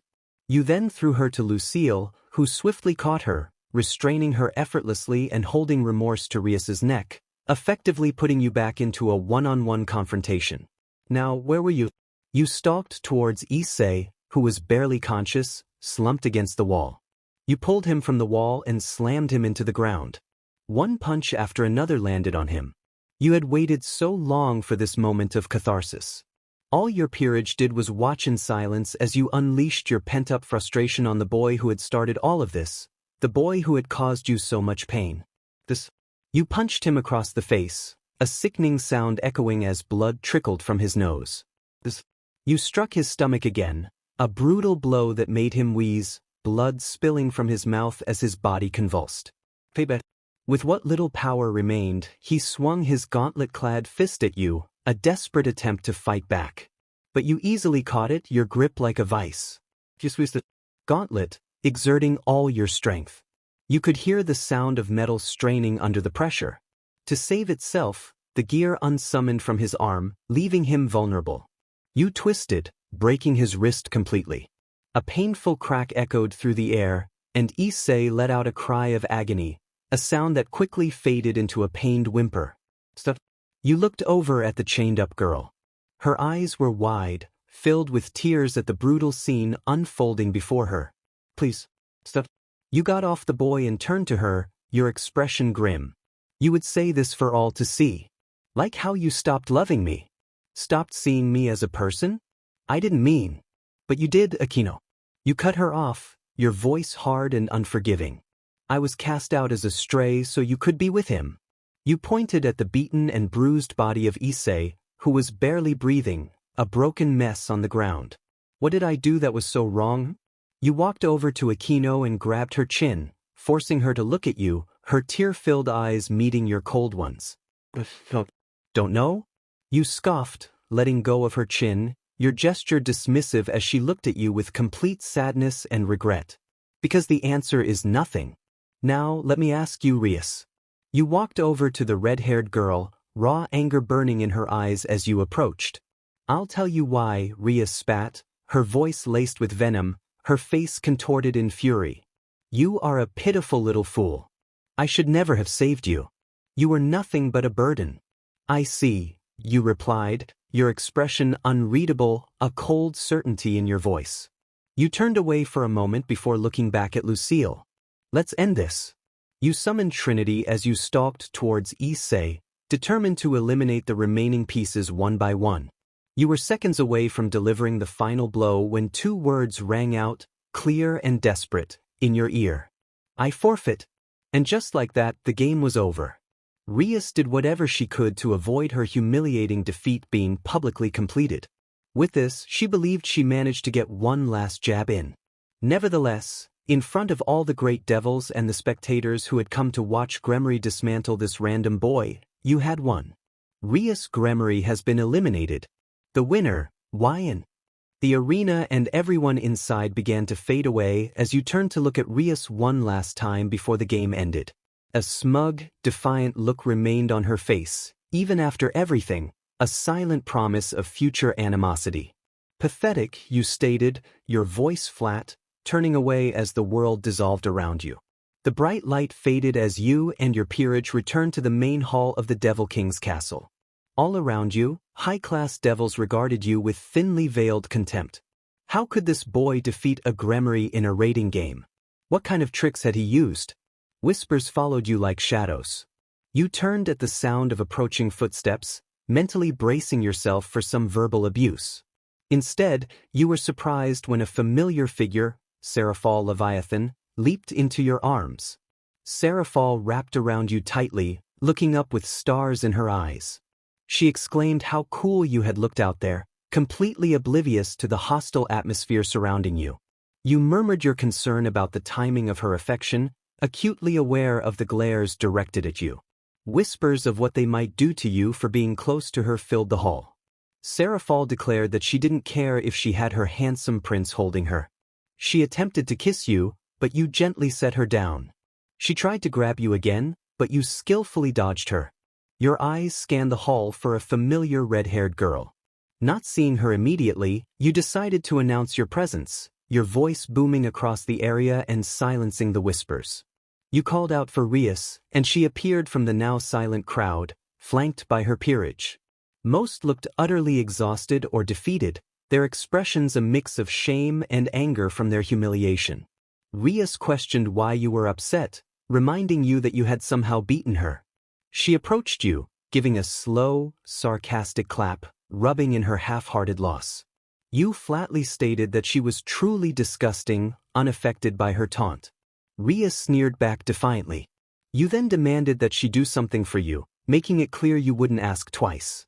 Rias teased that perhaps you wanted Akeno back, which caused the black-haired girl to perk up, her eyes widening with excitement. You immediately retorted with disdain, causing Akeno to deflate, her shoulders slumping in disappointment. Issei, bruised but standing, walked up to her, attempting to offer comfort. He reassured Akeno that she didn't need you and that she had him. However, she could only stare at him, feeling her anger boiling within her until it finally erupted. A loud slap echoed through the hall as everyone turned to witness the scene. A bright red mark appeared on Issei's face, matching the crimson of his armor. Akeno stood there, raw anger evident on her face, hyperventilating with tears streaming down her cheeks. She screamed that it was all his fault, her voice cracking. As she attempted to hit him again, Kiba quickly restrained her. Overcome with emotion, she broke down, sobbing uncontrollably as her remaining peerage escorted her out of the hall. Rias watched with cold embarrassment at the collapse of her peerage, while your own peerage observed, some feeling a flicker of pity for Akeno. Rose perked up behind you, raising her hand like a child in a classroom, asking if she could hit him next. You firmly declined, causing her hand to drop and her expression to turn comically sad. You then turned back to Rias, stating your request for her to release Kaneko from her peerage. You could almost see the short-haired girl's ears perk up at your words, even if they were hidden. She was definitely a Nikomata, but why did she hide it? Rias snapped back, refusing your request with a defiant expression. You pressed her to have some honor, insisting that Kaneko did not want this life anymore. Rias countered, questioning why she would give up her peace for nothing, a sly smirk forming on her face. You cut her off before she could finish, asserting that you wouldn't trade anything. Rias challenged you, crossing her arms and demanding to know what she would get in return. You suggested maybe some self-respect. Suddenly, the booming voice of Surzek's Lucifer rang out as he approached, his face grim. He expressed his displeasure with the outcome of the raiding game and the display that followed. He warned you that if you spoke to Rias with such disrespect again, he would flatten you. Unfazed, you met his gaze, challenging him to show you what he meant, a confident smile spreading across your face. You proposed a wager. If you won, Rias would have to release any piece of your choosing. Lucifer, surprised by your audacity, asked why they would agree to such a wager. You interrupted, stating that if he won, you would do whatever he asked. The King of Hell froze, his eyes widening at the opportunity to be free of you and your troublesome presence. He accepted your wager, and Rias interjected with a panicked look on her face, but you ignored her, asking where the fight would take place. Lucifer assured you he knew a very good spot. Before you or your peerage had time to react, a bright red teleportation circle appeared below you, engulfing your entire group. You tried to jump out of it, but your effort was in vain. The pull was too strong. The world warped around you, a dizzying blur of colors and distorted shapes, and then, as quickly as it began, it settled into an oppressive stillness. Around you was nothing but pure, unadulterated emptiness of vast, inky blackness that stretched into infinity, devoid of stars, light, or sound. The air itself felt thick and heavy, as if existence was struggling to maintain itself. The only sign of anything solid around you was a giant, shimmering golden bubble, humming faintly, protecting you and your peerage from whatever lay outside its silent, terrifying confines. You demanded to know where you were, your voice echoing strangely in the void, a thin, metallic tang on your tongue. Surzek's Lucifer's voice boomed, chillingly calm, as he materialized some distance away from you, outside your protective bubble. He stood against the nothingness, a figure of terrifying power, and explained that you were in the dimensional gap. He made it clear that there was no teleporting out of there with your magic, not with the way he had layered the seals. This would be your resting place. All you could do was stare at him in cold, seething anger. This was a trap, a cruel, calculated choice designed to ensure your demise. Beat him here and be trapped, slowly wasting away in this desolate expanse, or do nothing and perhaps have a faint, theoretical chance to escape, one that you knew in your gut wouldn't happen. You felt the rage boil in your veins, pushing aside the fear and confusion. You growled that you would end him there, your hands clenching. Before you could make a move, a faint pulse thrummed beneath your skin, barely perceptible but persistent. It was a rhythm unlike anything you had known before, not your heartbeat but something older, something ancient, woven into the very fabric of the dimensional gap itself. At times, when your thoughts drifted into the void, whispers echoed just beyond comprehension, like a distant song calling to your essence. This connection wasn't mere chance. Something deep within you was stirring, responding to the hidden currents of the world between worlds. Lucifer challenged you, a dangerous glint in his eyes and a faint, condescending smile playing on his lips. His aura spiked, an overwhelming wave of dense, crimson demonic energy washing over the void. It pressed in on your golden bubble, making it shimmer and hum louder, straining against the raw power. You retaliated with your own aura, a defiant, blazing golden light. With a surge of will, you summoned both your swords, Trinity and Frenzy, into your hands, their blades gleaming faintly in the oppressive darkness. The battle began quickly as Lucifer unleashed a barrage of raw red magic bolts, each one crackling with destructive force. You ducked and weaved, a blur of motion, dodging the searing projectiles that tore through the void where you had just been. You tried your best to close the gap, to get within melee range, but he simply blasted you with more spells, retreating fluidly, always maintaining his distance. Lucifer taunted you, stating that magic versus melee wouldn't work well in this arena, which could be endless. His strategy was clear: wear you down, keep you at bay until you exhausted yourself in this boundless, energy-draining space. You dodged more searing bolts of magic, desperately racking your brain for a solution in this empty space where distance meant nothing to your opponent. The thought of your peerage, trapped within the golden bubble, their fate tied to yours, hardened your resolve. An idea, born of desperation and cold fury, crossed your mind as you continued to evade his relentless onslaught. You declared that once you were done there, you would end his sister once and for all, ensuring nothing was left of the Gremory name. Just like that, the magical onslaught stopped dead. The void seemed to hold its breath. The red demonic aura around Surzex spiked and grew denser, crackling with uncontrolled power as his crimson hair almost levitated with the sheer, unbridled rage emanating from him. His eyes, usually calm and composed, were now blazing infernos of fury. He roared in response to your insult, shaking with pure, unadulterated rage. You were surprised by the extreme reaction but felt a sense of satisfaction. He screamed that he would erase every trace of your existence from this gap and beyond, his control slipping. You teased him, questioning if he was overly attached to his sister. The seemingly innocuous words sent him completely over the edge. His hair spiked up, becoming a furious halo around his head, and he charged the familiar Gremory power of destruction. It swelled, raw and devastating, forming a sphere of concentrated annihilation around him. Instead of firing it as a projectile, it violently imploded, becoming one with him, enveloping him in a malevolent, pulsating crimson aura. His form shimmered, distorting slightly under the immense power. You muttered, sensing the terrifying transformation and the sheer power radiating off him. This wasn't a normal boost, this was self-destructive rage made manifest. He charged at you with blinding speeds, a living projectile of annihilation, his form a crimson streak through the black. You barely dodged his initial punch, a wild, uncontrolled strike, but the sheer force of its passage sent shockwaves through the void. The impact of his fist hitting the nothingness sent a tremor through the fabric of the dimension itself. He quickly recovered, a feral roar tearing from his throat, swinging wildly at you, a frenzy of devastating blows. Each punch was imbued with the power of destruction, capable of turning you to dust. You could feel the raw, destructive power behind each swing, the air around them crackling and warping. You managed to duck under a savage, overhead swing, the wind of it ruffling your hair, and delivered a sharp, precise kick to his stomach. The blow connected with a dull thud, sending him staggering a few feet back.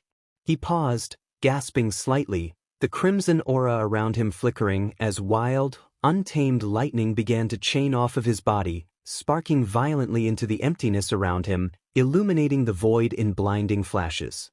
He let out a low growl, a primal sound of pure fury, and charged at you again, faster this time, a chaotic blur of crimson and lightning. This time he was too quick, too unhinged.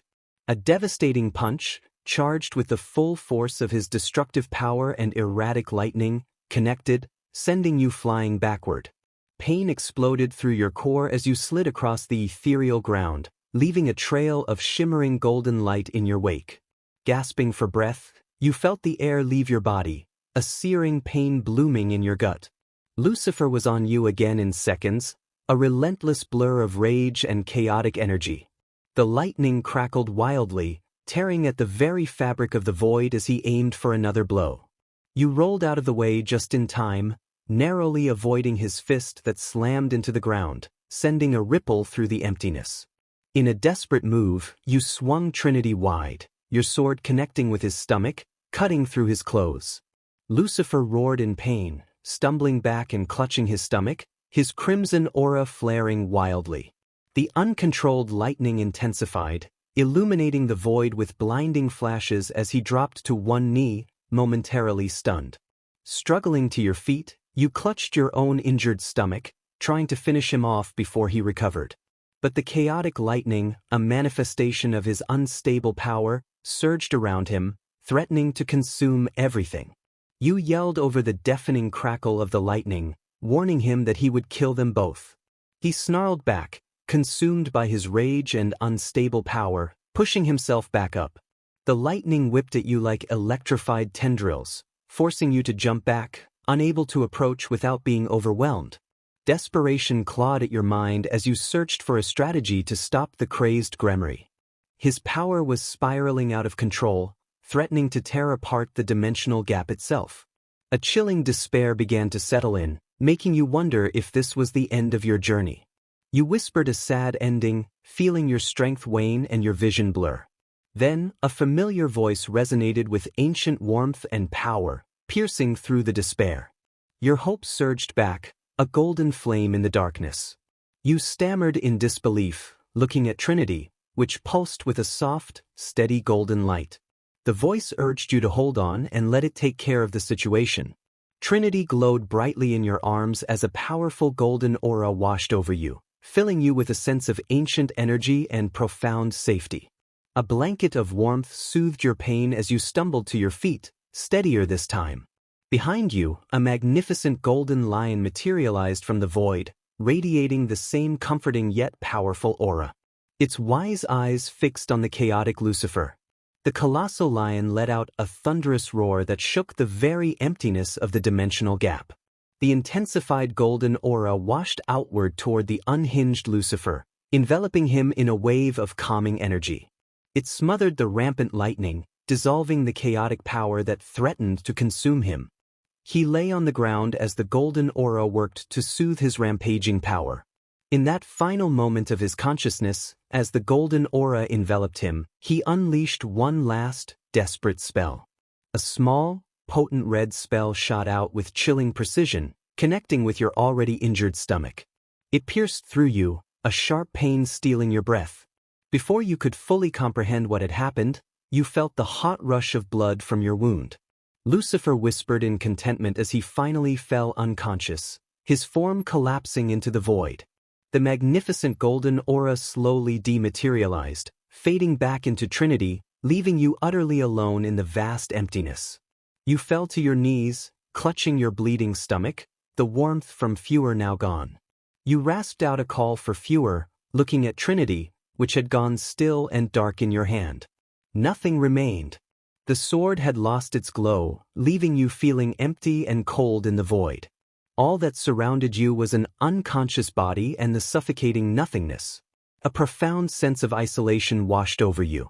You whispered that you were alone, the bitter truth resonating with your deepest fears. You fell forward, one hand catching your fall as your vision began to fade. Taking one last look at Lucifer, You noted the slow rise and fall of his chest, the only sign of life. You gasped for help, the word barely a whisper, swallowed by the void. Your arms finally gave out, your head slamming against the invisible floor as your vision dissolved into inky blackness. You willed yourself to stay awake, but the wound, the emptiness, and the cold of the dimensional gap were too much. Slowly, everything faded to black. The darkness was absolute, heavier than any physical weight, yet devoid of sensation. A consciousness drifted, untethered from pain, fear, and even the cold of the void. Time ceased to exist. There was only the endless echo of a last desperate gasp, the faint memory of warmth, and then nothing. A faint light, impossibly distant yet steadily growing, began to puncture the oppressive dark. It was not a sun or a star, but a swirling golden mist that seemed to coalesce from the very fabric of the void itself. As it drew closer, the mist pulsed, warm and gentle, and with its warmth came a sensation, a dull ache in the stomach, then a throbbing pain that quickly intensified, dragging one back to awareness. Eyes snapped open, a sharp gasp tearing from the throat. The blackness was still there, vast and empty, but the golden bubble was gone. One lay on what felt like a solid, though ethereal, surface, the faint hum of energy still resonating around. The first thing registered was the searing pain in the abdomen, a familiar agony that confirmed a return to the living and the grim reality of the situation. With effort, one pushed up, gritting teeth against the wave of nausea. The wound was still there, a ragged hole where the last remnants of magic had pierced. It was not bleeding as profusely now, but it radiated a deep, burning pain that made every movement a struggle. Then they were seen. The peerage, scattered around, still unconscious but clearly alive. They shimmered faintly with the same golden light that had awakened one, a protective residue from the last act of a fallen ally. They were unharmed, sheltered from the void's hostile environment by an inexplicable grace.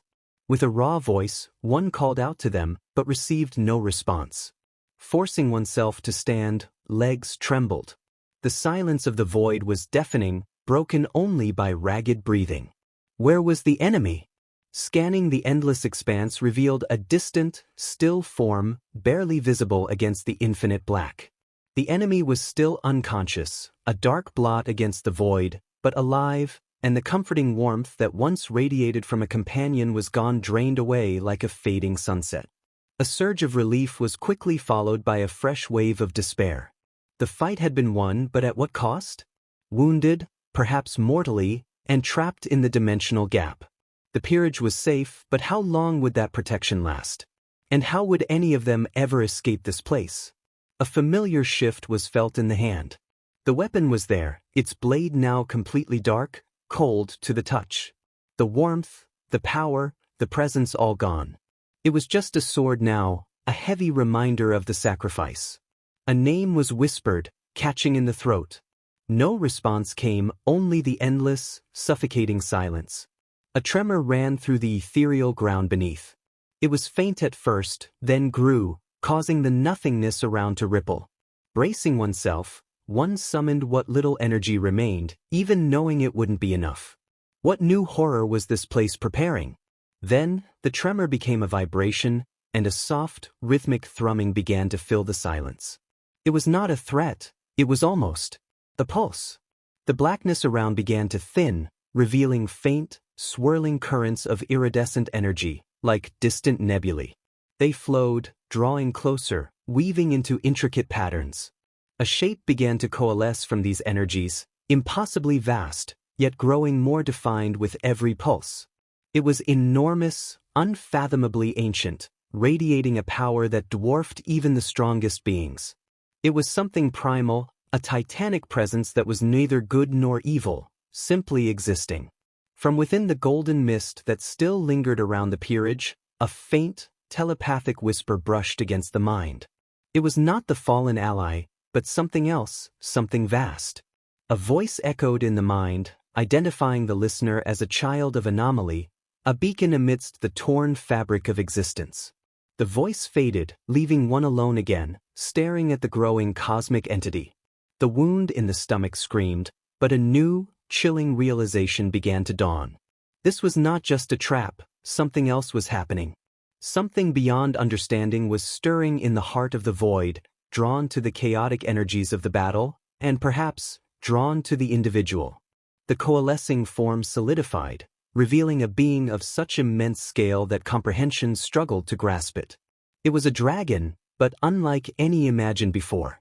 Not of flesh and blood, but of pure, swirling energy, a colossal serpentine form made of starlight and void.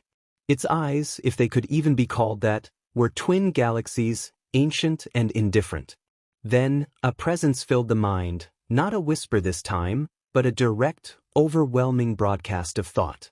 It was the voice that had spoken before, now amplified, vibrating through every atom. It was deep and resonant, like the grinding of universal gears, yet utterly devoid of emotion. The voice conveyed curiosity, noting the individual as a deviation, a ripple in the stagnant pond of existence. The gaze of this being, in its endless flight, had lingered upon them a fleeting moment in eternity, yet noteworthy in its discordant nature. The mind screamed in protest, overwhelmed, yet unable to break away. Answers were desired, questions about the being, but the thoughts withered before they could fully form. The voice continued, instructing not to attempt to speak, as meager thoughts were barely audible. Words were less than dust motes. The individual was in its domain. The being identified itself as Great Red, the true Red Dragon God Emperor, the Dragon God of Dreams. It dwelled within this space, forever flying through the currents of creation and oblivion. The void was its breath, existence its fleeting thought, reality merely a concept observed. The legends were true. The ultimate being of the dimensional gap. The realization stripped away any last vestige of defiance or self-importance. This was not a political entity to be outmaneuvered, nor a vengeful spirit to be appeased. This was a force of nature, a living concept, a primordial entity whose existence dwarfed all known hierarchies, all gods, devils, and dragons. The mind reeled, trying to comprehend the sheer, incomprehensible scale of what stood before them. The voice filled the mind again, noting a unique connection to the deeper currents of existence, a resonance with the abyss that caught its fleeting interest. The squabbles of lesser beings, the games of devils and angels, their petty wars for territory and power held no meaning. The so-called rating game was a mere flicker, an inconsequential dust mote in the boundless currents of reality inhabited by this being. A brief, almost unnoticeable distortion in the fabric of existence occurred. Your presence here, through the chaotic energies you unleashed, was unexpected. His focus shifted, a tangible weight settling upon you, immense and absolute but not painful. He observed your unique abilities, accompanied by a faint hum that resonated with the very void. He noted your anomalous growth and the gathering of peculiar energies, a mix of the familiar and the unheard of, drawn to you by some strange, magnetic force. It was a curious collection of energies, and there was no judgment in his tone, only a detached, cosmic observation, as if he were examining an interesting specimen. He seemed to perceive you not as an individual but as a fascinating convergence of energies. He offered you a choice, emphasizing your insignificance. The vastness of the void pressed in, thick with unspoken power. He explained that you could accept a fragment of his power, a spark of his infinite energy. This would not be a physical transfer as understood by your kind. Rather, it would integrate with your existing essence, reshaping it in ways you could not yet comprehend. It would grant you new capabilities, subtle yet profound, abilities beyond the understanding of the realms you knew, marking you with a ripple in his wake. His thought voice paused in the infinite silence, and for a brief moment, you sensed a shift in the void, as if a cosmic yawn had passed through it. Alternatively, you could refuse, returning to your concerns and your small corner of reality, while he would continue his journey, forgetting your existence as swiftly as he had noticed it. Your choice would have no consequence for him. The choice hung in the silent, swirling expanse, shimmering with the raw energy of possibility. There was no pressure, no threat, just a cold presentation of unimaginable cosmic might. It was the ultimate free will, offered by the ultimate power, yet it felt strangely heavy, almost burdensome. He cared not for your decision, merely offering it like a vast river might offer a drop of water to a parched land, indifferent to whether it was taken. His voice remained unchanged, a solid presence in the void, stating that your decision was irrelevant to his being. It would not affect his flight or change his endless journey through the gap. He urged you to choose or not choose, expressing indifference. The spark awaited. Then, you felt it, a minute tremor in the fabric of the void before you. A tiny yet infinitely powerful spark of pure energy drifted before you, pulsing with the essence of boundless reality, dreams, and nothingness. It was a waiting force, and the weight of your decision was immense, yet to Great Red, it was less than dust, a fleeting curiosity in his eternal flight. The pain in your stomach, the fear for your peerage, and the threat of Lucifer faded before the silent gaze of the true Red Dragon God Emperor. The choice lingered in the silent, swirling expanse of the void, shimmering with the raw energy of possibility. Great Red's colossal form loomed, a being of pure cosmic indifference. The spark of his infinite energy drifted before you, a minuscule yet potent mote. Your mind raced. The sheer scale of Great Red was overwhelming, his apathy chilling. This was not a benevolent god offering a gift, it was a primordial force presenting an option, uncaring of the outcome. To refuse meant returning to your wounded body, your stranded peerage, and the very real threat of Lucifer, still a dark presence in the void. Survival felt impossible without some kind of intervention. But accepting the power offered was daunting. Could you, a mere devil king, contain a fragment of such a being? The visions evoked by Great Red's presence of collapsing galaxies and endless nothingness hinted at forces beyond your comprehension. Was this a path to salvation or utter destruction? Your gaze flickered to the faint shimmer that clung to the forms of Lucille, Vida, and Irene, your peerage. They were protected for now, thanks to fewer sacrifice, but how long would that last in this hostile realm? The thought of them fading into the void clenched your gut. You had sworn to protect them, to lead them. Could you risk their survival on your own limited power in this alien space? A desperate resolve hardened within you. This was not about ambition or a thirst for greater power, it was about survival and protecting the family you had built. Even if it meant facing unimaginable risks, you had to try. With a deep breath that felt shallow in the void, you reached out a hand toward the incandescent spark. There was no warmth, no sensation of touch as your fingers passed through its ethereal form. But the moment your intent solidified, the spark lunged. It did not pierce you, it absorbed into you, becoming one with your essence. It was not a gentle infusion but a jolt that surged through your being, as if your soul had been struck by lightning, an alien energy coursing through your core. Your body spasmed, muscles convulsing uncontrollably. Your vision exploded in a kaleidoscope of impossible colors, hues that had no name, patterns that defied geometry. Your mind became a battleground for fleeting, incomprehensible visions of the dimensional gap. You saw swirling vortexes of chaotic energy, the birth and death of universes in the blink of an eye, and the endless gaze of Great Red, a distant observer. You felt your consciousness fracturing, each shard pulled in different directions by the force of this infinite power trying to integrate with your finite self. You were tearing apart, the boundaries of your being dissolving into the chaotic fabric of the void. Just as the overwhelming sensation threatened to extinguish your consciousness, a familiar energy slammed into you from the outside. A golden aura, sharp and focused, enveloped your convulsing form. A voice, usually calm and measured, now bellowed with fury, cutting through the cosmic static assaulting your mind. Anubis materialized beside you, his brow furrowed with intense concentration and worry. His massive hand, radiating authority, pressed firmly against your chest, channeling a torrent of his potent energy into a desperate shield forming around you.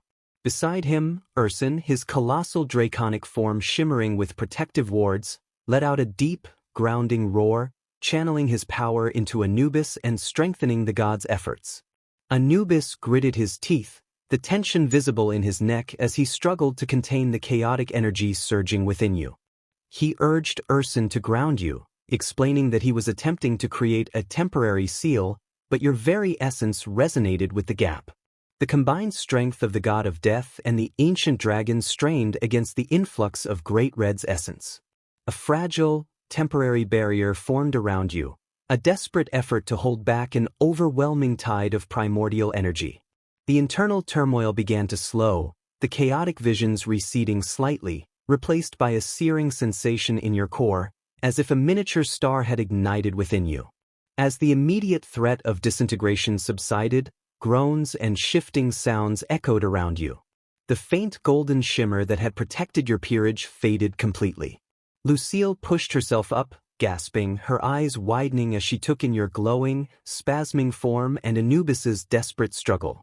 She rushed towards you, her hand outstretched, but Anubis's sharp command halted her. He ordered everyone to stand back, emphasizing that you were integrating a power beyond their understanding and that any interference could lead to disaster. His voice, though strained, carried an undeniable authority. Jada and Irene also stirred, their eyes wide with fear and confusion. Even from a distance, the massive forms of the golems, Kuzara and Kara, began to awaken, their stone bodies groaning as they righted themselves, their silent gazes fixed on the chaotic scene unfolding before them. Your peerage, now conscious, watched in stunned silence, their concern for you palpable. The golems, though not part of your peerage, radiated a sense of protective readiness, their immense forms subtly shifting as if awaiting instruction. However, their awakening seemed to stir the void itself. The ethereal ground beneath everyone trembled violently, and unseen currents of energy swirled with greater intensity. The dimensional gap, no longer a passive observer, reacted to the sudden surge of alien power and the return of conscious life. You were still alive, the burning in your abdomen a dull throb compared to the cosmic storm within you, now precariously contained. You had accepted the spark, a decision made out of desperation and the need to protect your family. Yet, the sheer scale of Great Red's power and the immediate, terrifying consequences left you with a stark realization. You might have just traded one perilous situation for something far more dangerous. Trapped and wounded in the heart of the void, with an unconscious Lucifer lying nearby, you faced a dormant threat in this alien landscape. Survival now felt less like a victory and more like the beginning of an even greater, more incomprehensible challenge. The overwhelming chaos of the dreamscape began to recede, replaced by a strange sense of vastness and a nascent awareness of the boundless energies now carried within. Deep within the core of being, where the spark of Great Red ignited, a faint, ancient resonance was felt.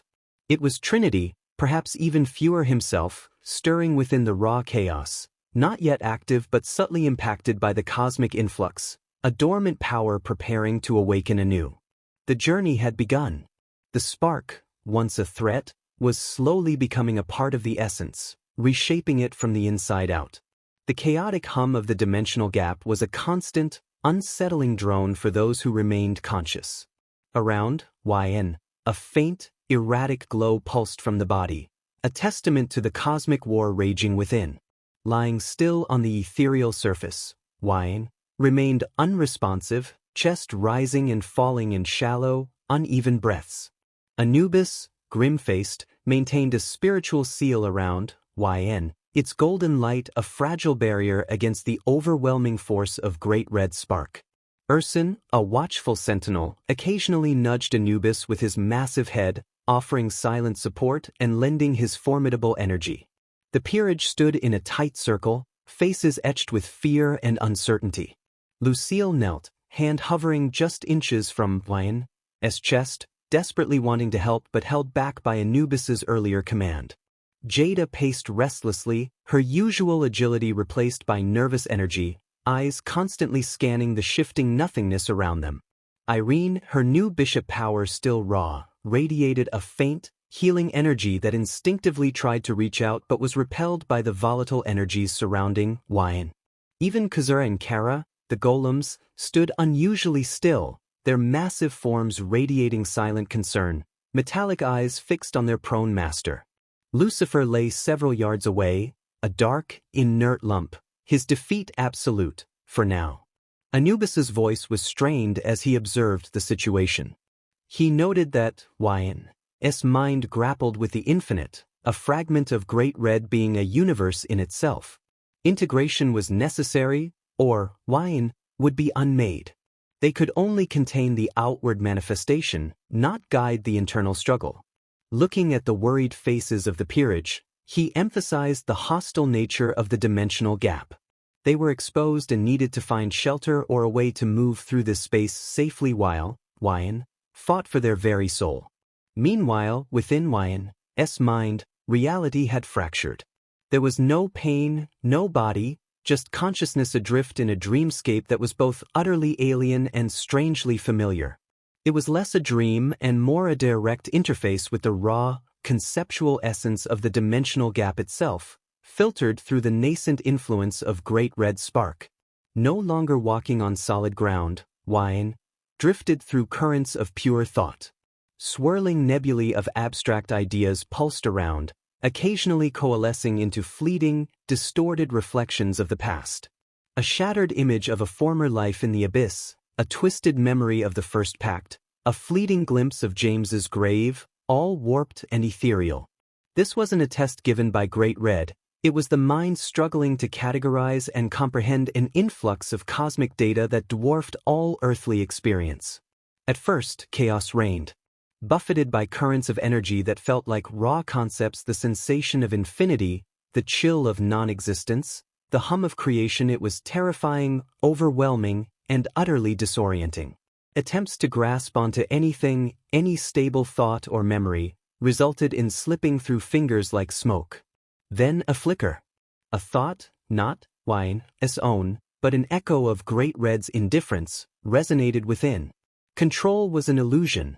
Adaptation was survival. Instinctively, Yn tried to steady. A burgeoning will, honed by the trials of becoming a devil king, pushed back against the chaotic flow. Something happened.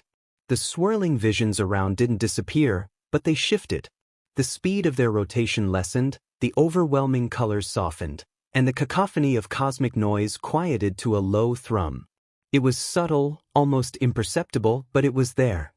Yn hadn't controlled the void, but had influenced the perception of it. Drifting towards what looked like a solidified thought, a crystalline structure of pure reason, it resolved into a familiar scene, the mountain base, the peerage training. The movements were exaggerated, like a clumsy puppet show. Focusing, the figures moved with fluid grace. Thinking of Jada's speed, she blurred across the mental landscape.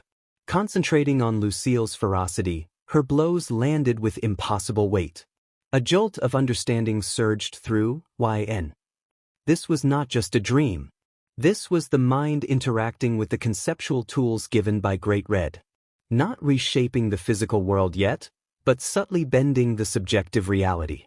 Within this dreamscape, experimenting, thinking of a barrier, a shimmering, translucent wall appeared. Imagining a target dissolving, the mental image rippled and vanished. This raw, intuitive understanding settled within, a seed of an entirely new kind of power. It was not the brute force of devil magic, nor the divine authority of a god. It was something far more nuanced, more fundamental, touching the very nature of perception and reality itself.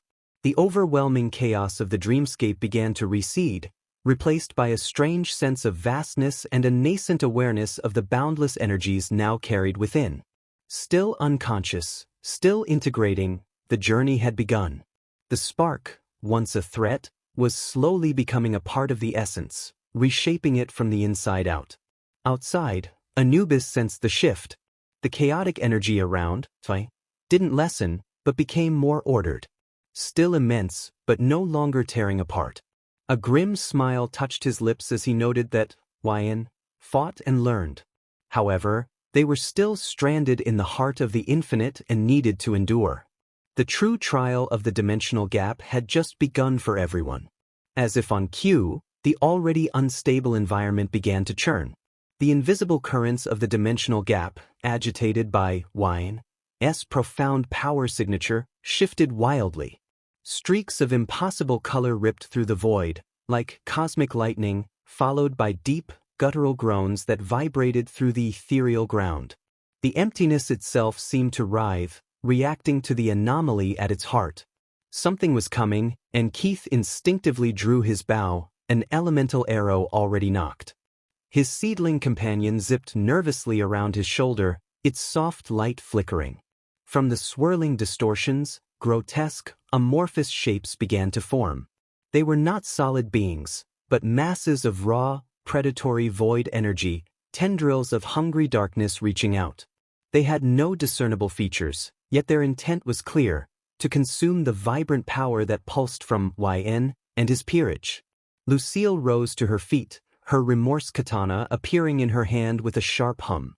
Her winter's whelp let out a small, defiant bark, its fluffy ice fur bristling. She called for Kazara and Kara to join her on the front line. They immediately fell into formation, their swords drawn, their omen hawk circling above Kazara, letting out piercing cries that tried to disrupt the incoming void creatures. The earth golems, sensing the direct threat, lumbered forward, forming a massive, living wall in front of YN and Anubis, their stone bodies radiating protective energy. The first wave of void creatures slammed into the golems with chilling impact, their shadowy forms dissolving slightly on contact, yet still pressing forward. The air filled with the unsettling sound of energy tearing against stone. Eva cried out in alarm, her relimer, the shadowy wolf, snarling by her side, its crimson eyes burning with ancient warning. She unleashed her link chain, its magical links glowing as it snapped around one of the larger void creatures, trying to bind its amorphous form. The chain tightened, but the creature simply stretched and warped, parts of it flowing around the links like water around a stone, still reaching. Rose yelled for Eva to get back, her martyrdom gloves glowing as she punched a smaller void creature that had slipped past Eva, causing it to explode into shimmering dust. Her power surged with the hit, while her Vulpiprav, the ghostly fox, weaved through the void, subtly confusing the more aggressive tendrils with fleeting illusions. Grace screamed in frustration, unleashing a torrent of hellfire that bathed a section of the void creatures in emerald flame. The flames burned, but the creatures merely dissipated and reformed, their essence seemingly immune to conventional attacks, as if fire was just another concept they could ignore. Her shadow emblem hissed, its abyssal black fur bristling, swiping with spectral claws that left faint trails of distortion. Lucille commanded Jada to focus on impact shots, instructing her to aim for their core, if they had one. Jada steadied her bang-bang sniper rifle, her eyes narrowing as she searched for a weak point in the shapeless masses. A silent shot struck one of the larger void creatures. It didn't explode, but it visibly convulsed, its dark mass shuddering violently before collapsing in on itself, shrinking rapidly into nothingness. Mina cheered for Jada, her narcoleptic whip cracking and sending arcs of holy light through the void, causing the creatures to recoil slightly. Her touch seemed to cause them genuine discomfort, unlike Grace's flames. Lucille ordered everyone to focus on the holy element, adapting swiftly to the situation. Mina and Jada concentrated their fire while Irene, despite her fear, activated her one-up sacred gear, sending surges of energy to them, doubling their output. Green healing light flared around any peerage member who took a hit from the void creatures, even as Irene herself felt the unnerving sensation of their cold, consuming touch. Her ember cat hissed, its fiery body crackling as it tried to burn away smaller void tendrils that sought to wrap around Irene's legs. The battle raged on, a desperate defense against an alien threat. Anubis remained focused on stabilizing YN, his golden barrier flickering under the strain. He could offer no direct aid, trusting his apprentice's peerage to survive this terrifying trial. The fate of their king, and indeed, their very existence, depended on their ability to fight the unfathomable. Suddenly, a faint, golden glow pulsed from YN's prone form, brighter than before, momentarily pushing back the encroaching void creatures with a subtle wave of energy. It wasn't conscious, but a reactive surge, a ripple of the immense power now being forged within him. The void creatures seemed to flinch, their amorphous bodies recoiling from the sudden, powerful discharge. It was a brief reprieve, a silent promise of the power to come, but for now, the peerage was still very much alone in their fight for survival. A profound stillness settled within YN's consciousness, the tumultuous cosmic storm replaced by an expansive, quiet awareness. The spark of Great Red had irrevocably fused with his core, transforming not just his power, but his very perception. He felt fundamentally altered, his essence humming with a vast, alien energy. He no longer simply observed the dimensional gap. He felt its intricate currents, its conceptual fabric, like a grand, silent symphony resonating within him. His eyes flickered open. The omnipresent blackness of the void still surrounded him, but now it was textured, alive with unseen patterns and shimmering energetic flows. His hand moved, touching his abdomen.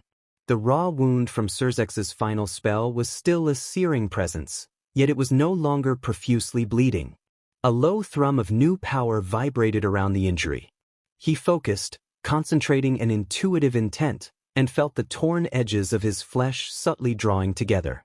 It was not instantaneous regeneration, but a rapid, deliberate stabilization, buying him precious time. His gaze instinctively sought out Surzex Lucifer, a collapsed form some distance away. Wyan felt no sense of victory or malice, only a stark, almost detached understanding of the fallen Devil King's current state. Surzex was merely a piece in this cosmic puzzle now, his former immense power humbled by a force beyond his comprehension. A strained voice cut through the void's endless hum, reaching Wyan's newly attuned senses. Anubis spoke, his voice laced with the weariness of immense exertion, urging them to endure. Wyan slowly turned his head. He saw them. His peerage engaged in a desperate, tireless struggle against the swarming void creatures. Lucille was roaring commands, her voice hoarse. Jada fired her sniper rifle with desperate precision. Mina's holy light flickered defiantly, while Irene's exhausted boost stretched her healing energy thin. The colossal earth golems stood unwavering in their defensive stance, absorbing impact after impact. Anubis poured his very essence into the golden barrier that shimmered around Wyan, his features drawn with strain. The pressure mounted. Amorphous void creatures, more numerous and aggressive with each passing moment, began to test their defenses. Their tendrils lashed out, attempting to seep through the golem's solid forms. Kara yelled, her limbo sword a blur of motion as she parried a shadowy appendage that snaked past the golems. Kazara's purple chaos blade met another swirling mass, carving a momentary void within the void creature itself before it reformed.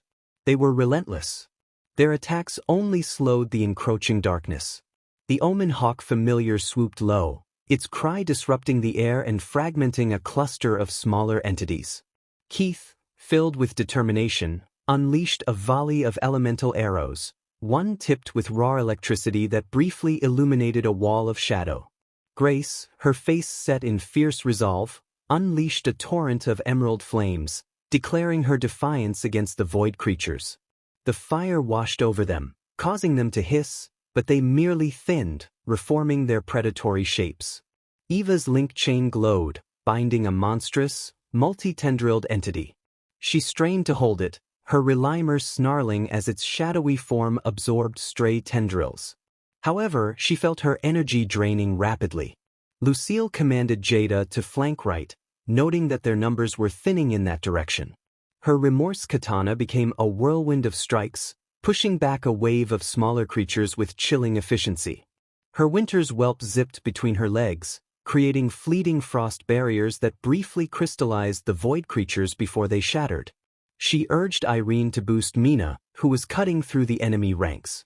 Irene, panting, focused her will and directed a surge of green energy to Mina. With renewed vigor, Mina's narcoleptic whip cracked with holy light, making the void creatures recoil. She shouted her defiance, while her ember cat familiar leaped onto a larger void creature, searing a hole through its shadowy mass. Rose warned that the enemy was adapting, their attacks becoming faster. Her martyrdom gloves flared crimson with every punch that disintegrated a void creature. Her Vulpiprav, the ghostly fox, created fleeting illusions that drew the void creature's attacks, dissolving into mist as they struck empty space. She expressed concern about their dwindling energy, noting that Anubis was almost out. Lucille glanced back at Twine, whose golden glow was still erratic, and at Anubis, whose grimace deepened with every flicker of the barrier. A cold dread settled in her stomach as she rallied her weary team, urging them to hold on a little longer for their king and home. A powerful surge of protective fury ignited in Wayne's chest. He felt their fear and exhaustion, yet their loyalty remained a beacon in the cosmic dark. He had accepted this unimaginable power for them, and now he would wield it. Pushing himself upward, he found his footing on the ethereal ground, which pulsed with a faint golden light beneath him. He focused his will, and the very fabric of the void around his struggling peerage shimmered, pushing back the encroaching void creatures with an invisible force. The amorphous horrors recoiled, letting out alien shrieks. Lucille's voice, raw with exhaustion but now laced with relief, broke through the void's hum as she realized he was awake. Wayne stood tall, his stance firm upon the glowing surface. The dimensional gap no longer felt like an impenetrable prison. It felt like an immense, responsive canvas. He drew a deep breath, feeling the surrounding currents of pure void energy shift, bending to his will. Though he was not yet in full command, he sensed pathways through the formless expanse. Extending a hand, the shimmering currents of the dimensional gap began to coalesce before him, forming ephemeral, luminous pathways twisting rivers of light piercing the cosmic dark. Yn's voice resonated with newfound authority as he commanded Anubis to conserve his energy, believing he could lead them out. Anubis, filled with a mix of exhaustion and awe, nodded, allowing his golden barrier to dissipate. Urson released a low, rumbling sound of relief that vibrated through the emptiness. The void creatures, momentarily disoriented by Yn's surge of power, began to regroup, their predatory hunger renewed. They surged forward, a tide of darkness. Wayne turned, surveying his peerage and the encroaching threat. His new power hummed within him, and he raised a hand, causing one of the luminous pathways to flare and solidify into a shimmering tunnel. With unwavering resolve, he commanded everyone to follow him, declaring it was time to go home. Stepping into the shimmering pathway, he trusted in the cosmic power coursing through him. His peerage, battered yet resolute, quickly gathered and followed their king into the unknown currents of the dimensional gap, leaving behind the unconscious Surzex Lucifer and the defeated void creatures, their path illuminated by the light of their new beginning. The vibrant, golden tunnel pulsed and then dissolved, depositing Yn and his peerage onto a surprisingly soft, grassy plain. The air was crisp and cool, carrying the familiar scent of pine and damp earth. Sunlight filtered through a canopy of towering trees, revealing a secluded forest clearing, tranquil and serene, a stark contrast to the cosmic horror they had just endured. Everyone stumbled, disoriented by the sudden shift in reality, their bodies aching from the oppressive environment of the dimensional gap and the battle against the void creatures. Lucille collapsed to her knees, panting, her katana clattering beside her. Jada leaned heavily on her rifle, looking utterly drained. Keith and Grace slumped against a nearby tree, their familiars flickering weakly beside them. Even Kuzara and Kara, usually stoic, showed visible signs of strain. The earth golems stood motionless, their stone forms radiating quiet fatigue. Yn felt a wave of dizziness, but it quickly passed, replaced by a strange sense of clarity. His wound, though still a dull throb, radiated warmth as it healed at an astonishing pace. The spark of great red within him hummed, making the world feel different. He could perceive faint, shimmering lines of energy crisscrossing the forest, an invisible layer of reality he hadn't seen before. Anubis, looking more drained than ever, finally lowered his hand from Urson's head. The colossal dragon shimmered and shrank to a more manageable size, nuzzling Anubis's shoulder protectively. Anubis's golden eyes, usually sharp, were now heavy-lidded. Lucille pushed herself up, her eyes wide with disbelief and relief as she asked if they were home. Anubis gave a weary nod, explaining that they had found a temporary sanctuary in a rarely used training ground deep within one of the forgotten divine territories, a place even the gods themselves rarely ventured. It should provide respite. He looked at Yn with a complex expression of relief, awe, and deep concern. He acknowledged that Yn had led them out and embraced a power that transcended even his understanding. Wyan simply nodded, still processing the profound change within himself. As he reached out a hand, a small patch of grass beneath his fingers rippled, distorting like a heat haze before returning to normal. He frowned, trying to control the subtle manifestation. Irene, her voice soft but filled with apprehension, asked what had happened to him, instinctively trying to reach out with her healing energy but sensing a barrier. Anubis stepped forward, supporting himself with a staff that materialized in his hand. He explained that Wyan had integrated a fragment of Great Red's essence, becoming a conduit resonating with the dimensional gap itself. He gestured vaguely at Wyan, noting that he could subtly bend localized reality, influence perception, and manipulate concepts' powers far beyond the physical or magical realms they usually encountered. However, it was raw and untamed, making him a beacon in the cosmos. A beacon? Jada muttered, still clutching her sniper rifle tightly. Anubis grimly elaborated that it was a magnetic pull for things from beyond this reality and a target for every major power in every pantheon, now that a fragment of the dragon god of dreams coursed through a mortal vessel.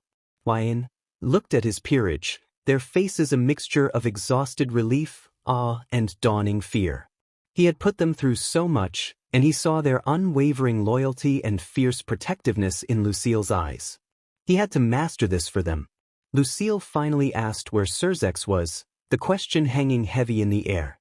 Anubis's face hardened as he revealed that Surzex remained in the dimensional gap, unconscious and stranded. He paused, a deep sigh escaping him. His absence would cause unprecedented turmoil in the underworld, political instability and power vacuums leading to chaos. He needed to return to mitigate the fallout, explaining that he could maintain a subtle presence to obscure their aura from most detection but that direct intervention might be limited. Grace whimpered, expressing her concern about Anubis leaving them. He reassured them that it was only for a time, though his gaze lingered on Wyan. He emphasized that Wyan must learn to master what he had become. Urson would remain as a guardian and guide, but this was a trial they must face together. The world outside would soon feel the tremors of Surzex's disappearance, and they needed to stay hidden, train, and adapt. Turning to Wyan, Anubis stated that his path had just begun, with the stakes higher than ever. He urged Wyan to control his new power and stay safe, promising to return when he could. With a final, weary nod, Anubis summoned a portal, a golden gateway shimmering into existence. He stepped through, followed by a concerned Urson, and the portal dissolved, leaving Wyan and his peerage alone in the tranquil clearing, surrounded by the silence of their temporary sanctuary and the overwhelming weight of their new reality. The world outside was about to learn of the missing Devil King, and their king was now a ripple in the fabric of existence. The serene clearing, bathed in dappled sunlight, offered a deceptive calm. For Wyan and his peerage, every rustle of leaves and distant bird call felt charged with new meaning. The silence left by Anubis and Urson's departure was heavy, amplifying the weight of their new reality. Wyan sat cross-legged on the soft grass, eyes closed, focusing inward. The spark of Great Red hummed within him, a constant, low vibration, like a dormant engine of creation. He tried to grasp the ephemeral concepts Anubis had spoken of, bending reality and influencing perception. When he opened his eyes, the world seemed to shimmer at the edges of his vision.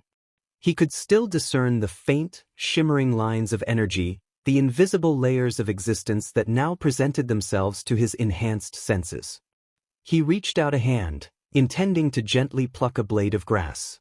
Instead, the very air around his fingertips rippled, and the grass blade elongated impossibly, twisting into a delicate, crystalline spiral before snapping back into its normal form with a faint pop. Nearby, Jada exclaimed in surprise, watching the phenomenon unfold. Wyan mumbled that he was just trying to figure things out, retracting his hand. The accidental distortion had left him feeling a faint spiritual tremor. This power wasn't a sword he could swing or a spell he could cast. It was something far more intrinsic and chaotic. Lucille, ever watchful, approached him, inquiring about how he felt. She noted that his aura was different and more vast. Wyan admitted he felt overwhelmed, likening it to trying to drink an ocean. He could feel something beyond magic, but he didn't yet know how to control it. Meanwhile, far away in the underworld, chaos had indeed erupted. News of Surzek's Lucifer's disappearance from the raiding game and his failure to return from the dimensional gap spread rapidly. Grafia, usually composed, was frantic, her desperate inquiries echoing through the Gremory mansion. Other Devil Kings, sensing a monumental power vacuum, began maneuvering for influence. Fear gripped the high-class devils. A pillar of their society had vanished without a trace, and the implications were terrifying. In his manner, Lord Phoenix raged, slamming a fist onto a pristine table, declaring that Surzek's disappearance destabilized everything and accusing Wyan of being involved. Amidst the political turmoil, a different kind of worry consumed Seraphal Leviathan. Her office, usually a chaotic shrine to magical girls, was unusually quiet. Holographic screens flickered with news reports about Surzek's, but her eyes were glued to a communication crystal, desperate for a response from Anubis or, more importantly, Wyan. Seraphal expressed her concern to an unseen assistant, lamenting that Anubis wasn't answering her calls and that Wyan must be so worried.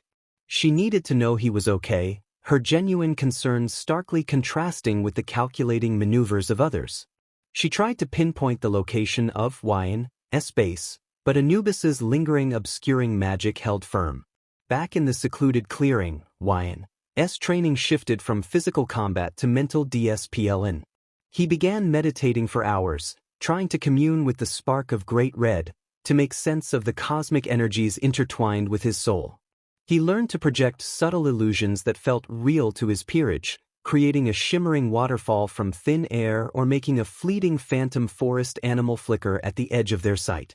He could even subtly alter the density of the air, making a sparring partner feel impossibly heavy or light for a moment. During a training session, Keith marveled at the way Wyan made his elemental arrows bend their trajectory mid-flight, curving around an invisible barrier he had conceptualized. Wyan admitted that it was exhausting, sweat beading on his forehead as he dispelled the mental image. Wyan sensed something unusual. Grace, with her shadow and blinking its large, dark eyes, inquired about his feelings. He frowned, concentrating on the whispers echoing from the void. They felt like distant presences, immense and observing, but not hostile. His connection to the dimensional gap had evolved. He was now a constant receiver of its vast, unfeeling consciousness. One afternoon, a subtle tremor rippled through the clearing, unlike anything they had experienced before. It wasn't seismic, it felt like a disturbance in their secluded reality. A flash of distorted light briefly illuminated the air, leaving behind a faint scent of ozone and something akin to burnt metal. Lucille instinctively reached for remorse, while the earth golems, standing guard, shifted their stony faces toward the disturbance. Anubis's voice echoed faintly in Wyan's mind, warning him of an unwelcome visitor astray from a fractured realm, drawn by the resonance of his power. Though weak by its standards, it was still dangerous. Anubis instructed Wyan to handle it discreetly, without direct intervention. Wyan's eyes narrowed as he scanned the forest, now perceiving beyond mere sight. He sensed the distorted aura of the intruder, something that felt wrong with reality itself. It emanated a desperate hunger for stability and power, heading straight for their sanctuary. He announced to everyone that they had a guest, and it was clear they were not here for a friendly visit. The crisp mountain air crackled with tension as Wyan focused on the approaching distortion. It felt less like a creature and more like a tear in existence, desperate and predatory. Lucille's voice cut through the tension as she commanded the group to form up. Her remorse katana snapped into her hand, and her winter's whelp growled, its icy fur bristling. The peerage moved efficiently, creating a defensive perimeter around Wyan, while the earth golems positioned themselves, ready for action. From a swirling distortion, a familiar figure materialized: Malachar, the king of void. His tattered robes flowed around him, crackling with unstable energy, and his eyes burned with a terrifying intensity as they fixed on Wyan. He remarked on the return of the lion god from the abyss, sensing the enticing resonance of Great Red's power. Rose, filled with righteous fury, launched herself forward, followed closely by Grace, who was already building her hellfire. Malachor chuckled, raising a hand as the void rippled around him. Rose and Grace collided with an invisible barrier, the impact sending them skidding back, dazed but unharmed. Malachor dismissed their efforts, claiming their trinkets were useless against true conceptual power. Yin's new abilities flared as he perceived the barrier not as a physical wall but as a conceptual alteration of space. He focused, pushing his understanding of reality, and felt a subtle shift. The wall shimmered momentarily before snapping back, indicating his influence, albeit fleeting. Malachor snarled in surprise at Yin's interference, acknowledging the spark of potential within him. Lucille commanded her team to prepare for concentrated holy blasts while she parried a tendril of void energy. Jada steadied her weapon, firing a shot that struck Malachor in the chest. Instead of the expected impact, the void energy absorbed the force, and Malachor quickly recovered, grinning predatorily. Mina's whip lashed out with arcs of holy light, enhanced by Irene's support. The holy energy connected with Malachor, causing him to snarl in genuine pain as the light burned his void-infused form. He retaliated, pushing back the holy energy with a wave of dark force, proclaiming his dominance over all. Tendrils of darkness lashed out, attempting to drain their energy. Kuzara and Kara moved quickly, trying to cut the shadowy appendages, but they merely reformed around their blades. Yin stepped forward, radiating a faint golden light. He knew he needed to use his newfound understanding of concepts rather than direct power. As Malachor unleashed a concentrated blast of void energy, intending to consume Yin, the blast distorted and curved, missing him by inches. Yin focused on the space the blast occupied, bending probability itself. Malachor's surprise was evident as he realized Yin was manipulating the very fabric of their encounter. Seizing the opportunity, Yin reached out conceptually, trying to perceive the flow of Malachor's void energy. He focused on containment, creating a subtle shimmer of golden light around Malachor's body, disrupting the flow of his power. Malachor's movements became erratic as he struggled against the unseen interference. Suddenly, a faint golden portal shimmered into existence, and Osiris stepped through, his presence immense and calm. He watched the battle with detached interest, and a subtle nod passed between him and Yin, an ancient understanding without words. Osiris commanded Malachor, stating that his time was over and that Yin's essence was not for him to consume, at least not yet. Malachor's fury ignited as he faced this new challenge. But the power was undeniable. Osiris, with an unwavering gaze, instructed Malachor to withdraw, emphasizing that they had other plans for the anomaly. Malachor hesitated, his eyes filled with hatred as he glared at Yin. He realized he could not defeat Osiris, especially with Yin interfering. With a frustrated roar, he unleashed a wide blast of void energy as a distraction and vanished into the swirling darkness. Osiris observed Malachor's departure before turning his attention to Yin. He acknowledged the young one's unexpected growth, noting it as a fascinating development in the cosmic dance. His gaze shifted to the unconscious Surzex Lucifer, a faint smirk appearing on his lips as he remarked on the challenges faced by some devils. With a subtle shift in the air, Osiris vanished, leaving Yin and his peerage alone in the tranquil clearing, where the scent of ozone and triumph lingered heavily. Exhausted but victorious, the peerage collapsed to the ground, panting heavily. Lucille rushed to Yin, her face filled with concern as she scanned for injuries. She noticed the healing wound in his stomach and felt a sense of urgency. Yin nodded, feeling the tremors in his body begin to subside. He acknowledged the strain of wielding his new power, the healing energy humming steadily within him. He looked around at his peerage and the empty space where the two gods had just stood. The world had opened up before them, and while the dimensional gap was behind them, the cosmic stage was just beginning to unfold. The threat of Malachor remained, and with Osiris now aware of him, Yin understood that their journey was about to become infinitely more complex. The tranquil clearing, now marked by the scars of cosmic conflict, slowly regained its silence. The scent of ozone faded, replaced by the fresh, earthy aroma of the forest. The peerage, still catching their breath, began to assess the aftermath of their battle. The relief of victory was palpable, a fragile warmth amidst the immense power that had threatened their sanctuary.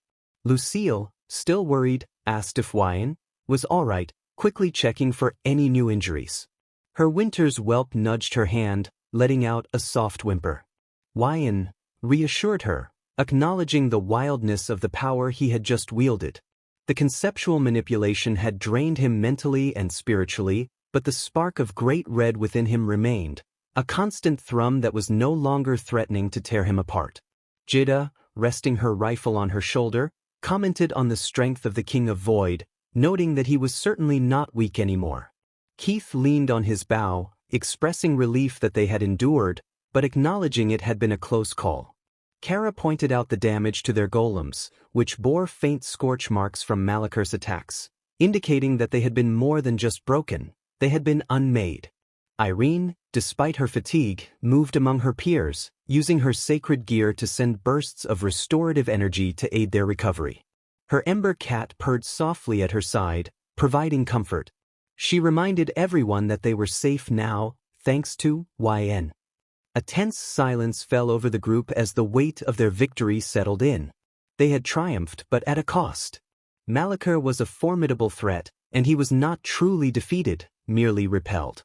His final words and Osiris's chilling intervention echoed in my mind. Wine stated that Malakur wanted his power or the spark of great red within him, and Osiris had other plans for him. Surviving the dimensional gap had only made them a bigger target. Lucille's grip tightened on her katana, vowing to fight together with Wine against any threats. The others nodded in agreement, their loyalty unwavering despite their exhaustion. Remembering a promise, Wine mentioned Kaneko, who was with Rias. He explained that Kuroka had asked him to save her sister, and now might be their best chance. Grace's eyes widened in surprise, realizing the implications of this mission. Wine clarified that this was about giving Kaneko a genuine choice, away from Rias's influence.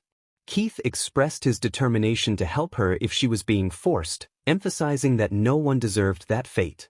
However, Wine cautioned that it wouldn't be easy and could have severe political ramifications, especially with Surzex gone. He proposed that they confront Rias directly to demand Kaneko's release as per the terms of their victory against Surzex. Lucille expressed concern for Wine's recovery and insisted on accompanying him, but Wine reasoned that her presence would be too prominent. He needed someone capable of leading the defense in case Malakur returned, and he trusted her as his queen. After some hesitation, Lucille reluctantly agreed, urging Wine to be careful. A few hours later, as twilight deepened, the peerage materialized in the main hall of the Gremory mansion. The air was thick with tension, filled with the scent of fear and despair. Rias's remaining peerage looked up in shock at their sudden presence. Rias, appearing haggard and distraught, confronted Wyan with a mix of anger and panic. She accused him of sabotaging her brother, insisting that he had not truly won. Wyan countered her accusations with cold authority, reminding her that the terms of their wager were clear. He had defeated Surzex, and as a result, she was obligated to release any piece of his choosing. Rias's emotional outburst claimed that Surzex had disappeared because of Wyan, but Wyan remained unaffected, asserting that Surzex's defeat was a consequence of his own uncontrolled rage. Issei, bruised yet defiant, claimed that Wyan's victory was fraudulent, but Lucille stepped forward to refute him, pointing out the reality of Surzex's state and the chaos in the underworld. Rias flinched at Lucille's blunt assessment, realizing the gravity of their situation. The political instability was clearly weighing on her, making her increasingly desperate. Akeno, who had been standing silently behind Rias with an unreadable expression, took a small, almost imperceptible step forward. Her eyes, filled with a complex mixture of shame, resentment, and a flicker of curiosity, met yours. The air between you two, once charged with a bitter history, was now simply strained. You announced that you had come for Kaneko, stating that according to the wager, she should be released from Rias's peerage. Kaneko, who had been sitting quietly in the corner with her shoulders slumped, slowly lifted her head. Her eyes, filled with profound sadness, flickered between Rias's furious face and your unwavering gaze. The weight of the situation, the direct challenge, and the fate of her freedom hung heavily in the silence. Rias glared at Kaneko and then at you, her face contorted in a mask of defeat and impotent rage. She believed you thought you could just walk in and take what was hers. You countered that what was hers no longer wanted to be, asserting that this was Kaneko's choice, free from manipulation and games. Rias's eyes narrowed, a desperate calculation flickering within them. The political pressure, the absence of Surzex, and the humiliation of her defeat pressed down on her.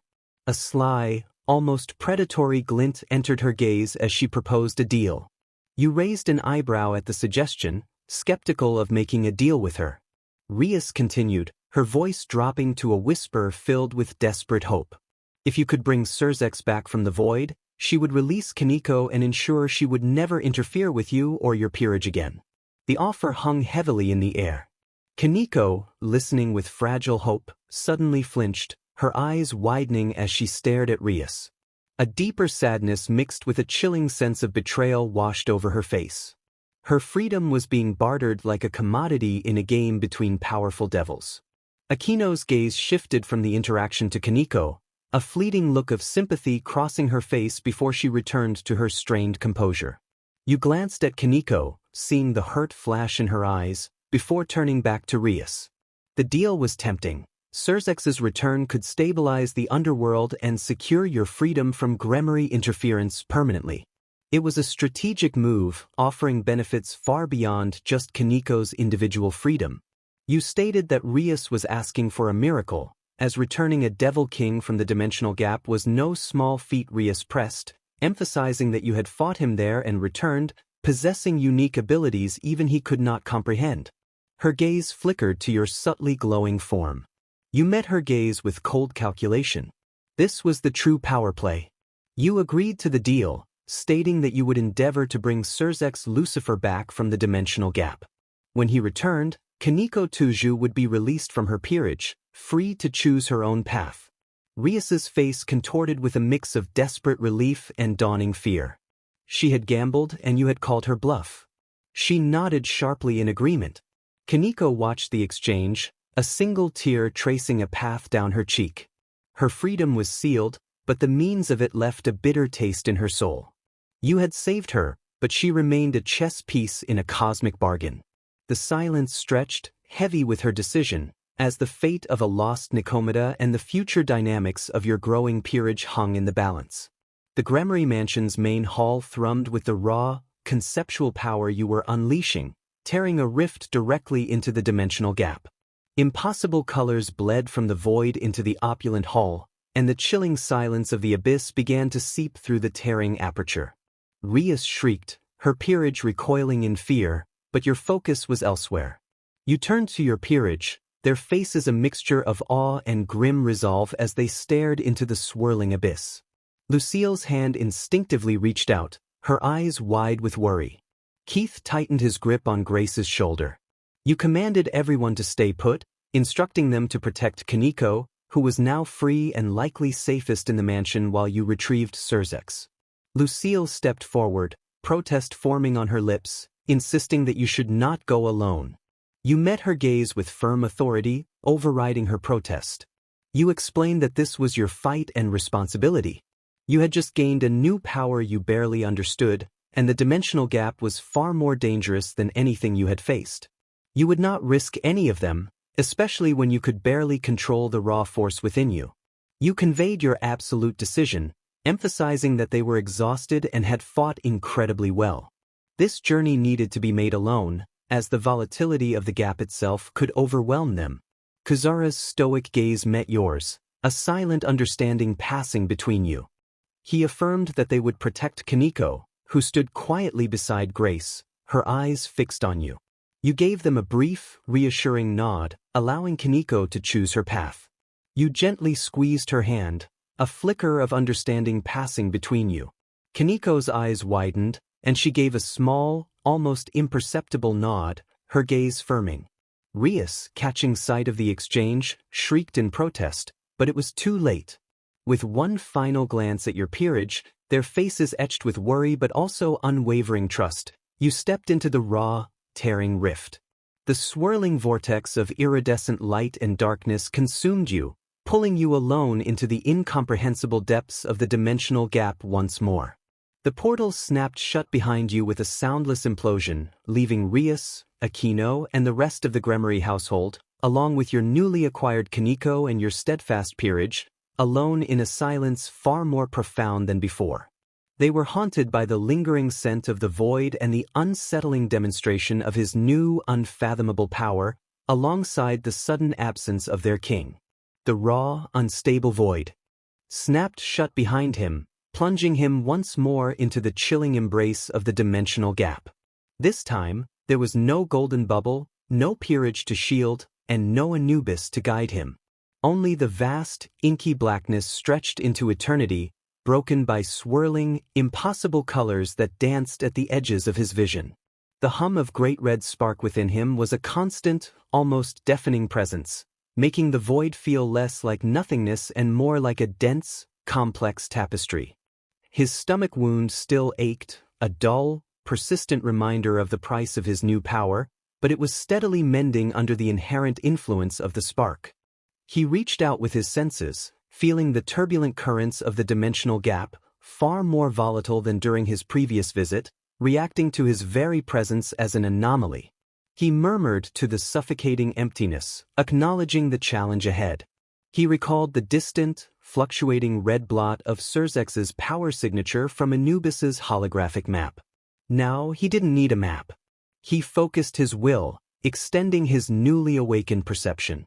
The void responded, not by showing him a path, but by highlighting a subtle resonance, a faint echo of Surzex's demonic energy. It was a thread, impossibly thin, stretched across the cosmic expanse. He began to move, not walking or flying, but drifting, subtly influencing the conceptual currents of the gap to propel himself forward. It felt like swimming through liquid thought, each shift of his will pushing him further into the unknown. The experience was disorienting, a constant battle to maintain coherence against the overwhelming vastness. He thought of Rias's terrified face, Akeno's pain, and Kaniko's quiet despair. These emotions and memories served as anchors in the formless chaos.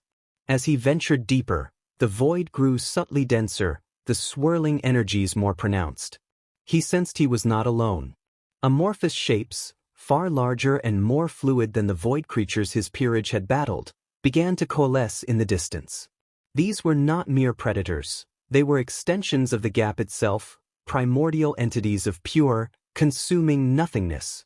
He noted their interest with a cold analytical edge to his thoughts. His great red power pulsed, an irresistible draw for these entities. He understood that fighting them directly would be futile, a drain on his still recovering essence. He focused, bending the concept of visibility. The void creatures were massive, but he willed himself to be unseen, to be unregistered by their alien senses. The light around him subtly distorted, becoming less him and more background. It was a fleeting, energy-intensive trick of perception, but it worked. The massive entities drifted by, their vast forms eclipsing cosmic light, oblivious to his passage. The journey tested his new abilities. Every time he pushed a conceptual alteration, a searing pain lanced through his core, reminding him of his limits. He wasn't omnipotent, he was learning to wield a force that threatened to consume him. Finally, after what felt like an eternity of silent drifting and desperate conceptual cloaking, the faint red thread of Surzex's aura grew stronger, more defined. It led him to a pocket of distorted reality, a shimmering, unstable bubble of pure, concentrated demonic power. Suspended within it, utterly motionless, was Surzex Lucifer, his body subtly marred by dark, jagged lines, like cracks in reality, pulsing faintly.